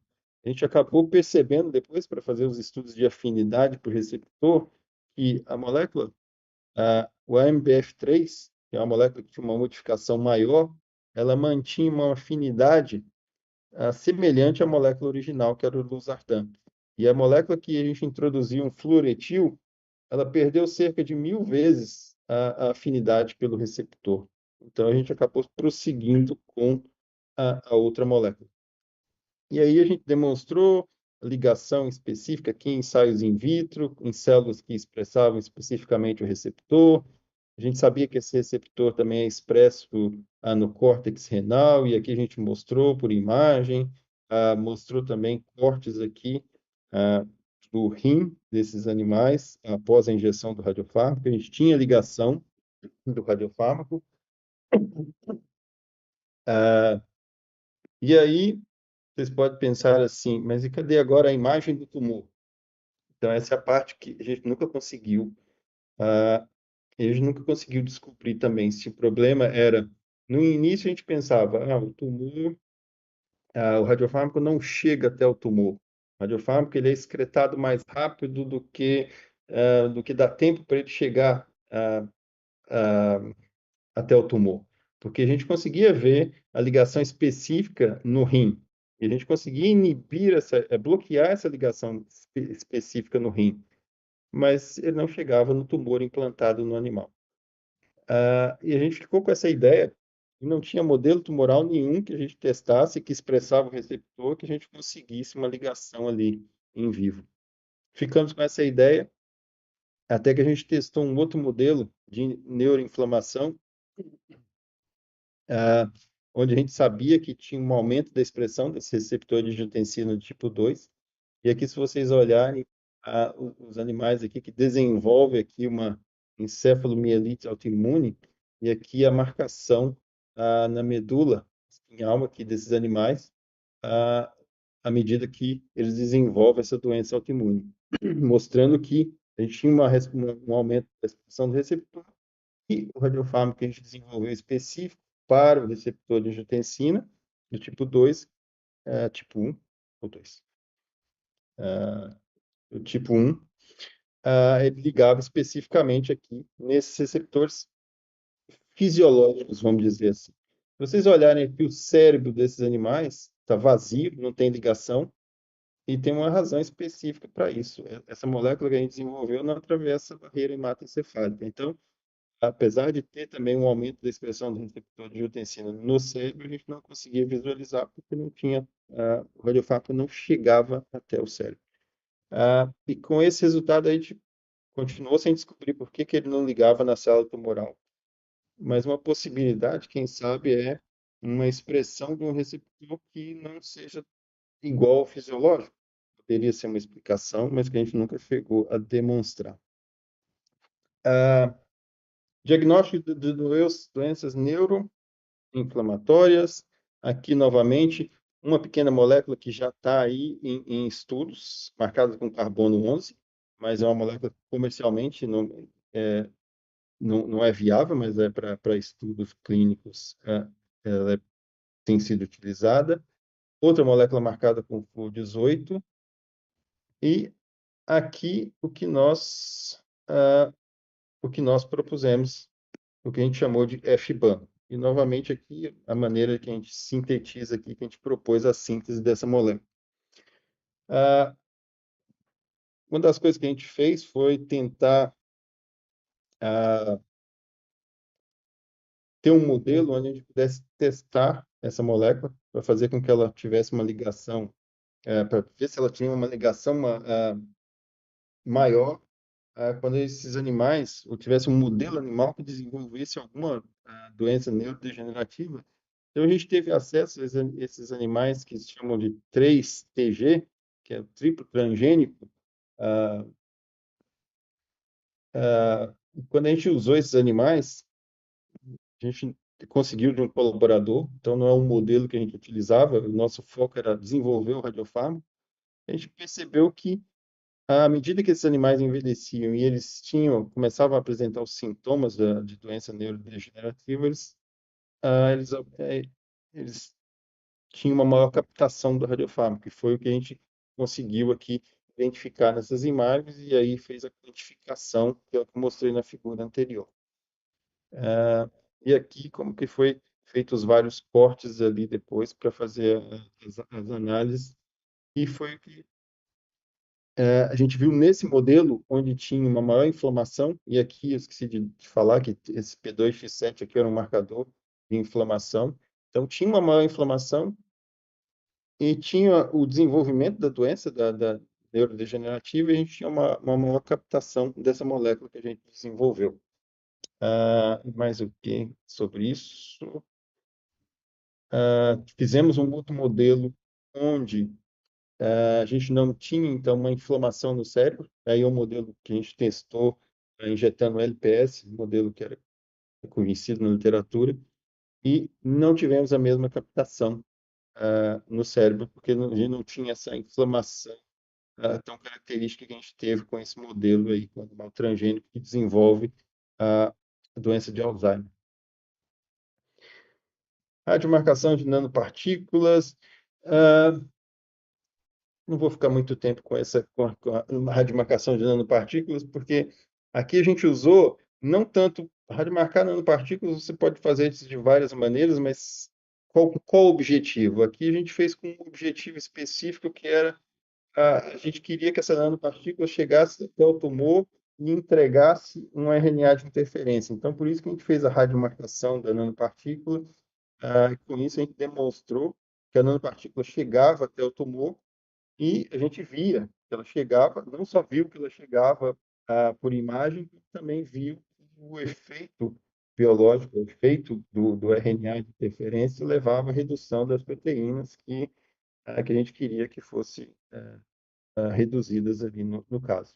Então, a gente usou para uma ferramenta para analisar se a gente estava chegando até o alvo, levando, entregando aquilo que a gente queria que fosse entregue ali naquele ambiente tumoral. Isso aqui foi um trabalho, de novo, um outro trabalho, em que eu achei bem interessante, porque a gente tinha um colaborador que queria desenvolver algo para Candida albicans, e ele queria que essa molécula chegasse no rim, que era onde tinha a infecção ali pelo fungo. E uma das coisas que ele queria testar era a introdução de beta-glucanos, ou seja, modificação dessas nanopartículas ali através da introdução de beta-glucanos do próprio fungo.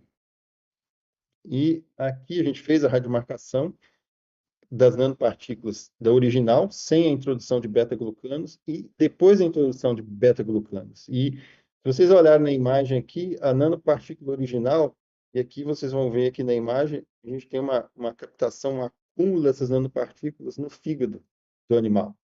E a nanopartícula, com a introdução de beta-glucanos, ela praticamente sai, perde essa captação ali do fígado e ela passa a ter uma excreção basicamente ali renal. E aqui a gente vê a bexiga do animal, que isso já foi eliminado ali.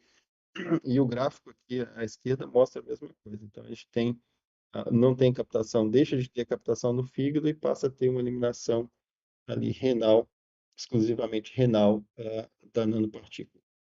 Então, é uma outra maneira que a gente utilizou a, a imagem molecular e radiofármacos, não radiofármacos, né, a radiomarcação ali para seguir essas nanopartículas modificadas.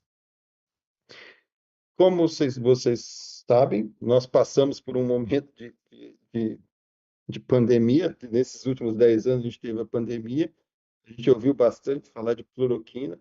Era uma época que ninguém sabia muita coisa, estava especulava-se muita coisa e a gente pensou, bom, cloroquina a gente tem, iodo 123 também temos, precisamos de um modelo. Então, fizemos a marcação. Temos cloroquina, temos iodo, aqui é como que a gente fez, muito simples. Precisamos de um modelo. Vamos fazer um modelo murino de asma. Na época a gente queria saber se tinha um acúmulo específico de cloroquina no pulmão dos animais. Então a gente pensou, asma, quem sabe a gente consegue ver ah, ah, alguma coisa nesse modelo. Não vimos nada, não tinha captação específica no pulmão.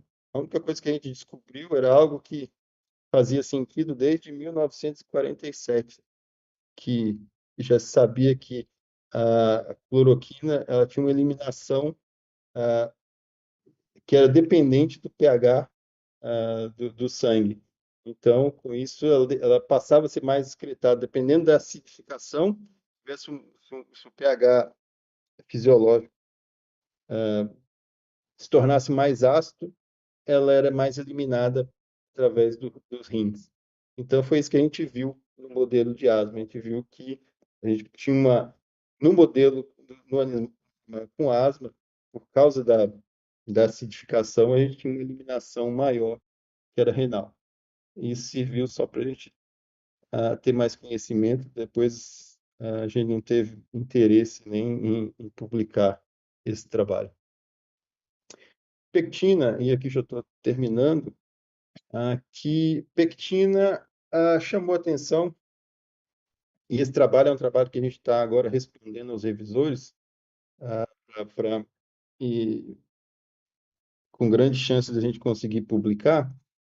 Pectina são polissacarídeos que estão presentes aí na casca de vários frutas, por exemplo, principalmente aí maçã, e que há muitos anos já, algumas décadas, acredita-se que esses polissacarídeos, essas moléculas que são presentes aí nessas frutas, elas têm um efeito antitumoral, antimetastático.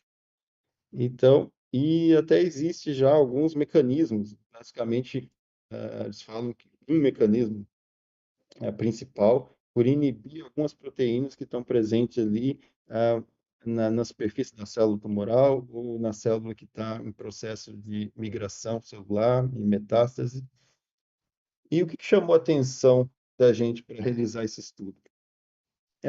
Se vocês olharem, tiverem curiosidade de olhar na literatura, existe vários estudos com pectinas e estudos clínicos em andamento, e não existe consenso entre a via de administração, é via oral ou via intravenosa. Quer dizer, o fato de comer a fruta, você já consegue, dependendo da sua dieta, você consegue ter uma dieta mais balanceada para ter uma inibição aí, potencialmente, de um tumor, ou inibição de um processo de metástase, ou você precisa realmente injetar, ter uma injeção dessas moléculas para ter um efeito mais efetivo. E aí a gente começou, aqui faltou na legenda, a gente fez 2 modelos tumorais, um de câncer gástrico e outro de câncer de ovário, onde a gente injetou a pectina 10 miligramas por quilo intravenosa ou tratamento oral com 200 miligramas por quilo. E tanto um modelo quanto o outro modelo, a gente só teve uma inibição aqui, uma redução do crescimento tumoral quando a pectina foi injetada via intravenosa. E não observamos diferença nenhuma quando a pectina era era administrada por gavagem ali por via oral. O que a gente fez depois? A gente radiomarcou essa pectina, ou as moléculas dessa pectina, porque não é uma molécula só, é uma mistura de polissacarídeos de tamanhos diferentes. A gente fez uma radiomarcação dessas moléculas e injetou, né, e injetou tanto por via oral quanto por via intravenosa. O que a gente percebeu aqui, a gente fez uma biodistribuição, mas a imagem aqui fica mais clara. Praticamente com a injeção oral, você tem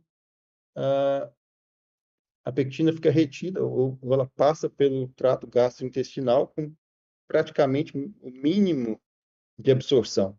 E a absorção é tão pequena, e aqui na imagem nós temos um tumor, o animal tem um tumor, não chega nada dessa pectina radiomarcada nesse ambiente tumoral.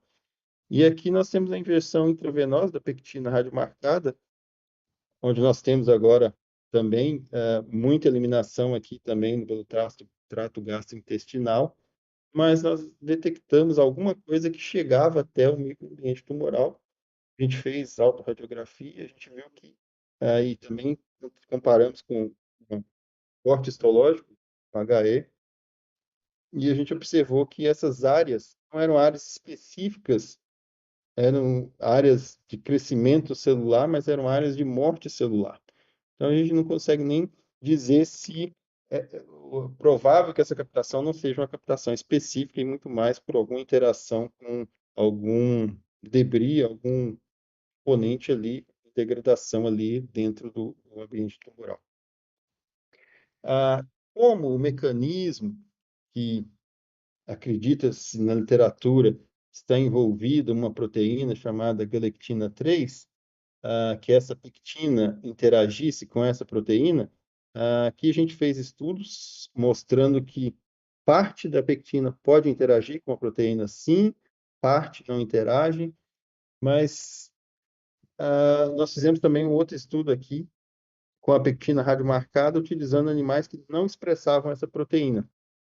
E o que a gente observou que, por mais que tenha frações da pectina que não interagem com essa proteína, parece sim haver alguma diferença, principalmente no que diz respeito à ligação dessa molécula a proteínas solúveis. Aqui, se a gente olhar os animais que expressam a proteína, a gente tem uma ligação muito maior de pectina em proteínas solúveis do que quando a gente compara com os animais que não têm a expressão ali dessa proteína.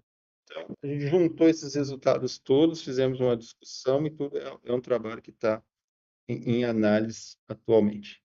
Com isso, eu acho que eu finalizo aqui com vocês. O único trabalho além disso aqui que a gente fez foi marcação de antocianinas, também um outro componente. É um antioxidante também presente aí em frutas e que tem alguns efeitos biológicos e que fazem com que essa molécula seja interessante aí para que você consiga aumentar a biodisponibilidade dela. O que a gente fez nesse trabalho, em colaboração com a Faculdade de Farmácia da USP, na verdade, foi eles que nos procuraram, porque eles tinham interesse em saber se a encapsulação que eles iam fazer das antocianinas protegeria de alguma forma ali e aumentaria a biodisponibilidade desses antioxidantes naturais. E aqui, então, o que a gente fez foi radiomarcar as antocianinas com tecnécio antes de encapsulá-las. E aí elas foram encapsuladas. Então, a cápsula não é radiomarcada. O que é radiomarcado é o que está dentro da cápsula. E aqui, elas foram injetadas no animal, tanto a antocianina marcada não protegida e ela marcada protegida com essa nanoencapsulação. E aqui na imagem que vocês observam a encapsulada, ela praticamente permanecia ali dentro do estômago por um tempo maior. A não encapsulada passava pelo trato gastrointestinal, era degradada e eliminada muito mais rápido. E aqui um gráfico mostrando que aqui em verde é a nanoencapsulada. Ela tem e aqui ele mostra aquilo que chegava no sangue. Então você tem um atraso naquilo que chega, mas você tem uma biodisponibilidade depois maior. A quantidade que chega, que é absorvida, ela é maior em comparação daquela que não é absorvida. E tem um pico mais retardado porque ele permanece mais tempo ali dentro do estômago desses animais. Bom, espero ter dado uma visão geral para vocês do tipo de trabalho que a gente pode fazer. Eu tenho mais exemplos ainda, mas acho que já está bom por aqui. Eu acho que já deu para vocês entenderem a versatilidade e nem sempre a gente radiomarca uma molécula para fazer essa molécula virar um radiofármaco. Mas tem muitas outras coisas que a gente pode fazer e investigar utilizando aí as técnicas de imagem molecular. Então, com isso, eu agradeço mais uma vez a organização e se tiver tempo para perguntas, estou disponível aqui.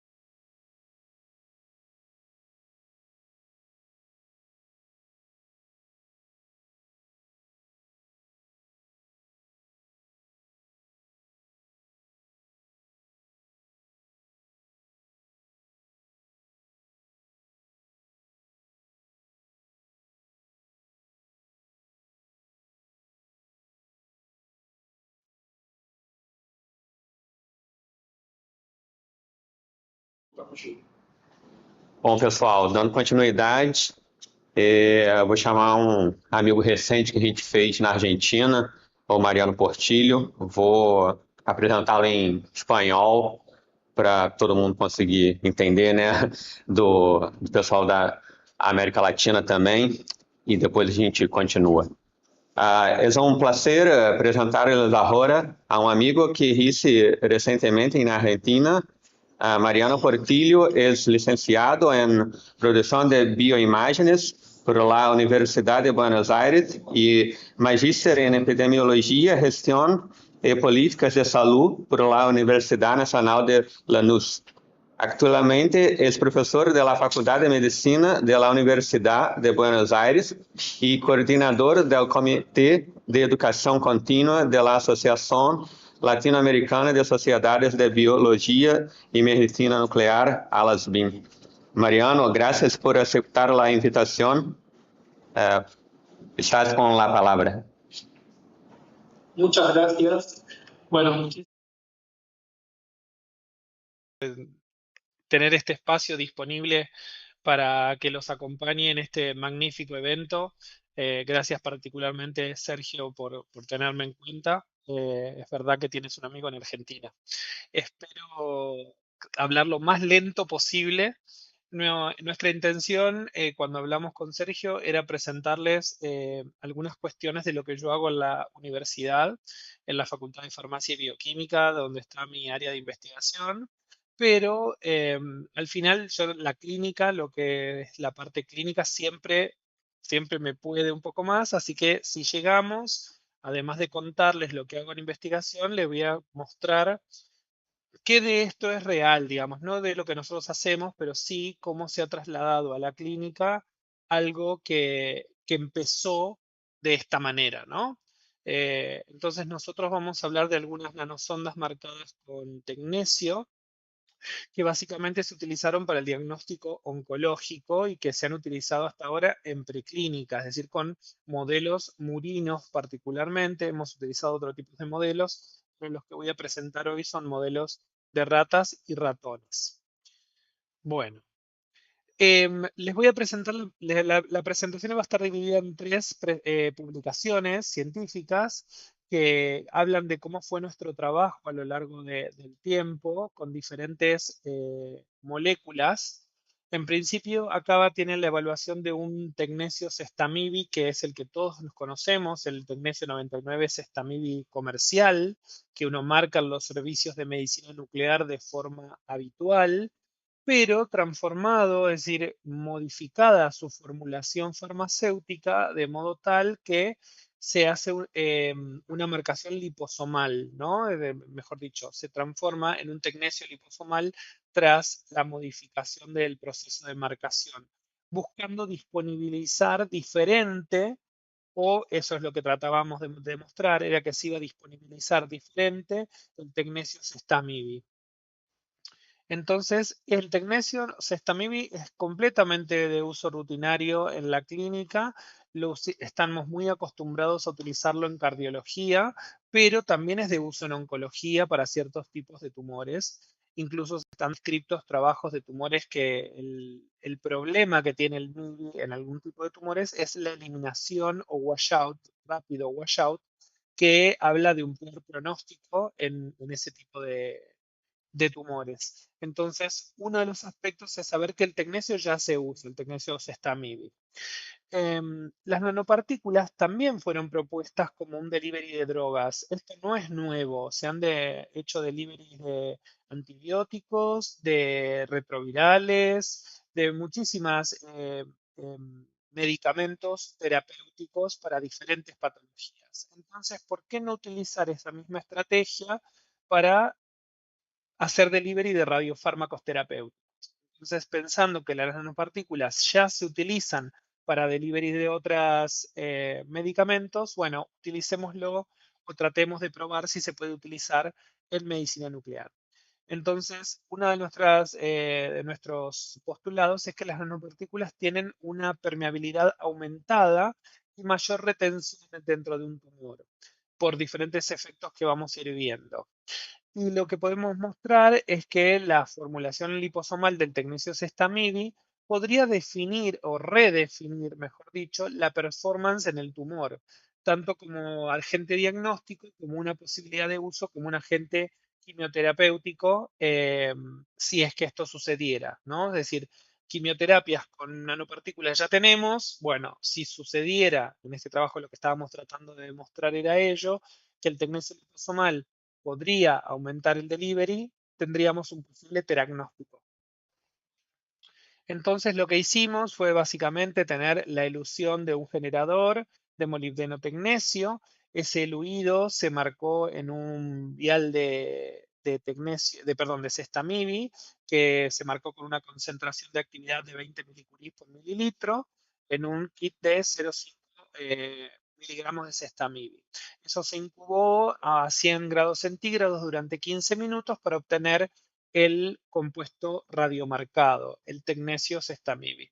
para estar seguros de que este compuesto cumplía con las condiciones, se realizaron las purezas necesarias, en este caso la pureza radioquímica, que dio por encima del 96%, que eso nos habilitaba a poder utilizarlo. Entonces teníamos en esta primera etapa la marcación normal y rutinaria que se hace en cualquier servicio de medicina nuclear para el uso del tecnesio, Zestamib, ¿no?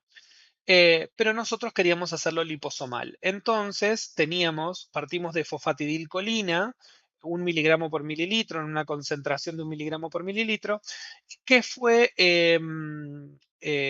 diluida en una solución de cloroformo. Esa solución de cloroformo se sometió con la fosfatidilcolina, se sometió a evaporación, y en esa evaporación es donde fue agregado el tecnesio Zestamib con una solución salina. Una vez que teníamos el MIBI con la fosfatidilcolina aquí dentro, lo que sucedió es que se sonicó buscando la separación de las partículas, y eso sucedió, y eso es lo que tuvimos como la marcación de tecnesio Zestamib liposomal. Esto, perdón por la calidad de la imagen, esto fue para realizar imágenes en animales. Nosotros tenemos una cámara gamma planar de campo chico, no tenemos equipo dedicado a animales en mi institución, pero este campo de la cámara gamma es realmente muy pequeño, ya lo pueden ver en relación a una rata de más o menos 150 a 200 gramos, como se muestra en la figura de aquí, que ocupa bastante parte del detector. Eso realizamos imágenes, posadministración de 500 microcuries de la formulación liposomal de tecnesio Zestamib. Esa se hizo por una administración por la vía endovenosa, por la vena lateral de la cola, y se tomaron imágenes a los 30, 60 y 90 minutos post inyección. Estos momentos también fueron momentos de eutanasia para los animales, porque necesitábamos comparar con el resultado ex vivo.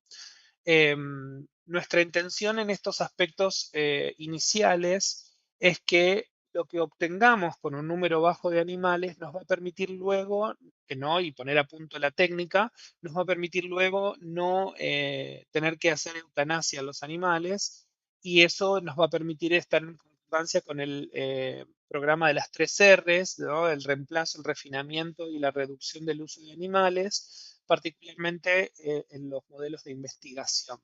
Pero bueno, dado que esta era una puesta a punto, no podíamos evitar la eutanasia. Por eso ven que el animal no tiene ningún tipo de máscara de isoflorano o demás, porque este animal está muerto.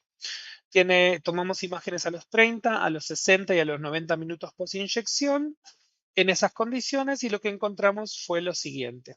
Las imágenes de la izquierda, las que estoy señalando, espero que estén viendo mi cursor, muestran la distribución del tecnesio Zestamib normal, lo que uno vería en una formulación estándar que se vende comercialmente sin el liposoma. Ven cómo va aumentando la concentración a nivel del miocardio, que es este círculo hipercaptante que se ve a nivel torácico. Toda la eliminación del Zestamib a través del sistema gastroenteropancreático. Básicamente vemos intestino y algo de eliminación renal que también está presente. Pero si miramos la formulación liposomal, se ve las 3 captaciones y hay un aumento en otras zonas. Si bien el hígado en las imágenes de Zestamib está presente, hay un aumento de captación a nivel del parénquima hepático en todos los tiempos, y hay mayor eliminación en el intestino. También se ve la vía urinaria. Ahora vamos a cuantificar esto, ¿no? Para ver además de los cambios cualitativos que estamos mencionando, qué otras opciones teníamos para ver. Y básicamente lo que vimos fue que en ratas normales, sin ningún tipo de tumor, había un aumento de captación en el hígado en todos los puntos para la formulación de tecnesio liposomal. Obviamente esto es lógico porque es una formulación particulada inyectada por vía endovenosa. Se espera una mayor captación a nivel del hígado. Esto también da información acerca de la estabilidad de atrapamiento del radiofármaco en vivo. En todos los ensayos que se hicieron, tanto en vivo como in vitro, se mostró que la captación de tecnesio liposomal fue bien diferente a la captación de tecnesio sestamibi. Y la formulación liposomal obviamente mostró hallazgos promisorios, dado que se podrían encapsular teóricamente radiofármacos terapéuticos y podríamos mostrarlos, digamos, llevarlos dirigidos. Por ejemplo, si tuviéramos un tumor cardíaco, podríamos hacerlo. O si tuviéramos tumores hepáticos, podríamos hacerlo, ¿no? Habría que evaluar las toxicidades y demás cuestiones, pero digo, el target es similar, pero con distinta capacidad de retención en una formulación que en la otra.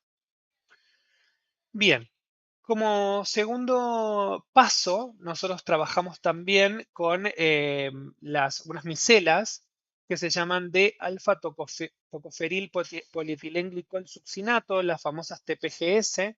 Estas TPGS se marcaron con tecnesio 99 metaestable y también se analizaron en un modelo murino normal, ratas normales, no eran ratas oncológicas. Ya vamos a llegar a ese paso. Esta publicación, lo que nosotros intentamos desde nuevo, bueno, las nanopartículas funcionan como delivery de drogas. Ese delivery de drogas está asociado al tamaño que tiene la partícula, a la forma que tiene la partícula y a cualquier interacción que vaya a tener ese tipo de partícula con blancos celulares. Entonces, si podemos utilizar a favor todos estos conceptos, ya sea el tamaño, la forma o la interacción, podríamos aumentar el target. Las TPGS son un polímero derivado de la vitamina E y esto está aprobado para el uso en humanos por la FDA. ¿Qué nos permite esto? Eh, Nos permite pensar que si está aprobado por la FDA, entonces lo podemos usar. Entonces, como el tecnesio también está aprobado para su uso, no tendríamos que obtener, al menos en la legislación argentina, si tenemos dos cosas aprobadas, podríamos pensar que podríamos utilizarlo en humanos sin inconveniente, es decir, hacer el registro de la unión de las dos cosas no debería ser un mayor problema si esto funcionara, ¿no? Es importante también saber que se comporta, por como tiene una característica anfipática esta micela, entonces se comporta como una característica de un surfactante. Bien, entonces, ¿cuál fue el objetivo de nuestro trabajo? Era simplemente ver la distribución en vivo y ex vivo de esta nanopartícula marcada con tecnesio. Acá lo que pueden ver es una de las imágenes de la rata que hicimos. Esto fue un estudio dinámico. Nosotros hicimos imágenes desde el momento cero de la administración. Yo solo les puse una imagen para que ustedes vean la distribución a un tiempo. Esto es alrededor de los 20 minutos. Pero por supuesto tenemos desde tiempo cero. También se administró por la vía lateral de la cola. Acá ven cómo podría ser la llegada, pero también puede ser la eliminación, así que no se los puedo asegurar, pero uno podría ver la subida sin problema y luego la distribución a través de los pulmones, el corazón y a partir de allí lo sistémico. Eso es lo que vemos siempre en este tipo de distribuciones. Claramente se ve la imagen miocárdica con una captación similar a lo que es el parénquima hepático, una elevada eliminación a este tiempo por los riñones y una eliminación renal marcada en la vejiga. Se ve como el radiofármaco está ahí presente. Eso implica que se está eliminando. Si miramos esta distribución y comparamos con los valores, bueno, vamos primero abajo, los dos gráficos de abajo. Los valores in vivo para la micela fueron captaciones en porcentaje de cuentas versus cada órgano. Miren cómo la vejiga obviamente muestra mucha captación y el riñón, ¿de qué nos habla esto? De la eliminación. ¿Sí? El estómago no estaba presente, el corazón tenía una captación por encima de la eliminación renal y el hígado tenía una captación que en la suma de las imágenes es menor que la del corazón. Por eso es importante, no solamente cuando haces un estudio dinámico en un radiofármaco desconocido, es ver la cinética de todo el movimiento. Yo, como les menciono, solo les puse una imagen, pero esto tiene una captación durante un periodo de tiempo largo, entonces acá parecen similares las captaciones, pero luego del hígado la captación es mucho menor al final del estudio. Esto se comparó para estar seguros que lo que estábamos viendo era la micela marcada y no la micela marcada más el tecnesio, el 99 metaestable por separado. Se comparó con un estudio exactamente igual, pero administrando tecnesio. Y miren cómo los perfiles son muy diferentes. Se ve obviamente el corazón porque es administrado por vía endovenosa y pasa por ahí. La captación del hígado también existe, pero mire cómo marcado el estómago, porque el tecnesio administrado por vía endovenosa va a quedar depositado en el estómago.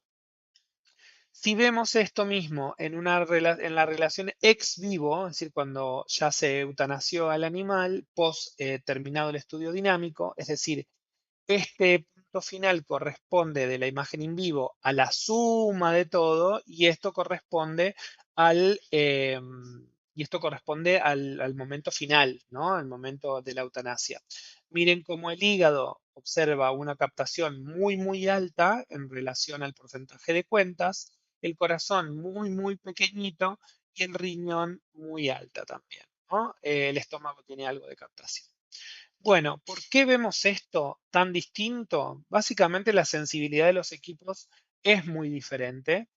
Lo que uno está midiendo, si bien es fotones en ambos equipos, yo acá tengo superposición en la imagen, tengo superposición de estructuras en la misma zona. Rehacer la imagen del ROI alrededor del órgano es rehacerlo delante y detrás de todo lo que tiene y está captando. Entonces, si yo comparo eso solo, el órgano aislado, en relación al órgano en el cuerpo, sí voy a ver captaciones distintas.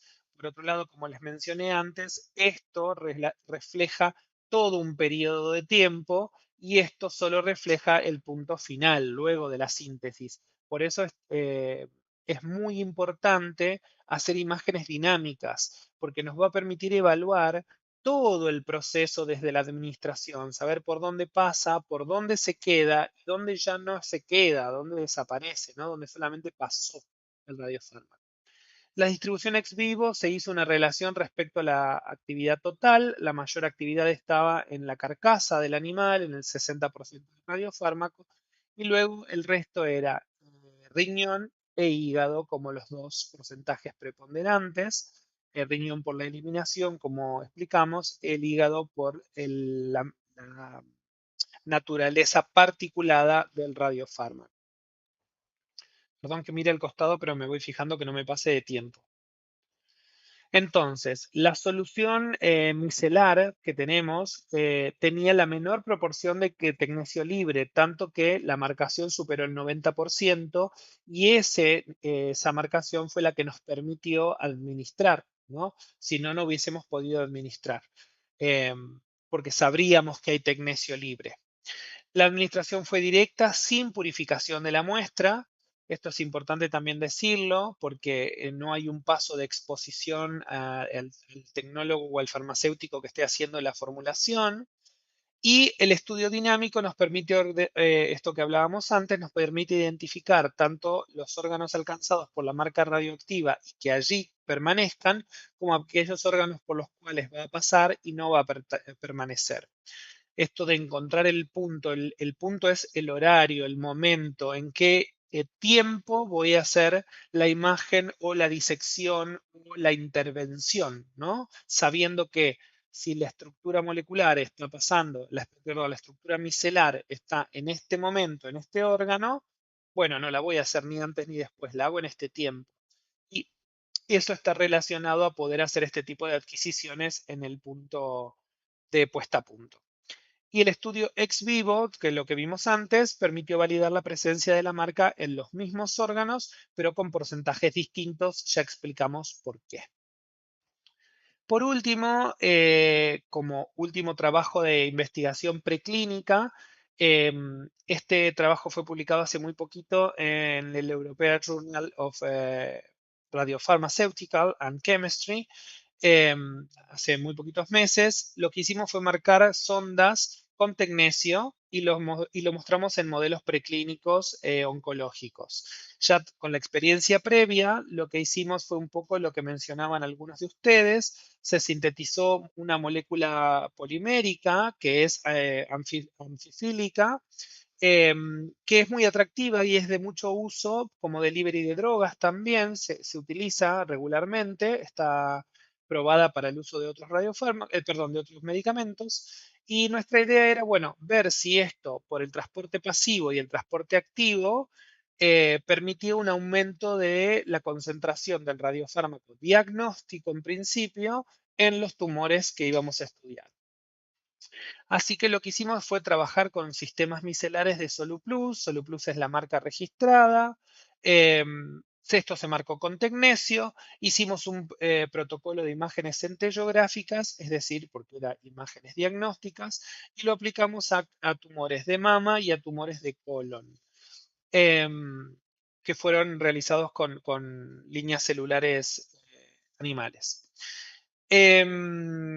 Bueno, entonces nosotros, ¿qué nos permitió estudiar esto? Dos cosas, el entorno pasivo y el entorno activo nos pudimos estudiar. Claramente, ya lo vamos a ver al final, el enfoque pasivo estuvo dado por el efecto EPR, que es un efecto que se da por permeabilidad del tumor, y eso nos permite estudiar el entorno tumoral. Y también el targeting activo estuvo dado porque funcionalizamos esas moléculas, ese SoluPlus, con glucosa y bevacizumab como dos elementos, el bevacizumab como un anticuerpo que está presente en el cáncer de colon, ¿no?, que tiene receptores para bevacizumab, y la glucosa como un marcador del aumento de la glicólisis, que también sabemos que está aumentada en los tumores. Entonces, esto nos permitió ver cómo se incrementó el anclaje de esta micela, reduciendo la eliminación hepática, la eliminación esplénica y la eliminación renal. Y esto tiene que ver con la importancia de caracterizar in vivo, que es lo que hablábamos hace un momento. Tener la oportunidad de mostrar lo que hacemos a lo largo del tiempo con nuestros radiofármacos es lo que nos va a permitir definir cuál es el mejor momento o el momento adecuado para realizar una intervención posiblemente terapéutica. Lo que hicimos con el diseño experimental fue partir de la molécula de SoluPlus y esa se hizo una unión ATPGS, que fue lo que ya hablamos antes, se hizo otra unión de SoluPlus a bevacizumab y se hizo otra unión de SoluPlus a gluconolactona. Esas cuatro, ¿no?, SoluPlus, la con TPGS, con beva y con gluconolactona, eso se radiomarcó. Se radiomarcó de forma directa con cloruro estanoso como agente reductor y una marcación de tecnecio pertecnesiato. Cuando obtuvimos las muestras radiomarcadas de SoluPlus TPGS, de SoluPlus bevacizumab y de glucosa, todas marcadas, se caracterizó lo que se encontró. Entonces se hizo microscopía por transmisión electrónica, se hizo dispersión del potencial Z, se hizo la pureza radioquímica y también se evaluó estabilidad en suero para ver que todo esto se mantuviera unido, ¿no? Entonces se propuso, mientras que se hacía toda esa caracterización físico-química, también se trabajó sobre el modelo in vivo. Entonces teníamos ratones Valve-C. Estos ratones fueron administradas células para cáncer de mama 4T1 y 1 millón de células de CT26 para cáncer de colon. Se esperó el desarrollo del tumor y luego de que los animales tenían el tumor clínicamente encontrado, es decir, que era palpable, empezamos a trabajar con las administraciones. Para el modelo de cáncer de mama se utilizaron 3 de ellas, 3 de las formulaciones, y para el de cáncer de colon se utilizaron 2. Para el colon fue glucosa y bevacizumab, y para el de mama fue glucosa, SoluPlus y TPGS. Muy bien. La idea era esta. Nosotros, el esquema hipotético es que esta, esta SoluPlus forma una micela, ¿sí? Esta micela, entre ellos, une primero el anticuerpo, el bevacizumab, luego tiene uniones a la TPGS y esa misma unión a la glucosa. Una vez que están funcionalizadas, el radiomarcaje también se produce dentro de las uniones, porque el tecnesio hace uniones de coordinación, así que queda embebido ahí, pero teníamos que demostrar que esto sucediera. Entonces, no solo que teníamos el SoluPlus con el beva, con la ATPGS y con la glucosa, sino que además que tuviera la marca radioactiva. Entonces, había que probar eso. Para eso se hicieron este tipo de análisis de microscopía, en lo cual, como pueden ver, acá abajo tienen los controles, ¿sí? Con lo que tenemos que comparar. Una de aquellas cosas con la que hay que comparar es con el bevacizumab solo. Es decir, yo tengo que comparar el beva, que tiene una cola perdón, una campana relacionada alrededor de los 10 nanómetros. Y cuando vemos el bevacizumab marcado con la micela, vemos que eso está alrededor de los 100 nanómetros. Entonces podemos inferir que no hay bevacizumab suelto, ¿sí? Dando vueltas por ahí. Lo mismo sucedió con las TPGS, ¿sí? Que tienen un tamaño muy pequeñito y marcadas las TPGS y el SoluPlus están por arriba de los 100 nanómetros. Bueno, en todos los casos pudimos tener esa diferencia de control, ¿no? Sabiendo que no vamos a tener material dando vueltas suelto o que la solución no está compuesta tanto del elemento marcado, por eso se hizo el control con tecnesio coloidal, que es otra cosa que podría ocurrir, que es la unión del tecnesio 99 metaestable con el cloruro estanoso, podría armar un coloide de tecnesio, y miren cómo el coloide de tecnesio está en una zona distinta, también mucho más alejado, que no da ninguno de los otros parámetros. ¿Tá? Entonces así estábamos seguros, a través de la microscopía, que no estábamos en presencia de la marca separada o de la funcionalización separada de la SoluPlus, sino que teníamos todos los compuestos juntos. Y estos son los modelos desarrollados y los tumores y las imágenes en vivo. Se administró por vía endovenosa de la cola a los ratones. Los tumores eran claramente visibles y de gran tamaño. Los tumores se desarrollan en la zona topográfica donde el animal desarrollaría normalmente. En mama se van a ver de la parte superior y colon en la parte inferior. Aquí había un tumor, acá teníamos otro tumor y acá había otro tumor. Y si vemos tanto la captación podemos ver la relación aquí al costado, ¿sí? SoluPlus es lo amarillo y bevacizumab es lo verde. Y como vemos en el tumor hubo mayor captación del bevacizumab, del funcionalizado, y también en el hígado hubo menor captación. Entonces, eso es una cuestión del perfil que nos interesa. Miren cómo en pulmón también se redujo la captación. Esto fue significativa la diferencia acá, perdón que no está el asterisco, pero fue significativa la diferencia aquí en el tumor también. Y esto es el análisis tanto in vivo, cualitativamente viendo la imagen, como ex vivo, cuando el animal fue eutanasiado. Arriba tenemos una tabla de control donde podemos ver la comparación entre la captación de SoluPlus, que en in vivo fue de una relación tumor-fondo de 1.8 y para el bevacizumab fue de 3.7, es decir, claramente aumentó la captación. Y en ex vivo, en el tumor versus la sangre, dio una proporción similar. ¿Sí? Eso habla de que se extrajo de la sangre. De allí salió. Después hay que ver dónde está. Bueno, el perfil de dónde está nos los marca esto, los órganos. Muy bien. Para el tumor de mama hicimos lo mismo, como les mencionamos, aquí hay un tumor de mama bastante grande, aquí parecían ser dos tumores en realidad, este tumor nunca se pudo identificar porque estaba dentro de la parrilla costal, se identificó obviamente por la imagen lo supimos después cuando se abrió el animal. Y este tumor, que al principio parecía ser uno, en realidad eran 2 tumores. Estamos hablando de animales muy pequeñitos, de 20 gramos, entonces es muy difícil a veces diferenciar si el tumor está separado cuando el tumor es tan grande y a nivel, por ejemplo, del cuello, como eran estos tumores, ¿no? Que estaban en la zona más del cuello. Miremos acá al lado el gráfico para ver cómo se comportó el Soluplus, que es el amarillo, el Soluplus con TPGS y el Soluplus con glucosa, que es este verde. Y miren cómo la glucosa aumenta la captación en el tumor, ¿sí? En relación a la TPGS, que no la disminuyó en comparación con la Soluplus. Entonces la funcionalización con glucosa para mama fue más pertinente, ¿sí?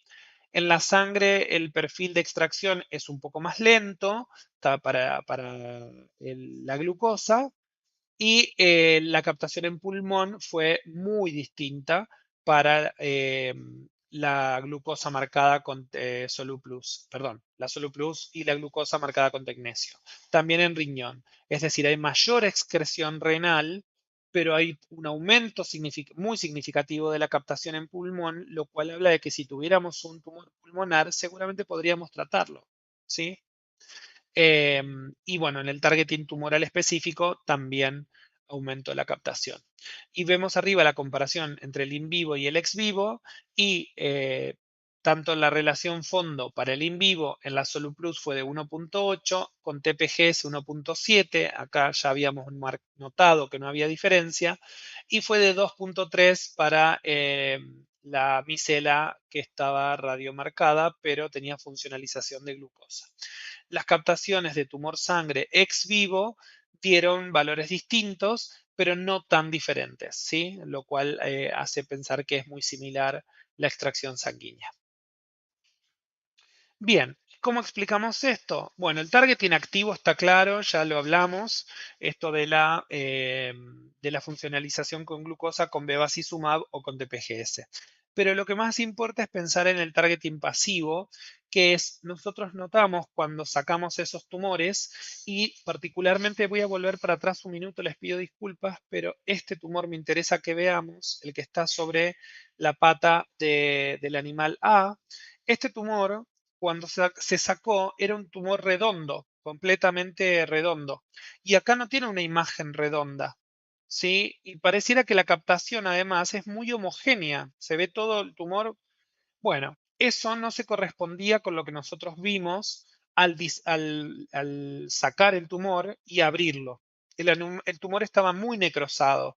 Y entonces empezamos a pensar, bueno, ¿por qué estamos viendo en la imagen el tumor si el tumor está muy necrosado? Bueno, lo que pudimos entender es que el efecto EPR, es decir, este efecto de permeabilidad, hace que el vaso asociado a llenar a nutrir el tumor, haga que pase la marca radioactiva, y esa marca radioactiva se va a posicionar sobre las células que no están eh, muertas. En este caso son las células más externas. Las células más externas hicieron como una envoltura del radiofármaco, ¿sí? Así que la funcionalización fue al targeting específico y el efecto EPR aumentó por perfusión. Bien. Bueno, conclusiones para esto, tenemos que la elaboración de las radiosondas por marcación de directa con tecnesio es posible, ¿sí? Son marcaciones micelares, que la imagenología que hicimos en concordancia con el concepto de las 3 R's va a disminuir el uso de animales, es decir, vamos a reducir la cantidad, y la performance in vivo, es decir, la toma de las imágenes, permite visualizar los tumores murinos del cáncer de mama y de colon mediante estudios centellográficos, lo cual está en concordancia con el punto anterior, ¿no? Es decir, si yo puedo seguir menos animales, reduzco la cantidad de animales y la técnica es mucho menos cruenta, es decir, también refino el tratamiento de los animales. Obviamente, estas micelas van a tener capacidad de ser utilizadas como compuestos de delivery de otros fármacos, lo que decimos acá, que es nuestra perspectiva futura. Queremos hacer este año eso y empezar a utilizarlas como delivery de otros radionucleídos que nos permitan tratar esos tumores. Bueno, no sé si me queda tiempo, me quedan unos minutos. Me voy a tomar una licencia de contarles muy rápidamente que todo esto que nosotros ahora no vemos en la clínica, porque no vemos ni TPGS ni SoluPlus en la clínica, sí ha pasado con otras moléculas que seguramente han tenido oportunidad, pero que yo quería recordarles. Existe la molécula del PSMA. La molécula del PSMA en realidad es un antígeno específico de membrana que está en las membranas del cáncer de próstata, así como en otras células, tanto normales como patológicas, el cáncer de vejiga y otras. Pero nosotros podemos llegar a ese antígeno específico de membrana a través de pequeñas moléculas. Esta es la estructura que tiene el antígeno. Esta es la pared celular, ¿sí? Y tiene tres tipos de eh, componentes. Tiene un componente extracelular, un dominio extracelular, un dominio intracelular y un dominio, perdón, extracelular, transcelular e intracelular. Esta es la parte de adentro de la célula. Y aquí se pueden marcar diferentes tipos de cosas. Existe un sitio de reconocimiento de PSMA donde se puede inhibir este antígeno específico. Lo que nosotros usamos es una molécula que se probó que inhibe este target, entonces permite que se unifique a esa membrana y podamos ver las células que tengan este PSMA. Como está sobreexpresado en las células prostáticas, de cáncer de próstata específicamente, lo cual se utiliza como antígeno específico de membrana. Y casos clínicos para que vean que esto es real, la tomografía a veces podría decirnos que algo es normal, ¿sí? Como este ganglio que tenemos acá, que es muy, muy pequeñito, muy chiquitito, que ese ganglio no captara absolutamente nada, y esto fuera normal, o tener un ganglio que tiene un pequeño aumento de tamaño, que te diríamos, bueno, hay que ver, hay que seguirlo. Cuando se hace el ganglio con PSMA está absolutamente aumentado, cambiando la estadificación del paciente, ¿no? Teniendo que retratarlo o empezar a tratarlo si no estaba en tratamiento. Miren cómo se veía este ganglio retroperitoneal súper pequeño, que hay que tener mucho cuidado en toda la zona de la próstata porque hay muchas interferencias dependiendo qué tipo de PSMA se use, pero con un PSMA de 0,34 es muy, muy bajito. Entonces el PSMA puede ser tan específico en la recaída bioquímica dependiendo de que la capacidad que tiene esa molécula, el PSMA inhibidor, de pegarse al antígeno específico de membrana. Este ganglio obviamente no había sido visto en la tomografía. Miren la imagen de abajo, ¿no? Este ganglio de acá nadie lo va a considerar como un ganglio patológico. Bien, entonces ya les dije que el antígeno específico de membrana en realidad se va a llegar a través de él por un radionúclido que tenga que tener características que nos sirvan y una pequeña molécula que inhibe ese receptor que hablamos anteriormente. Originalmente la primera estrategia fue marcar con indio 111 el dominio intracelular, pero este tenía muchos problemas, básicamente porque las condiciones del indio para la imagen no son las mejores, porque la resolución de un equipo SPECT tampoco es la mejor y porque además este radiofármaco debía ser internalizado, lo cual llevaba tiempos más largos, por eso había que usar indio para la marcación. Luego se cambió la estrategia por otros radiofármacos que fueran inhibidores y se utilizan otros radionucleídos como el galio 68 y el flúor 18, que son emisores de positrones para PET, o el tecnesio 99 metastable y el indio 123 para marcajes que se van a hacer estudios en SPECT, cámara gamma. Esta pequeña molécula es una molécula, perdón que esto quedó fuera del cuadradito, esta pequeña molécula son todos compuestos a bases de urea. Antes había compuestos a bases de fósforo o de tiol, de azufre, pero quedaron ahora todos relegados a bases de urea. Esta base de urea puede ser radiomarcada y puede ser radiomarcada de dos maneras, de forma directa o de forma indirecta. dependiendo de lo que vayamos a utilizar. Y los compuestos están aquí, son los compuestos que están disponibles en la clínica, tanto para diagnóstico como para terapia. El PSMA 617, este que está aquí, ocurre la marcación a esta altura. Acá se une el lutecio 177 para hacer un terapéutico.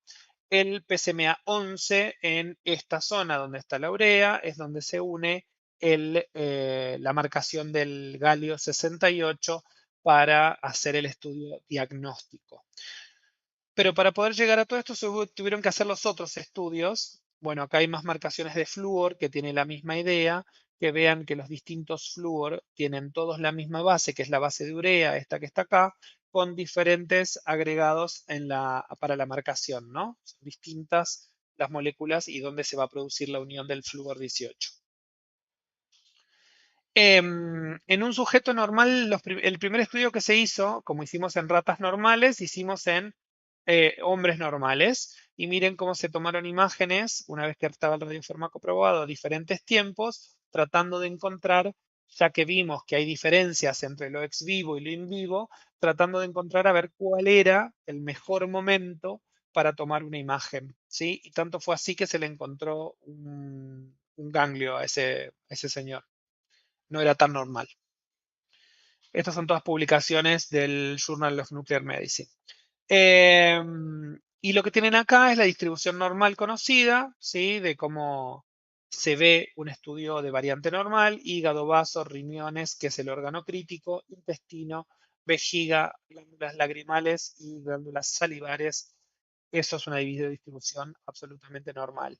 Pero miren, si tenemos que evaluar y pensar que el cáncer de próstata empieza en la pelvis y cómo va aumentando, siempre la recaída suele ser ordenada, ¿no? Entonces, primero es el lecho, después son los ganglios de la zona, luego son los ganglios más superiores y después podría ya dispararse. Entonces, hay que tener cuidado y pensar que estas moléculas por ahí no tendrían la oportunidad de mostrar algún ganglio en esa zona.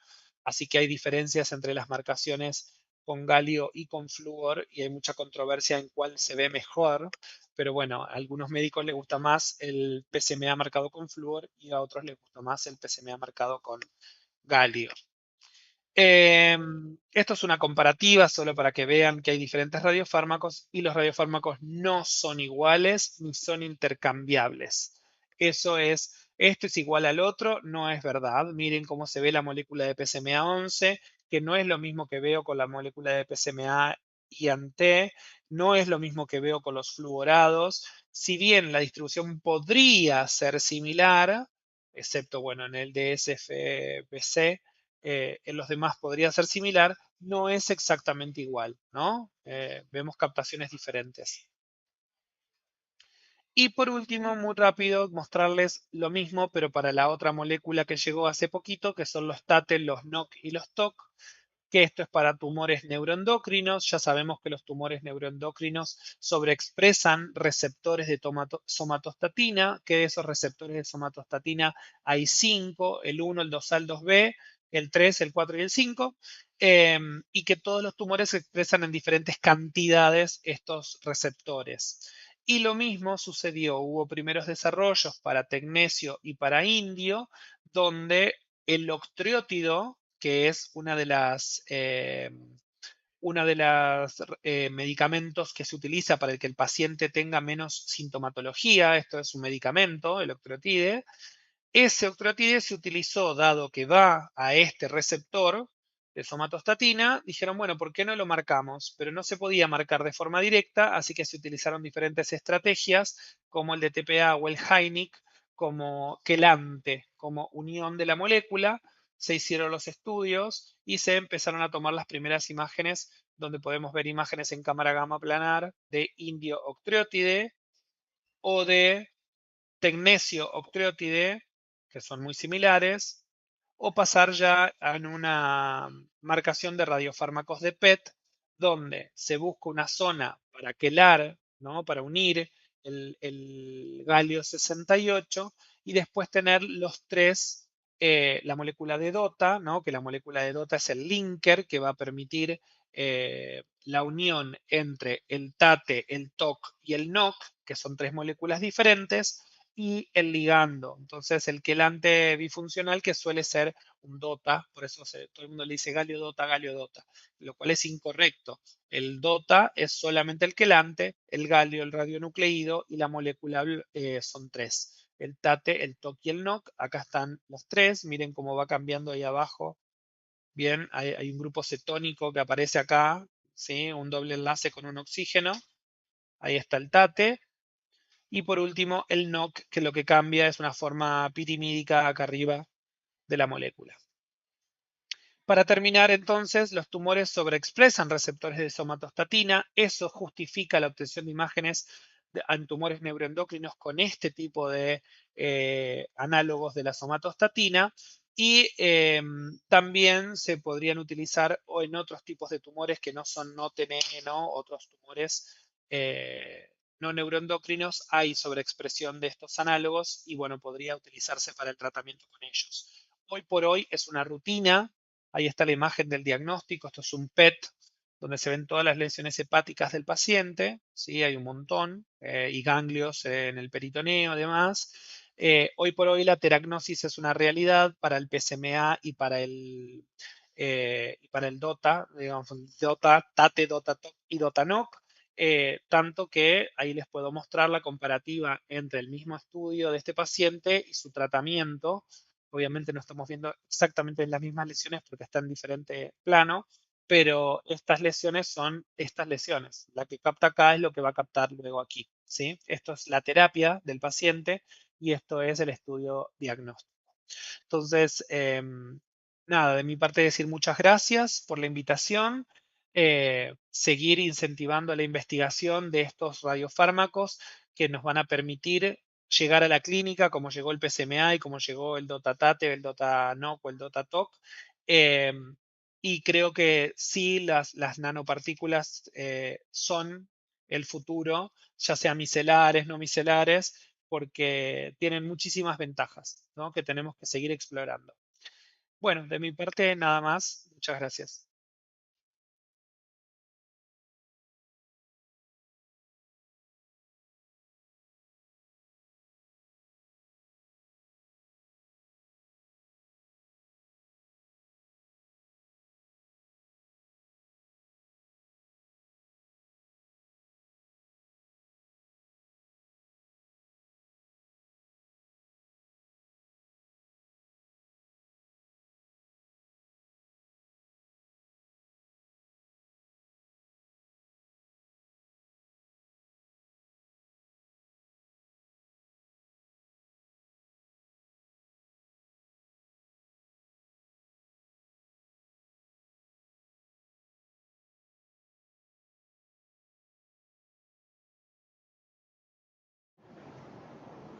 Boa tarde, muito bem. Estamos quase chegando ao fim desse dia maravilhoso e é com imensíssimo prazer que eu trago aqui para vocês a doutora Nelisa.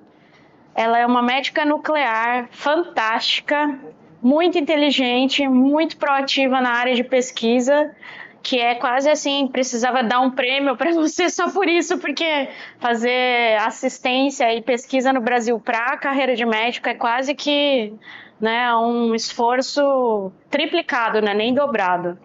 Né? Porque além da pessoa ter que laudar todo dia, para ela fazer pesquisa, e ela fez doutorado, ela defendeu um doutorado de forma muito ativa e empenhada, né? Não dormia, não comia, mas tirou o título. Então, ela é a doutora Nelisa.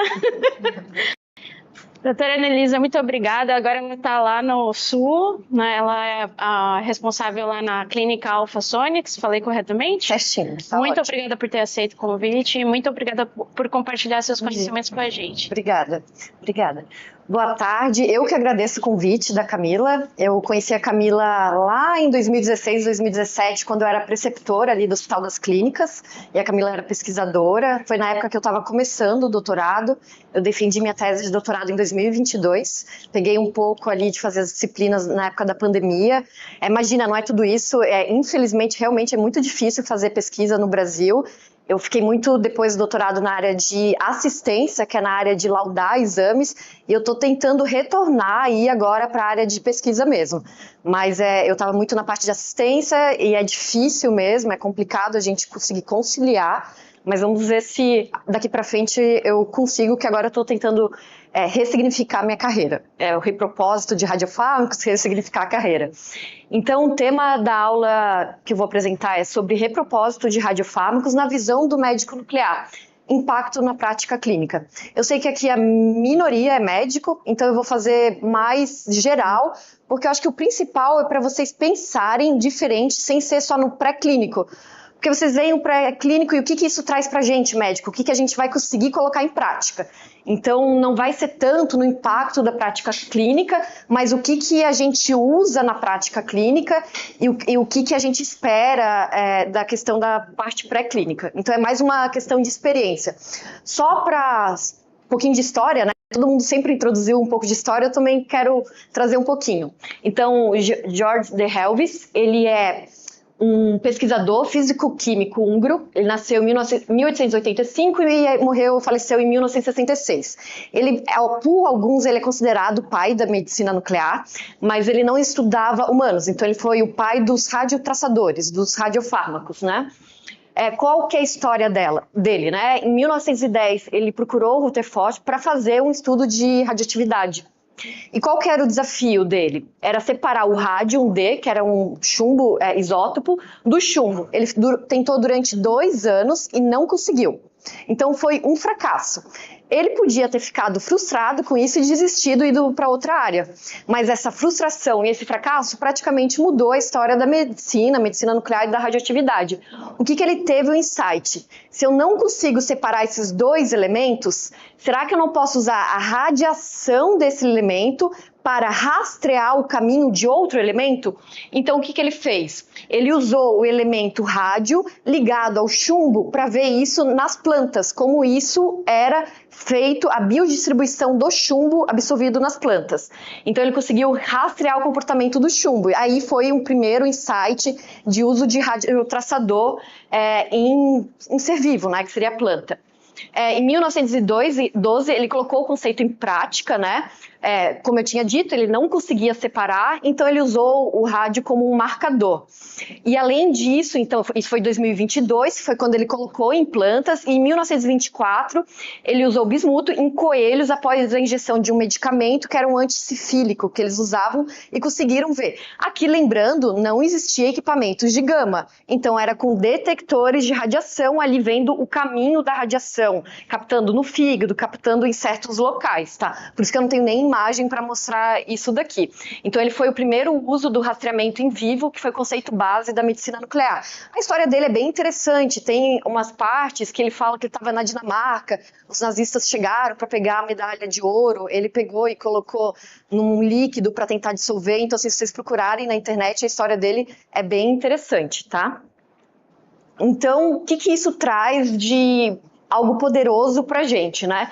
Então, às vezes, a gente acaba se focando muito de não conseguir, mas, na verdade, a gente não conseguir aquilo pode trazer a gente, às vezes, a resposta para alguma outra coisa, um repropósito daquilo.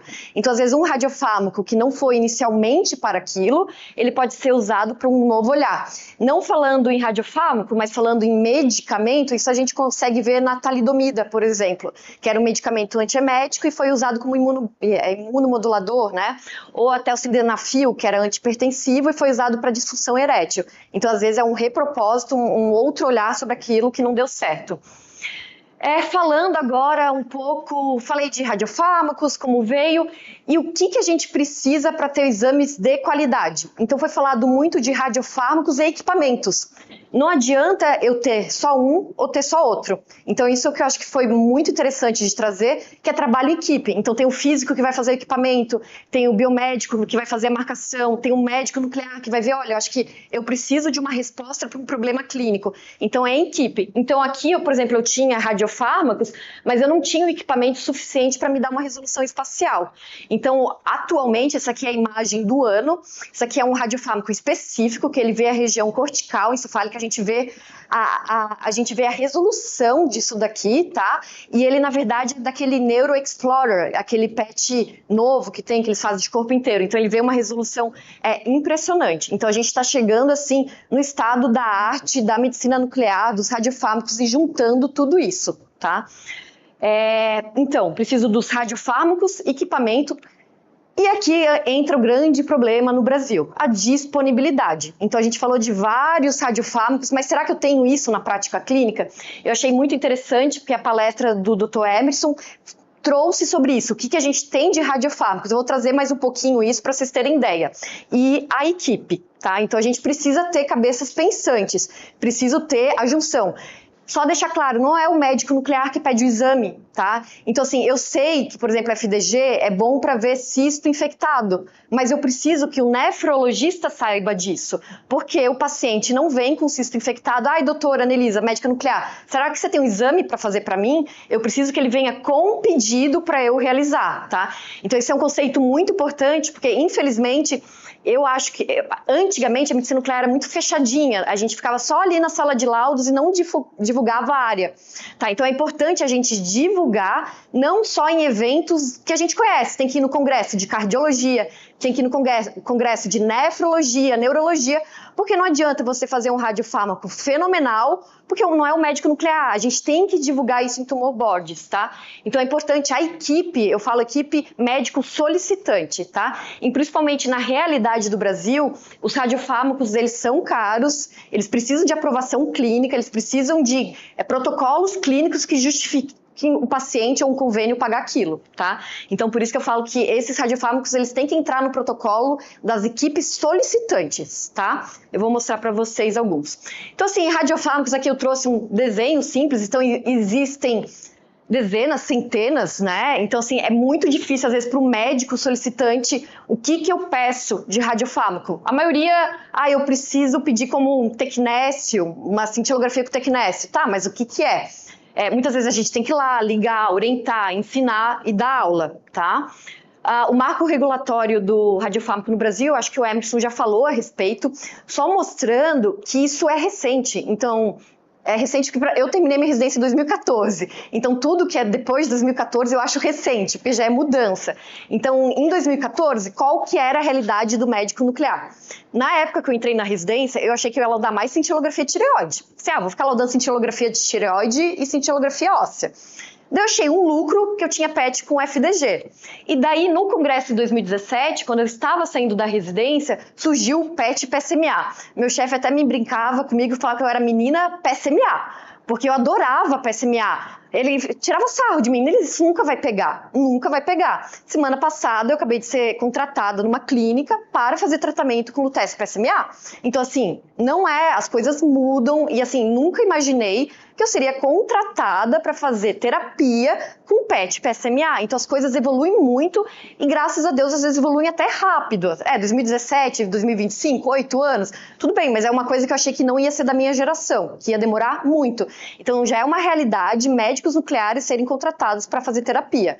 Então, antigamente era iodo e pronto, tá? Então, assim, é importante o médico nuclear saber terapia, é importante os biomédicos saberem desse campo que tem. Eu vou mostrar a questão de investimentos também.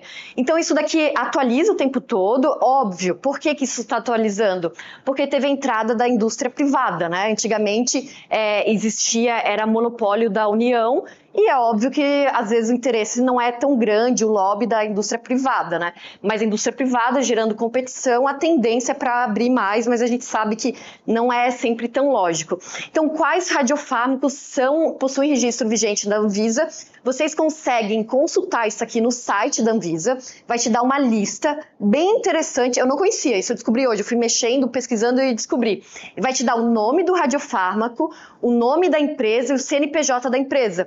até o HC, o Hospital das Clínicas, já está lá o fluoreto. Então, assim, o fluoreto, o galho 68, então, assim, já está. Então, será que eu posso pedir, comprar do Hospital das Clínicas, da USP? Porque antigamente eles não podiam, já está lá registrado, autorizado para venda. Então, todo radiofármaco autorizado com registro vigente da Anvisa vai estar aqui nesse site. São cerca de 60, tá? Mas não está registrado na Anvisa, eu posso usar? Em alguns casos pode, tá? Porque são aqueles radiofármacos que não tem, por exemplo, no Brasil. Então, às vezes, em alguns casos específicos, isso é relacionado à legislação, tudo muito regulamentado e vai estar no diário oficial quais é que podem, tá? Mesmo sem registro. O que faz no SUS, né? A gente vê maravilhas, marcado com bevacizumab, imunoterápico, mas qual que é a realidade do médico nuclear no Brasil? A nossa realidade, infelizmente ou felizmente, é muito a cintilografia óssea, muito MIB. A gente fala que o MIB é o exame que paga os serviços de medicina nuclear, porque é o exame que a gente faz um volume alto e está começando muito PET FDG no SUS também. Eu trabalhava em São Paulo no Hospital das Clínicas e na rede DASA privada. Então, assim, no Hospital das Clínicas a gente faz muito PET FDG. Então, já é autorizado, já faz no SUS. Então, essa é a realidade, tá? E só para mostrar para vocês, os exames e os códigos, eles não vêm com os radiofármacos, tá? Só para vocês verem assim, surgiu um novo radiofármaco renal. O médico, ele vai pedir cintilografia renal estática. Ele não vai pedir com DMSA. Ele pode até pedir, mas não precisa. O código do exame e o nome do exame é sempre pelo nome do sistema.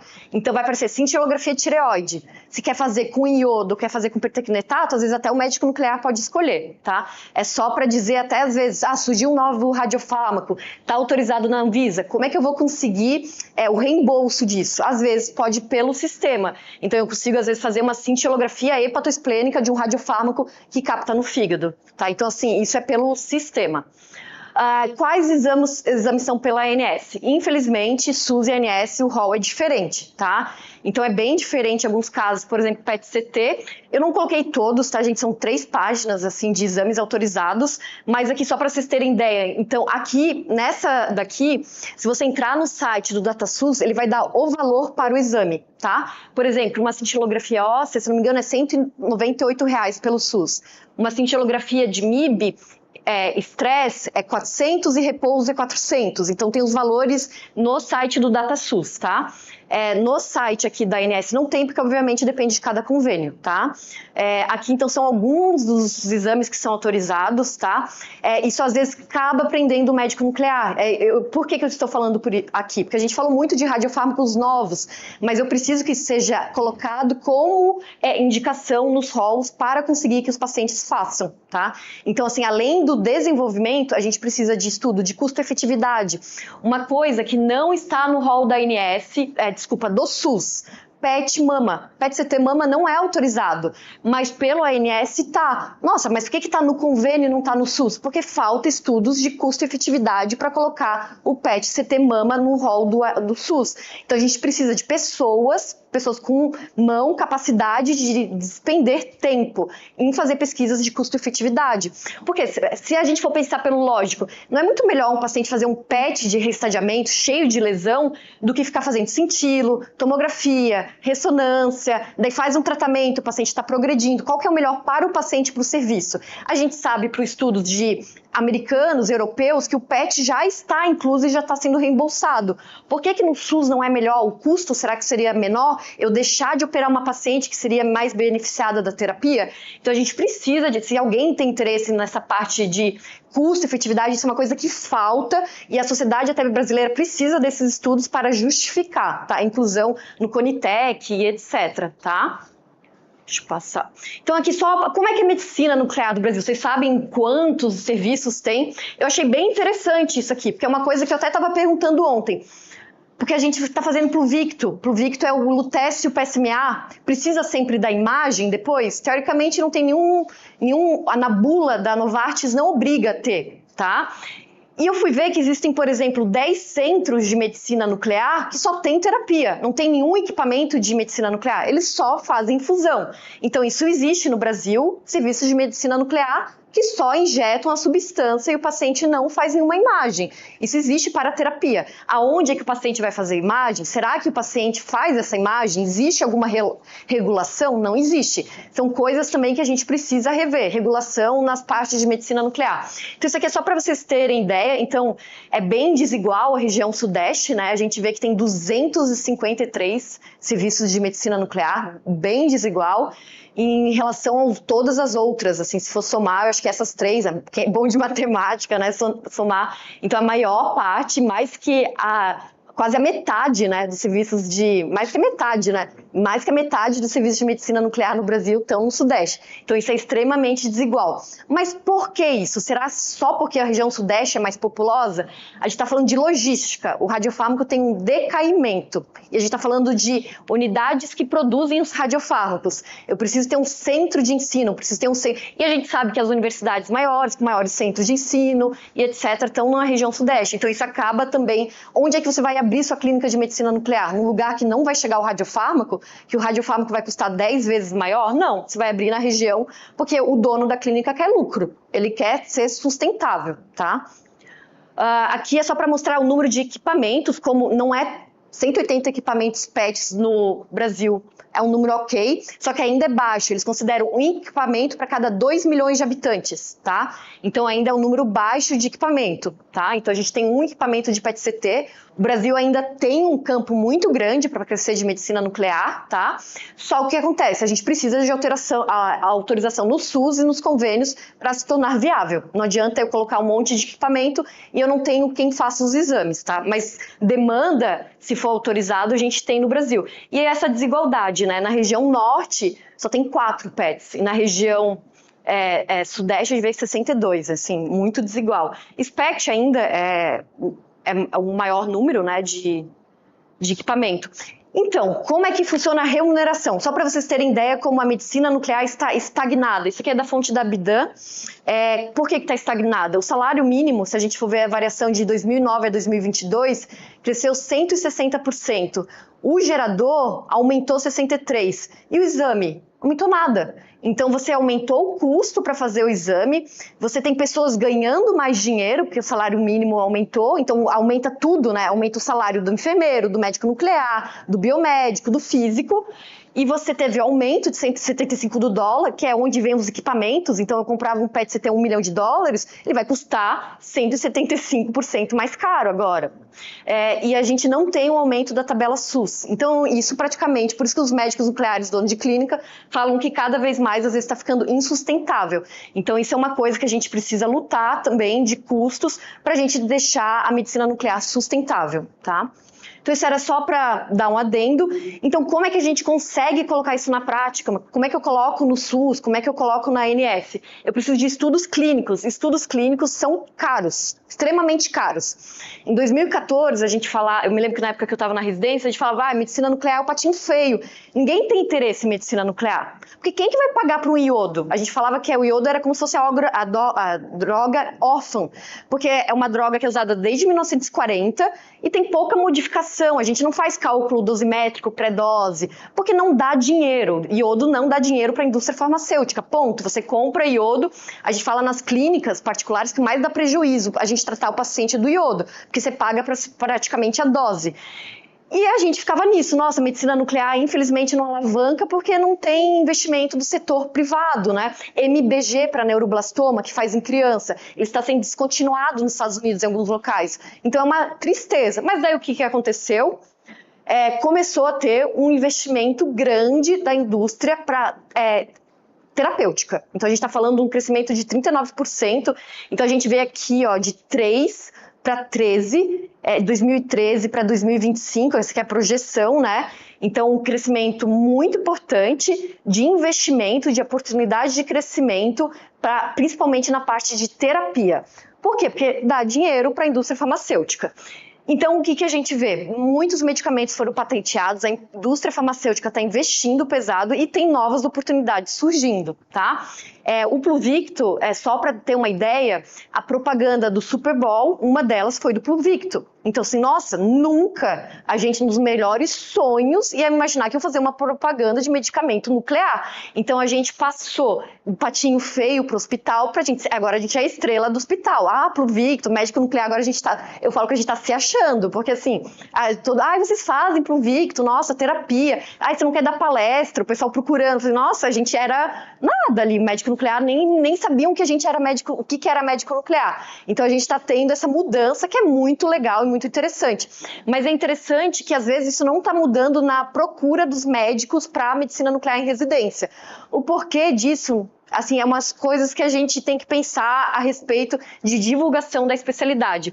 Além do Pluvicto, então, a gente tem o Lutathera, que não está patenteado aqui ainda do Brasil, tá? Eles não fizeram o registro na Anvisa, então quem produz ainda é o IPEM. Isso até é um medo, assim, que às vezes tem. Por quê? Porque o preço do medicamento, quando eles trazem a patente, quando eles registram na Anvisa, ele pode subir mais de 10 vezes, né? O preço do medicamento. Então, só para citar preços de Pluvictos, eu não vou falar o valor, mas ele vai na ordem de 5 dígitos. 5 dígitos, Então, assim, são medicamentos reais, tá? 5 dígitos, 5 dígitos, né? Tudo, me corrija. Então, assim, são medicamentos caros. Isso, o preço do medicamento, sem contar todo o tratamento. O médico nuclear tem que ser remunerado, o físico tem que ser remunerado, o biomédico vai tirar a dose, vai ser remunerado. Então tem um custo do tratamento inteiro, mas só o medicamento que vem de Turino, da Itália, que ele é produzido, é na faixa de 5 dígitos. Então a gente está falando de medicamentos extremamente caros, que vão dar um retorno. Qual que é o tumor mais comum na população sem ser os tumores de pele? É o de próstata. Tá? Então, assim, a gente está falando de tumores muito frequentes, tá, gente? Isso é só usado em paciente metastático? Não, tem vários clinical trials utilizando até como primeira linha. Então, eles falam que isso vai ser uma revolução. Então, a gente está falando...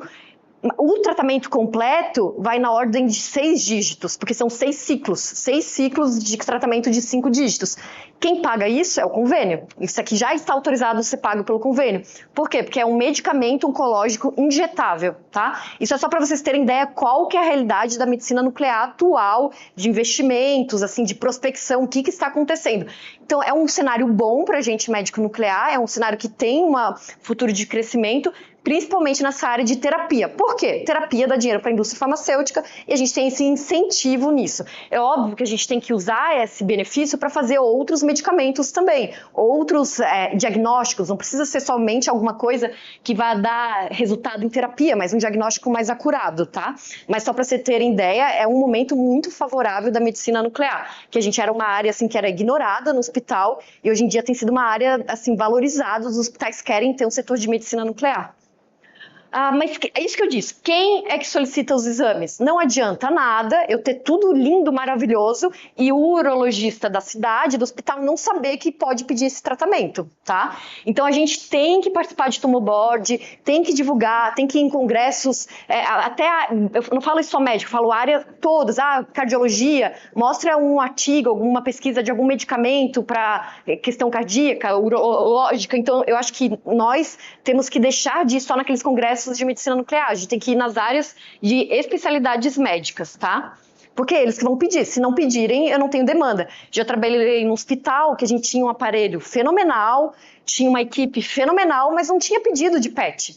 E assim, daí um dos motivos foi de eu ser contratada para participar dos tumor boards. Então eu participava do tumor boards falando, olha, esse paciente tem indicação. Por que ele tem indicação? É porque vai dar mais exame para o serviço? Não, é porque vai modificar a conduta. Então é importante salientar qual que é a indicação. Vai diagnosticar mais lesão? Isso não é uma indicação. A indicação é muda a conduta ou não muda. Isso que o médico solicitante vai me perguntar. Várias vezes eu falo assim, olha, o PET vai mostrar mais lesão. Daí o médico fala, tá, mas vai mudar o que a conduta para mim? Não vai mudar nada. Para que eu vou gastar um exame de 3, 4, 5 mil, isso não vai mudar nada a conduta. Então tem que ser mudança de conduta, tá? Então o que a gente tem que fazer? Publicar em revistas de especialidades diferentes, participação de congresso e discussões, isso é muito importante, discussão com o médico solicitante. Agora eu vou falar do repropósito de medicina nuclear, tudo isso era para dizer a realidade do Brasil atual. O principal eu vou começar pelos pósitros, né, emissores pósitro, é o PET-CT com FDG. Ele surgiu inicialmente para avaliação de metabolismo, se não me engano foi em 1950 e pouco. Só que daí eles começaram a ver que estava também em tumores. Lembrando que a gente não tinha equipamentos apropriados para isso. quando é que ele começou realmente, de fato, a aumentar a solicitação nos Estados Unidos? Foi quando eles conseguiram um reembolso. Então, eles criaram um instituto de Off-Road Clinical PET, que eles conseguiram um reembolso do exame. Porque o paciente pagando, o paciente não faz. Então, eles conseguiram um reembolso. E hoje em dia, o que a gente vê? Qual que é o repropósito do PET-FDG? A gente vê muito em processos inflamatórios, tá? Então, só para trazer... Então, o PET-CT é só para causas oncológicas? Não. Eu tô com uma dúvida, por exemplo, de captação, o paciente, será que está com endocardite? Isso aqui já entrou nos critérios americanos, o DUC modificado, para diagnóstico de endocardite em válvula protética. Então, isso já é indicado. Um paciente com febre de origem determinada, ele tem indicação de fazer, porque a janela do ultrassom, ela vai dar uma falha por causa aqui da válvula protética. Então, uma das indicações é fazer PET-CT com FDG. Então, causas não oncológicas existem. Isso aqui é reembolsado? Não. Por quê? Porque precisa ter estudos de custo-efetividade no Brasil para isso entrar no rol. Nos Estados Unidos mas aqui não. Então, a gente precisa lutar para isso entrar, não para a gente ter benefício, mas para o paciente, porque esse paciente é muito difícil o diagnóstico, às vezes ele fica ali tirando antibiótico e colocando antibiótico. E por quê? Porque isso aqui muda a conduta, tá? Então, esses aqui são os critérios de DUC modificado. A gente vê que o PET-CT já entra aqui, ó, desde 2013, tá? Então, assim, já está em 2025. Então, ele entra como suspeito, definitivo, possível e rejeitado. E o que acontece? Pode ter indicação de antibiótico ou cirurgia, muda totalmente a conduta quando vem negativo. E o grande valor preditivo é o negativo. Veio sem captação nenhuma, a probabilidade de ter é muito baixa, tá? Então, modifica a conduta. Então, essa é a indicação, em casos que tem modificação de conduta, tá? Esse aqui é um caso de uma rede privada lá de São Paulo, que eu trabalhava. Então, a gente vê uma paciente que veio com vários linfonodomegalias, tá? Então, esse aqui é um PET-FDG e, na verdade, ela tinha sarcoidose. Por que ela fez PET-FDG? Para avaliar extensão de doença, tá? E para definir o melhor sítio de biópsia. Ela tinha até cometimento da mama infiltrada, tá? Então, esse é um caso não oncológico. A sarcoidose é uma doença granulomatosa, não infecciosa, tá? Então, qual que é o tratamento disso? É corticoide. E, além disso, ela fez um PET de acompanhamento que praticamente sumiu tudo em um ano. Mas ela ainda precisa manter o tratamento porque ainda tem áreas de captação. Então, ela não pode suspender o corticoide. Então, o que isso faz? Isso modifica a conduta. Então, é sempre isso. Modifica a conduta, não modifica? Isso eu falo para vocês pensarem também, eu tô querendo fazer uma pesquisa, quero usar um radiofármaco. O que isso vai acrescentar de novo pra gente? Então, assim, ele pode ser mais barato, essa pode ser uma indicação, pode ser uma via de administração diferente, vou mostrar minha tese de doutorado, que foi a via oral. Então, era interessante mudar a via de administração. Mas, além de pensar no problema, eu vou diagnosticar mais lesão, mas o que isso vai mudar na conduta daquele paciente, tá? Eu tô falando para estudo clínico, não pré-clínico, que vocês querem ver se a droga vai ou não no fígado, para ver a biodistribuição. Tô falando para entrar para diagnóstico, para avaliação de paciente mesmo.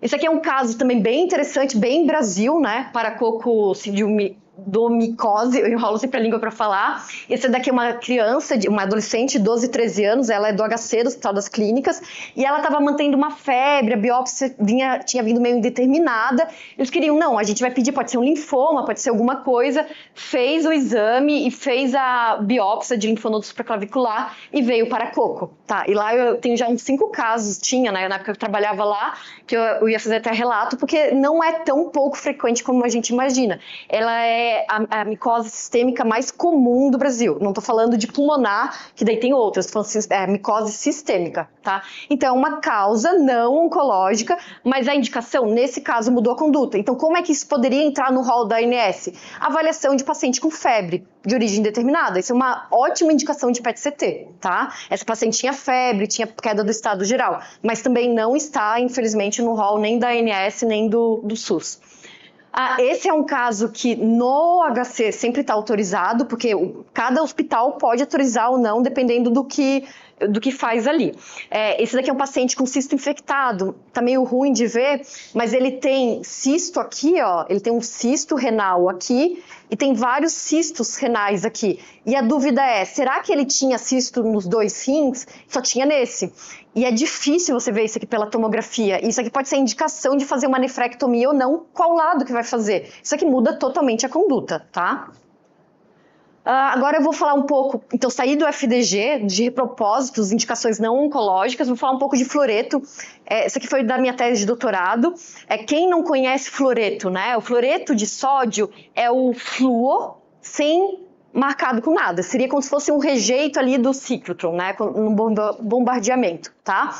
Nossa, mas ele é novo, ele surgiu quando? Ele surgiu a primeira vez em 1962, ele é velho pra caramba, tá? Ele é mais velho que o MDP, tá? Porque ele surgiu antes dos polifosfonados, marcados com tecnécio, porque nem tinha tecnécio aqui nessa época, tá? Só que essa era imagem maravilhosa do flúor 18. Olha a diferença, o que eu falo, não é o mesmo radiofármaco, tá? É a mesma substância, mas eu tenho equipamentos diferentes, tá? Então por isso que tem que ser um trabalho em equipe mesmo, eu preciso de um físico. E agora o que a Solange falou desse CZT 360, eu achei fenomenal, porque mesmo sendo imagem de cintilografia, é parecido com uma imagem de PET, né? Então é o que a gente tem que casar radiofármaco, e nem sempre eu preciso criar um radiofármaco novo. Às vezes eu posso ter uma nova indicação ou um novo equipamento para uma coisa que já existia há mais de 60 anos, né? Quando começou aqui em 2000, né? Então, em 1962 foi a primeira descrição do uso clínico. Em 72 ele já era aprovado para o FDA. Então, assim, é muito tempo para o FDA.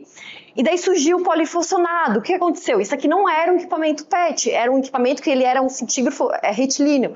Então, ele não era bom para ver imagem positron. Então, era essa imagem que era um borrão. Isso aqui é metástase, tá, gente? Essa areazinha aqui da seta é a areazinha da seta do artigo que mostrava que tinha metástase. Por quê? Porque ele correlacionava com a radiografia, tá? Paciente vivo.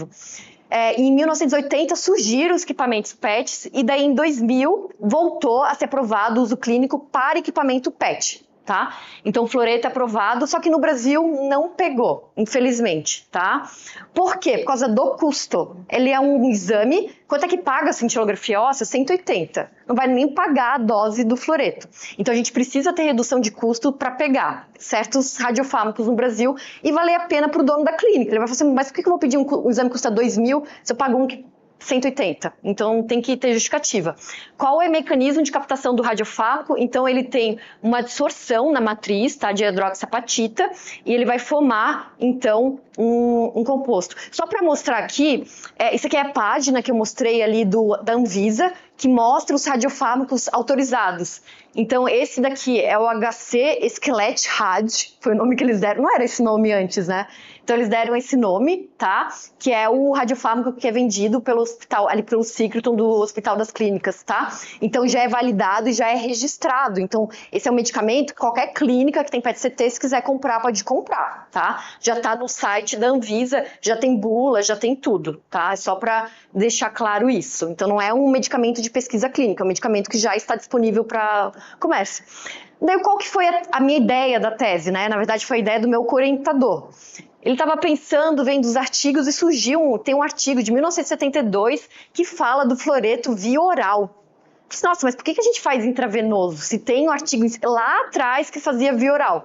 Só que o que acontece? Quando você fazia via oral no equipamento plano, você tinha sobreposição de alças intestinais com a lesão. Então, imagina uma cintilografia. Você sobrepõe, não era imagem 3D. E além disso, a biodistribuição do fluoreto é muito estudada por causa da fluoretação da água. Então, se você vai ver artigos de dendríticos, de dente, tem muito sobre a biodistribuição, tá?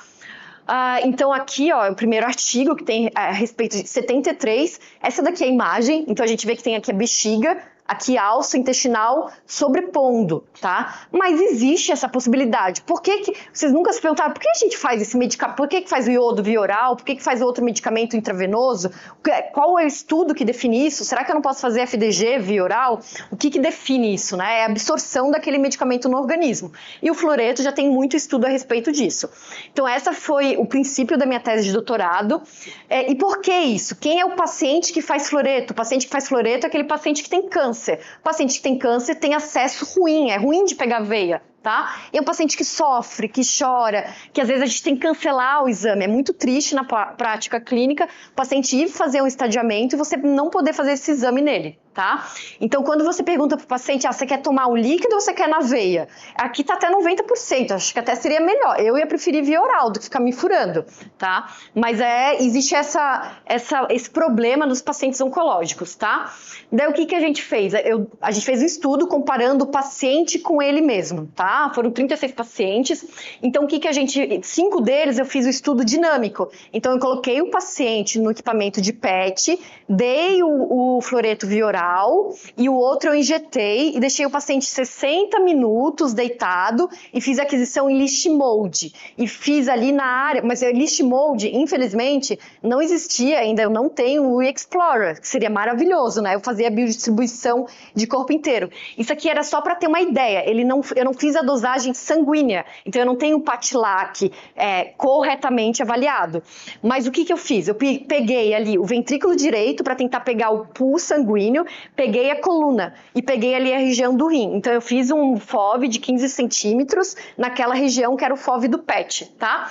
E daí eu avaliei, o paciente ele é controle dele mesmo. Então até a questão do Patilac, o que acontece é que eu nunca sei quanto por cento, por exemplo, ficou na boca, né? É uma coisa difícil de avaliar a dose exata. Por isso que isso aqui é uma ideia da biodistribuição durante o tempo de atividade da curva, né?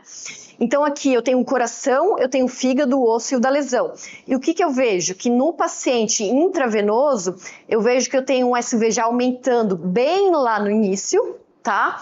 E já no paciente que fez a ingestão via oral, é o mesmo paciente sem controle dele, eu vejo que ele começa a iniciar mais ali atrás. Só que ele está ainda em ascendente, ele não atinge ainda um platô.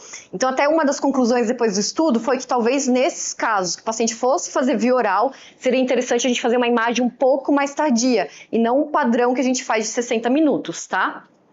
Isso aqui é só para vocês terem ideia, então, aqui é o mesmo local, tá? E a gente vê que aqui seria o estômago, né? Aqui preenchido com fluoreto, então é o mesmo frame durante o tempo, tá? Então a gente vê que tem uma redução, aqui é uma atividade bem acentuada e a gente vê que reduz durante o tempo. Então foi feito uma VOI desse estômago, eu também vi o tempo de esvaziamento. Eu fiz também um PET de esvaziamento gástrico, que eu consegui pegar todo, e eu vi, por exemplo, que o paciente que teve a pior curva foi um paciente que, na verdade, tinha uma gastroparesia, então ele não esvaziava, tá? Então e daí como é que fica o exame final? Esse é o exame final, é esse aqui. Qual que vocês acham que é o via oral e qual que vocês acham que é o intravenoso? Tá fácil, gente. O daqui, ó, é o via oral. Por quê? Porque tem atividade na boca, eu tenho atividade aqui em alça. Mas se não fosse isso, seria bem difícil, tá? Avaliar. Então eu poderia ali fazer um filtrozinho, colocar uma coisinha branca aqui, ó, só para tentar vocês adivinharem qual que era. Queria ver vocês adivinharem. Por quê? Porque fica muito bom o exame, tá? E só salientando, foi 5 miliquerris, a mesma dose entre os dois pacientes. Se for ver os protocolos atuais, a dose de fluoreto ele pode variar pelo IMC. Então, eu até poderia fazer uma dose maior, tá? Então, e aqui a gente comparou o TBR, né? O tumor, a variação do tumor pelo background ali, qual que foi o background? A gente usou o osso. Então, eu fazendo o SUV do tumor pelo osso, foi muito similar entre os dois, tá? Foi muito similar, tá? Não posso falar que não houve diferença estatística, mas foi muito similar. E, na verdade, teve até uma tendência maior pro via oral. Por quê? Porque possivelmente aqui, se a gente for ver, a captação do osso normal, ela é alta, né? E aqui demora para subir. Então, possivelmente aqui, eu teria pegado nessa curva aqui, ó. Então, eu tô aqui pegando, na verdade, mais atrás, ele não vai... A avidez ali da lesão é muito maior pelo fluoreto do que na imagem tardia. Então, assim, é muito bom o exame. Como é que a gente instituiu isso na rotina? Já existiam artigos desde 1972, mas ainda não foi colocado no guideline europeu e americano isso. Será que vai ser colocado? A gente até escreveu uma carta, o meu orientador, falando, olha, já tem estudos, a gente publicou, já tem embasamento para isso, né? O que acontece? No nosso serviço, o paciente não tem acesso para fazer MDP, a gente reagenda para fazer fluoreto via oral, tá? Assim, não tem dúvida, dezenas de estudos comparando que o fluoreto é muito mais sensível que o MDP. Então, assim, você fazer um fluoreto via oral é muito melhor do que fazer um MDP. Então, se fosse comparar, até, é o que eu falo, até depois eu falei, gente, eu podia ter comparado o fluoreto via oral versus o MDP intravenoso, porque ia ganhar disparado. Então, assim, o fluoreto via oral ia ganhar disparado no número de detecção versus o MDP intravenoso, que é o protocolo, o guideline que tem de estadiamento de doença óssea. Só para vocês verem, então é um repropósito de medicação. É uma medicação que a gente usa intravenosa, mas por que não usar via oral se a absorção é boa, tá? Esse daqui é um outro caso, vocês podem ver, ainda ficou muita atividade no estômago, tá? É um paciente que tinha uma gastroparesia, muita atividade, mas olha como a relação é boa. Então, e esse paciente, isso daqui foi feita análise intra e interobservador. E o kappa deu muito semelhante, deu 0,9. Então, assim, foi muito bom. Eu não trouxe o índice kappa aqui, mas análise entre observadores diferentes, no mesmo estudo e estudos diferentes, intra-VO e VO. Já está publicado esse estudo. Mas então, só que o que acontece? Fluoreto para metástase óssea. O que tem agora de muito bom para metástase óssea?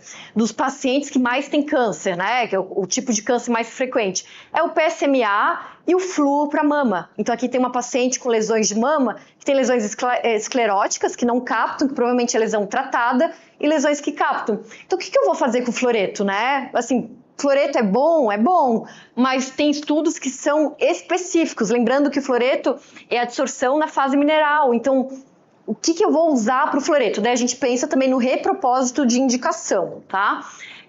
Isso aqui é a tese de doutorado da minha colega do HC, que era a doutora Cristina Ueda. A gente faz muito, na época que eu estava no HC ainda faz, mas faz muito PET fluoreto no HC. Por quê? A gente tem uma fila muito grande de cintilografia óssea, então para poder quitar essa fila é feito bastante PET fluoreto. E o que foi visto? A gente foi fazendo exames de paciente e falou assim, nossa, mas essa paciente tem câncer medular de tireoide, está captando em lesões que não são no osso. Então também é outro repropósito, é usar o PET fluoreto, que é um marcador ósseo, para ver lesões extraósseas, que é partes moles, tá? Outra indicação não oncológica que eu acho bem interessante, que é a hiperplasia do côndilo mandibular, eu tenho que quantificar isso daqui. É muito mais fácil eu quantificar uma imagem PET do que eu quantificar uma imagem MDP. Eu vou ter um SUV, comparo um lado com o outro, tá? Isso aqui é uma sacroiliite, porque você vai fazer imagem convencional, você tem que comparar com uma vértebra lombar, tem toda uma questão de quantificação, é muito mais fácil ver pela imagem do fluoreto. E esse aqui é um Paget aqui no sacro, então são causas não oncológicas aqui. Isso daqui é muito interessante, mas eu não vi nenhum centro fazendo estudos, eu acho uma pena. Saiu na revista americana de cardiologia, que é a avaliação do fluoreto para avaliação de risco de infarto miocárdio. E o que foi avaliado? Eles fizeram um follow-up de 42 meses depois do paciente fazer o fluoreto e viram que o único preditor de infarto de miocárdio, independente de ser fatal ou não fatal, foi a questão da captação, que eles chamaram de CMA, que é a atividade do fluoreto nos locais de microcalcificação. A gente tem o radiofármaco, a gente tem o equipamento PET-CT, por que será que não tem pesquisa nisso? Isso já saiu em 2020 na revista americana. Porque é custo-efetividade, isso vai mudar? O que vai ser feito? Então isso precisa ainda ser incluído nos guidelines para a gente poder fazer na parte clínica e não só em pesquisa. Então não adianta eu ter, nosso paciente que tem a placa de ateroma, ele vai falecer, mas será que esse paciente não tem uma cintila de perfusão miocárdica, que já tinha uma estenose, e ele já ia reperfundir? Então assim, tem que ver o que isso entra na mudança de conduta. Você vai fazer stent nesse paciente? Então é um repropósito de uma indicação, mas o que isso muda? Ainda não pegou na prática clínica. Isso é daqui, qual o horário que eu tenho? Só para... Ainda dá? 10 minutos? Tá, agora foi a parte do meu doutorado, agora que eu vou mais rapidinho. Então, no teste PSMA, nossa, a gente já falou tanto disso, né? É só para mostrar, o primeiro relato de terapia foi em 2015, 10 anos depois a gente já está tendo uso clínico e pago pelo convênio. É como eu disse, tem interesse da indústria farmacêutica, a coisa anda bem mais rápido, tá? Então, 10 anos depois do primeiro relato em revista, que foi a imagem aqui do mês, de terapia com lutécio, a gente já tem pacientes podendo fazer via convênio sendo reembolsado, tá? Isso é fenomenal, tá? Isso daqui é só para mostrar a imagem do ano que mostrou as terapias, só para vocês verem como tem resposta, tá? Olha esse caso, o paciente tinha 967, PSA é o marcador de próstata, tá? Então ele foi de 900 para 7, assumiram praticamente todas as lesões, então realmente uma terapia que é muito eficaz, que mostra um ganho de sobrevida livre de progressão de doença.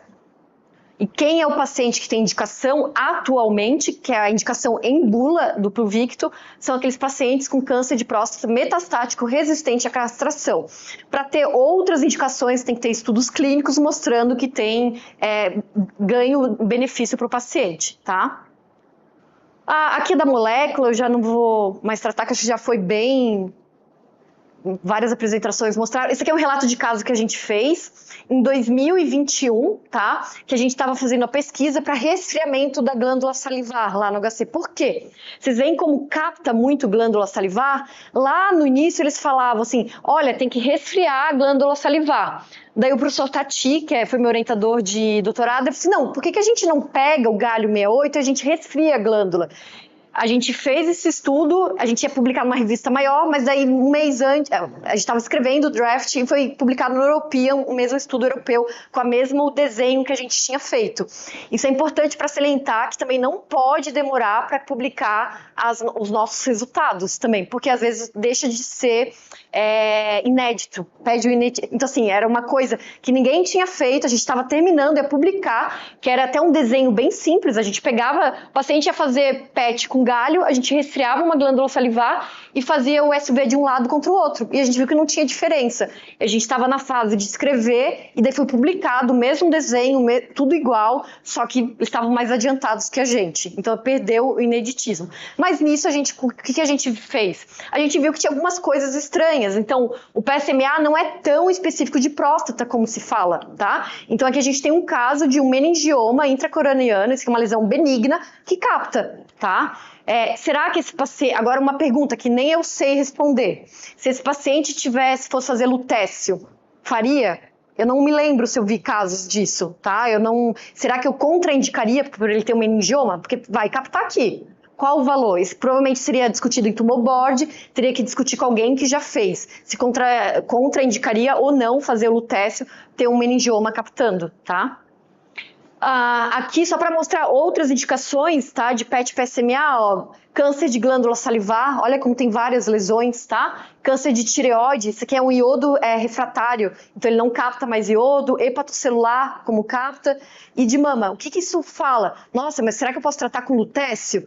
O objetivo parece lógico, né? Tá captando PSMA, eu vou lá e vou colocar um lutécio. Custa X valor, o paciente não tem mais nada o que fazer. Daí fizeram já esse estudo, né? Por isso que eu falo que é importante. Tem o radiofármaco, a gente tem que pensar na pergunta clínica que aquilo vai fazer, tá?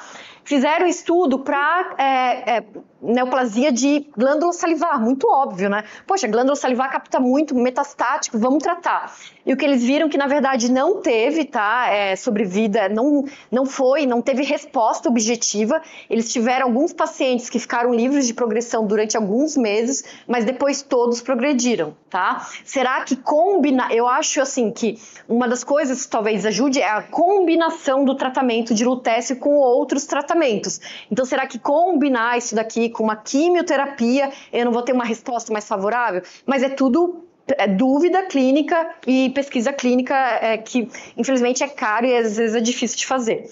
Então, esse aqui é um caso de glioblastoma, também tem captação, e olha, fez lutécio, mas também ele não chegou a uma dosimetria suficiente para lesionar totalmente ali o tumor. Mas eu posso fazer numa coisa que não tem indicação?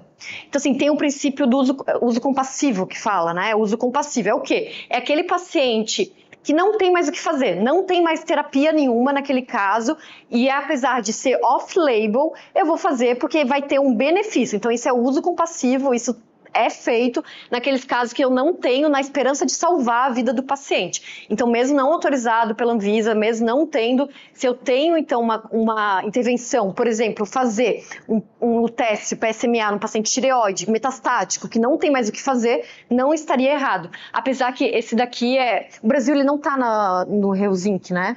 Ele não assinou. Mas o uso compassivo existe no Brasil, tá? Eu acho que não tá. Depende de cada centro. E como é que eu vejo quais são os clinical trials que existem no momento? Só para vocês terem ideia como o PSMA está na moda, desde 2017, é muito tempo, né? Se você digitar PSMA no clinical trials, eu digitei isso agora de manhã, aparece 603 resultados. Claro que isso aqui não é só terapêutico, é diagnóstico também, tá? Então, assim, pode ser de biópsia, aparecendo o receptor, mas 603 resultados é muito de clinical trials. E tem alguns da indústria farmacêutica. Então, você vai ver que a Novartis tem para uso com actínio. Actínio é um alfa-emissor, então já está tendo, até no Brasil, recrutamento de pacientes para alfa PSMA, mas o paciente, alfa-DOTA, que tem no Brasil, mas vai ter possivelmente de alfa PSMA também, que o actínio PSMA. Para terminar, tô finalizando, gente, agora eu só falei de PET, né? Não é que eu não gosto de medicina nuclear, convencional. Vou falar agora de um marcador que é o pirofosfato. A primeira indicação dele foi em 1974, o primeiro caso relatado. Então é super antigo, é um radiofármaco que ele era usado para infarto agudo. Quem é que faz pirofosfato para ver infarto? Ninguém. Todo mundo faz enzimas, né? O que acontece? Agora ele aparece nos guidelines como para diagnóstico de amiloidose cardíaca para o transtirretina, tá? Então, esse aqui é um estudo positivo e isso muda totalmente o fluxograma, tá? Porque isso fecha o diagnóstico e você não precisa da biópsia, tá? Então, você tira o paciente... O que aconteceu? Eu estava com um paciente no SUS, ele precisava fazer esse diagnóstico, o SUS não pagava onde eu estava, infelizmente. Eu falei assim, nossa, vou ter que pedir uma biópsia. Então, assim, são coisas que a gente tem que incluir mesmo e tem que brigar para ser autorizado, porque muda o risco de sangramento, o preço do procedimento. É muito mais barato você fazer uma cintilografia do que fazer uma biópsia ali, tá? O ITRO 90, ele é desde a década de 60 para o radiossinovectomia e agora está na moda por causa da radioembolização hepática. Isso aqui eu era coordenadora da radioembolização hepática do 9, então a gente fez alguns casos lá, acho que foram 30, esse aqui é o caso que a gente fez lá, que também é equipe multidisciplinar, então a gente faz junto com o pessoal da radiointervenção. Então a medicina nuclear agora está em tudo, tá? E a gente consegue fazer o cálculo dosimétrico antes de fazer a injeção. Então essa aqui era uma paciente que tinha uma lesão única de um hepatocarcinoma, a gente fez uma dose alta, tá? Do ítrio, só para mostrar para vocês o videozinho. Então esse aqui é o ítrio, ó, como capta bem ali na lesão, tá? Então a gente tem uma captação super específica e localizada. Então, ao invés de fazer um tratamento sistêmico, fazer algo que pudesse dar muitos efeitos colaterais, eu faço uma terapia local naquele paciente. E essa paciente, ela teve resposta completa da lesão, tá? Então, essa aqui era a lesão que ela tinha na ressonância de abril. Em 2 meses depois, sumiu a lesão. E era uma paciente de 80 e poucos anos. Ela não queria operar. Tá, porque é uma lesão que poderia operar, o cirurgião vê isso aqui e fala, tá tão fácil de operar, é só pegar aqui, tirar encapsuladinho, mas é um paciente de 82 anos, tá? Então, assim, é um tratamento que mudou, foi curativo, o convênio pagou, tudo ótimo, assim, então muda a vida do paciente. O paciente podia ter morrido na mesa de cirurgia, tá? O paciente tá bem, tá super bem, 80 e poucos anos. Então, esse é o último slide. Então, quais são os desafios? Isso lembrando que o ITRO era feito na década de 70 para sinovectomia. Hoje em dia não é feito mais. Existem alguns tratamentos imunoterápicos que são feitos para artrite reumatoide, etc., que acaba não se fazendo mais a sinovectomia, pelo menos nos locais aqui no Brasil. Quais são os desafios e oportunidades? Então, a regulamentação, a gente precisa fazer estudos de regulamentação, reembolso, tá? Precisa ter liderança nessa parte de inovação em prática clínica, não só na pré-clínica, mas é importante para autorização nos convênios de reembolso terem estudos clínicos, senão a gente não consegue fazer na parte clínica, né? E o mesmo radiofármaco, às vezes, é uma coisa que não se fazia, por exemplo, fluoreto na década de 70, num estudo de 2020, mostrou que é relacionado à mortalidade de infarto. Então, é uma coisa assim que, do nada, às vezes você tem uma ideia, vê, nossa, mas está captando a coronária, e faz um estudo, e às vezes pode mudar ali o curso dos pacientes, tá? Então, é basicamente isso, gente. Obrigado.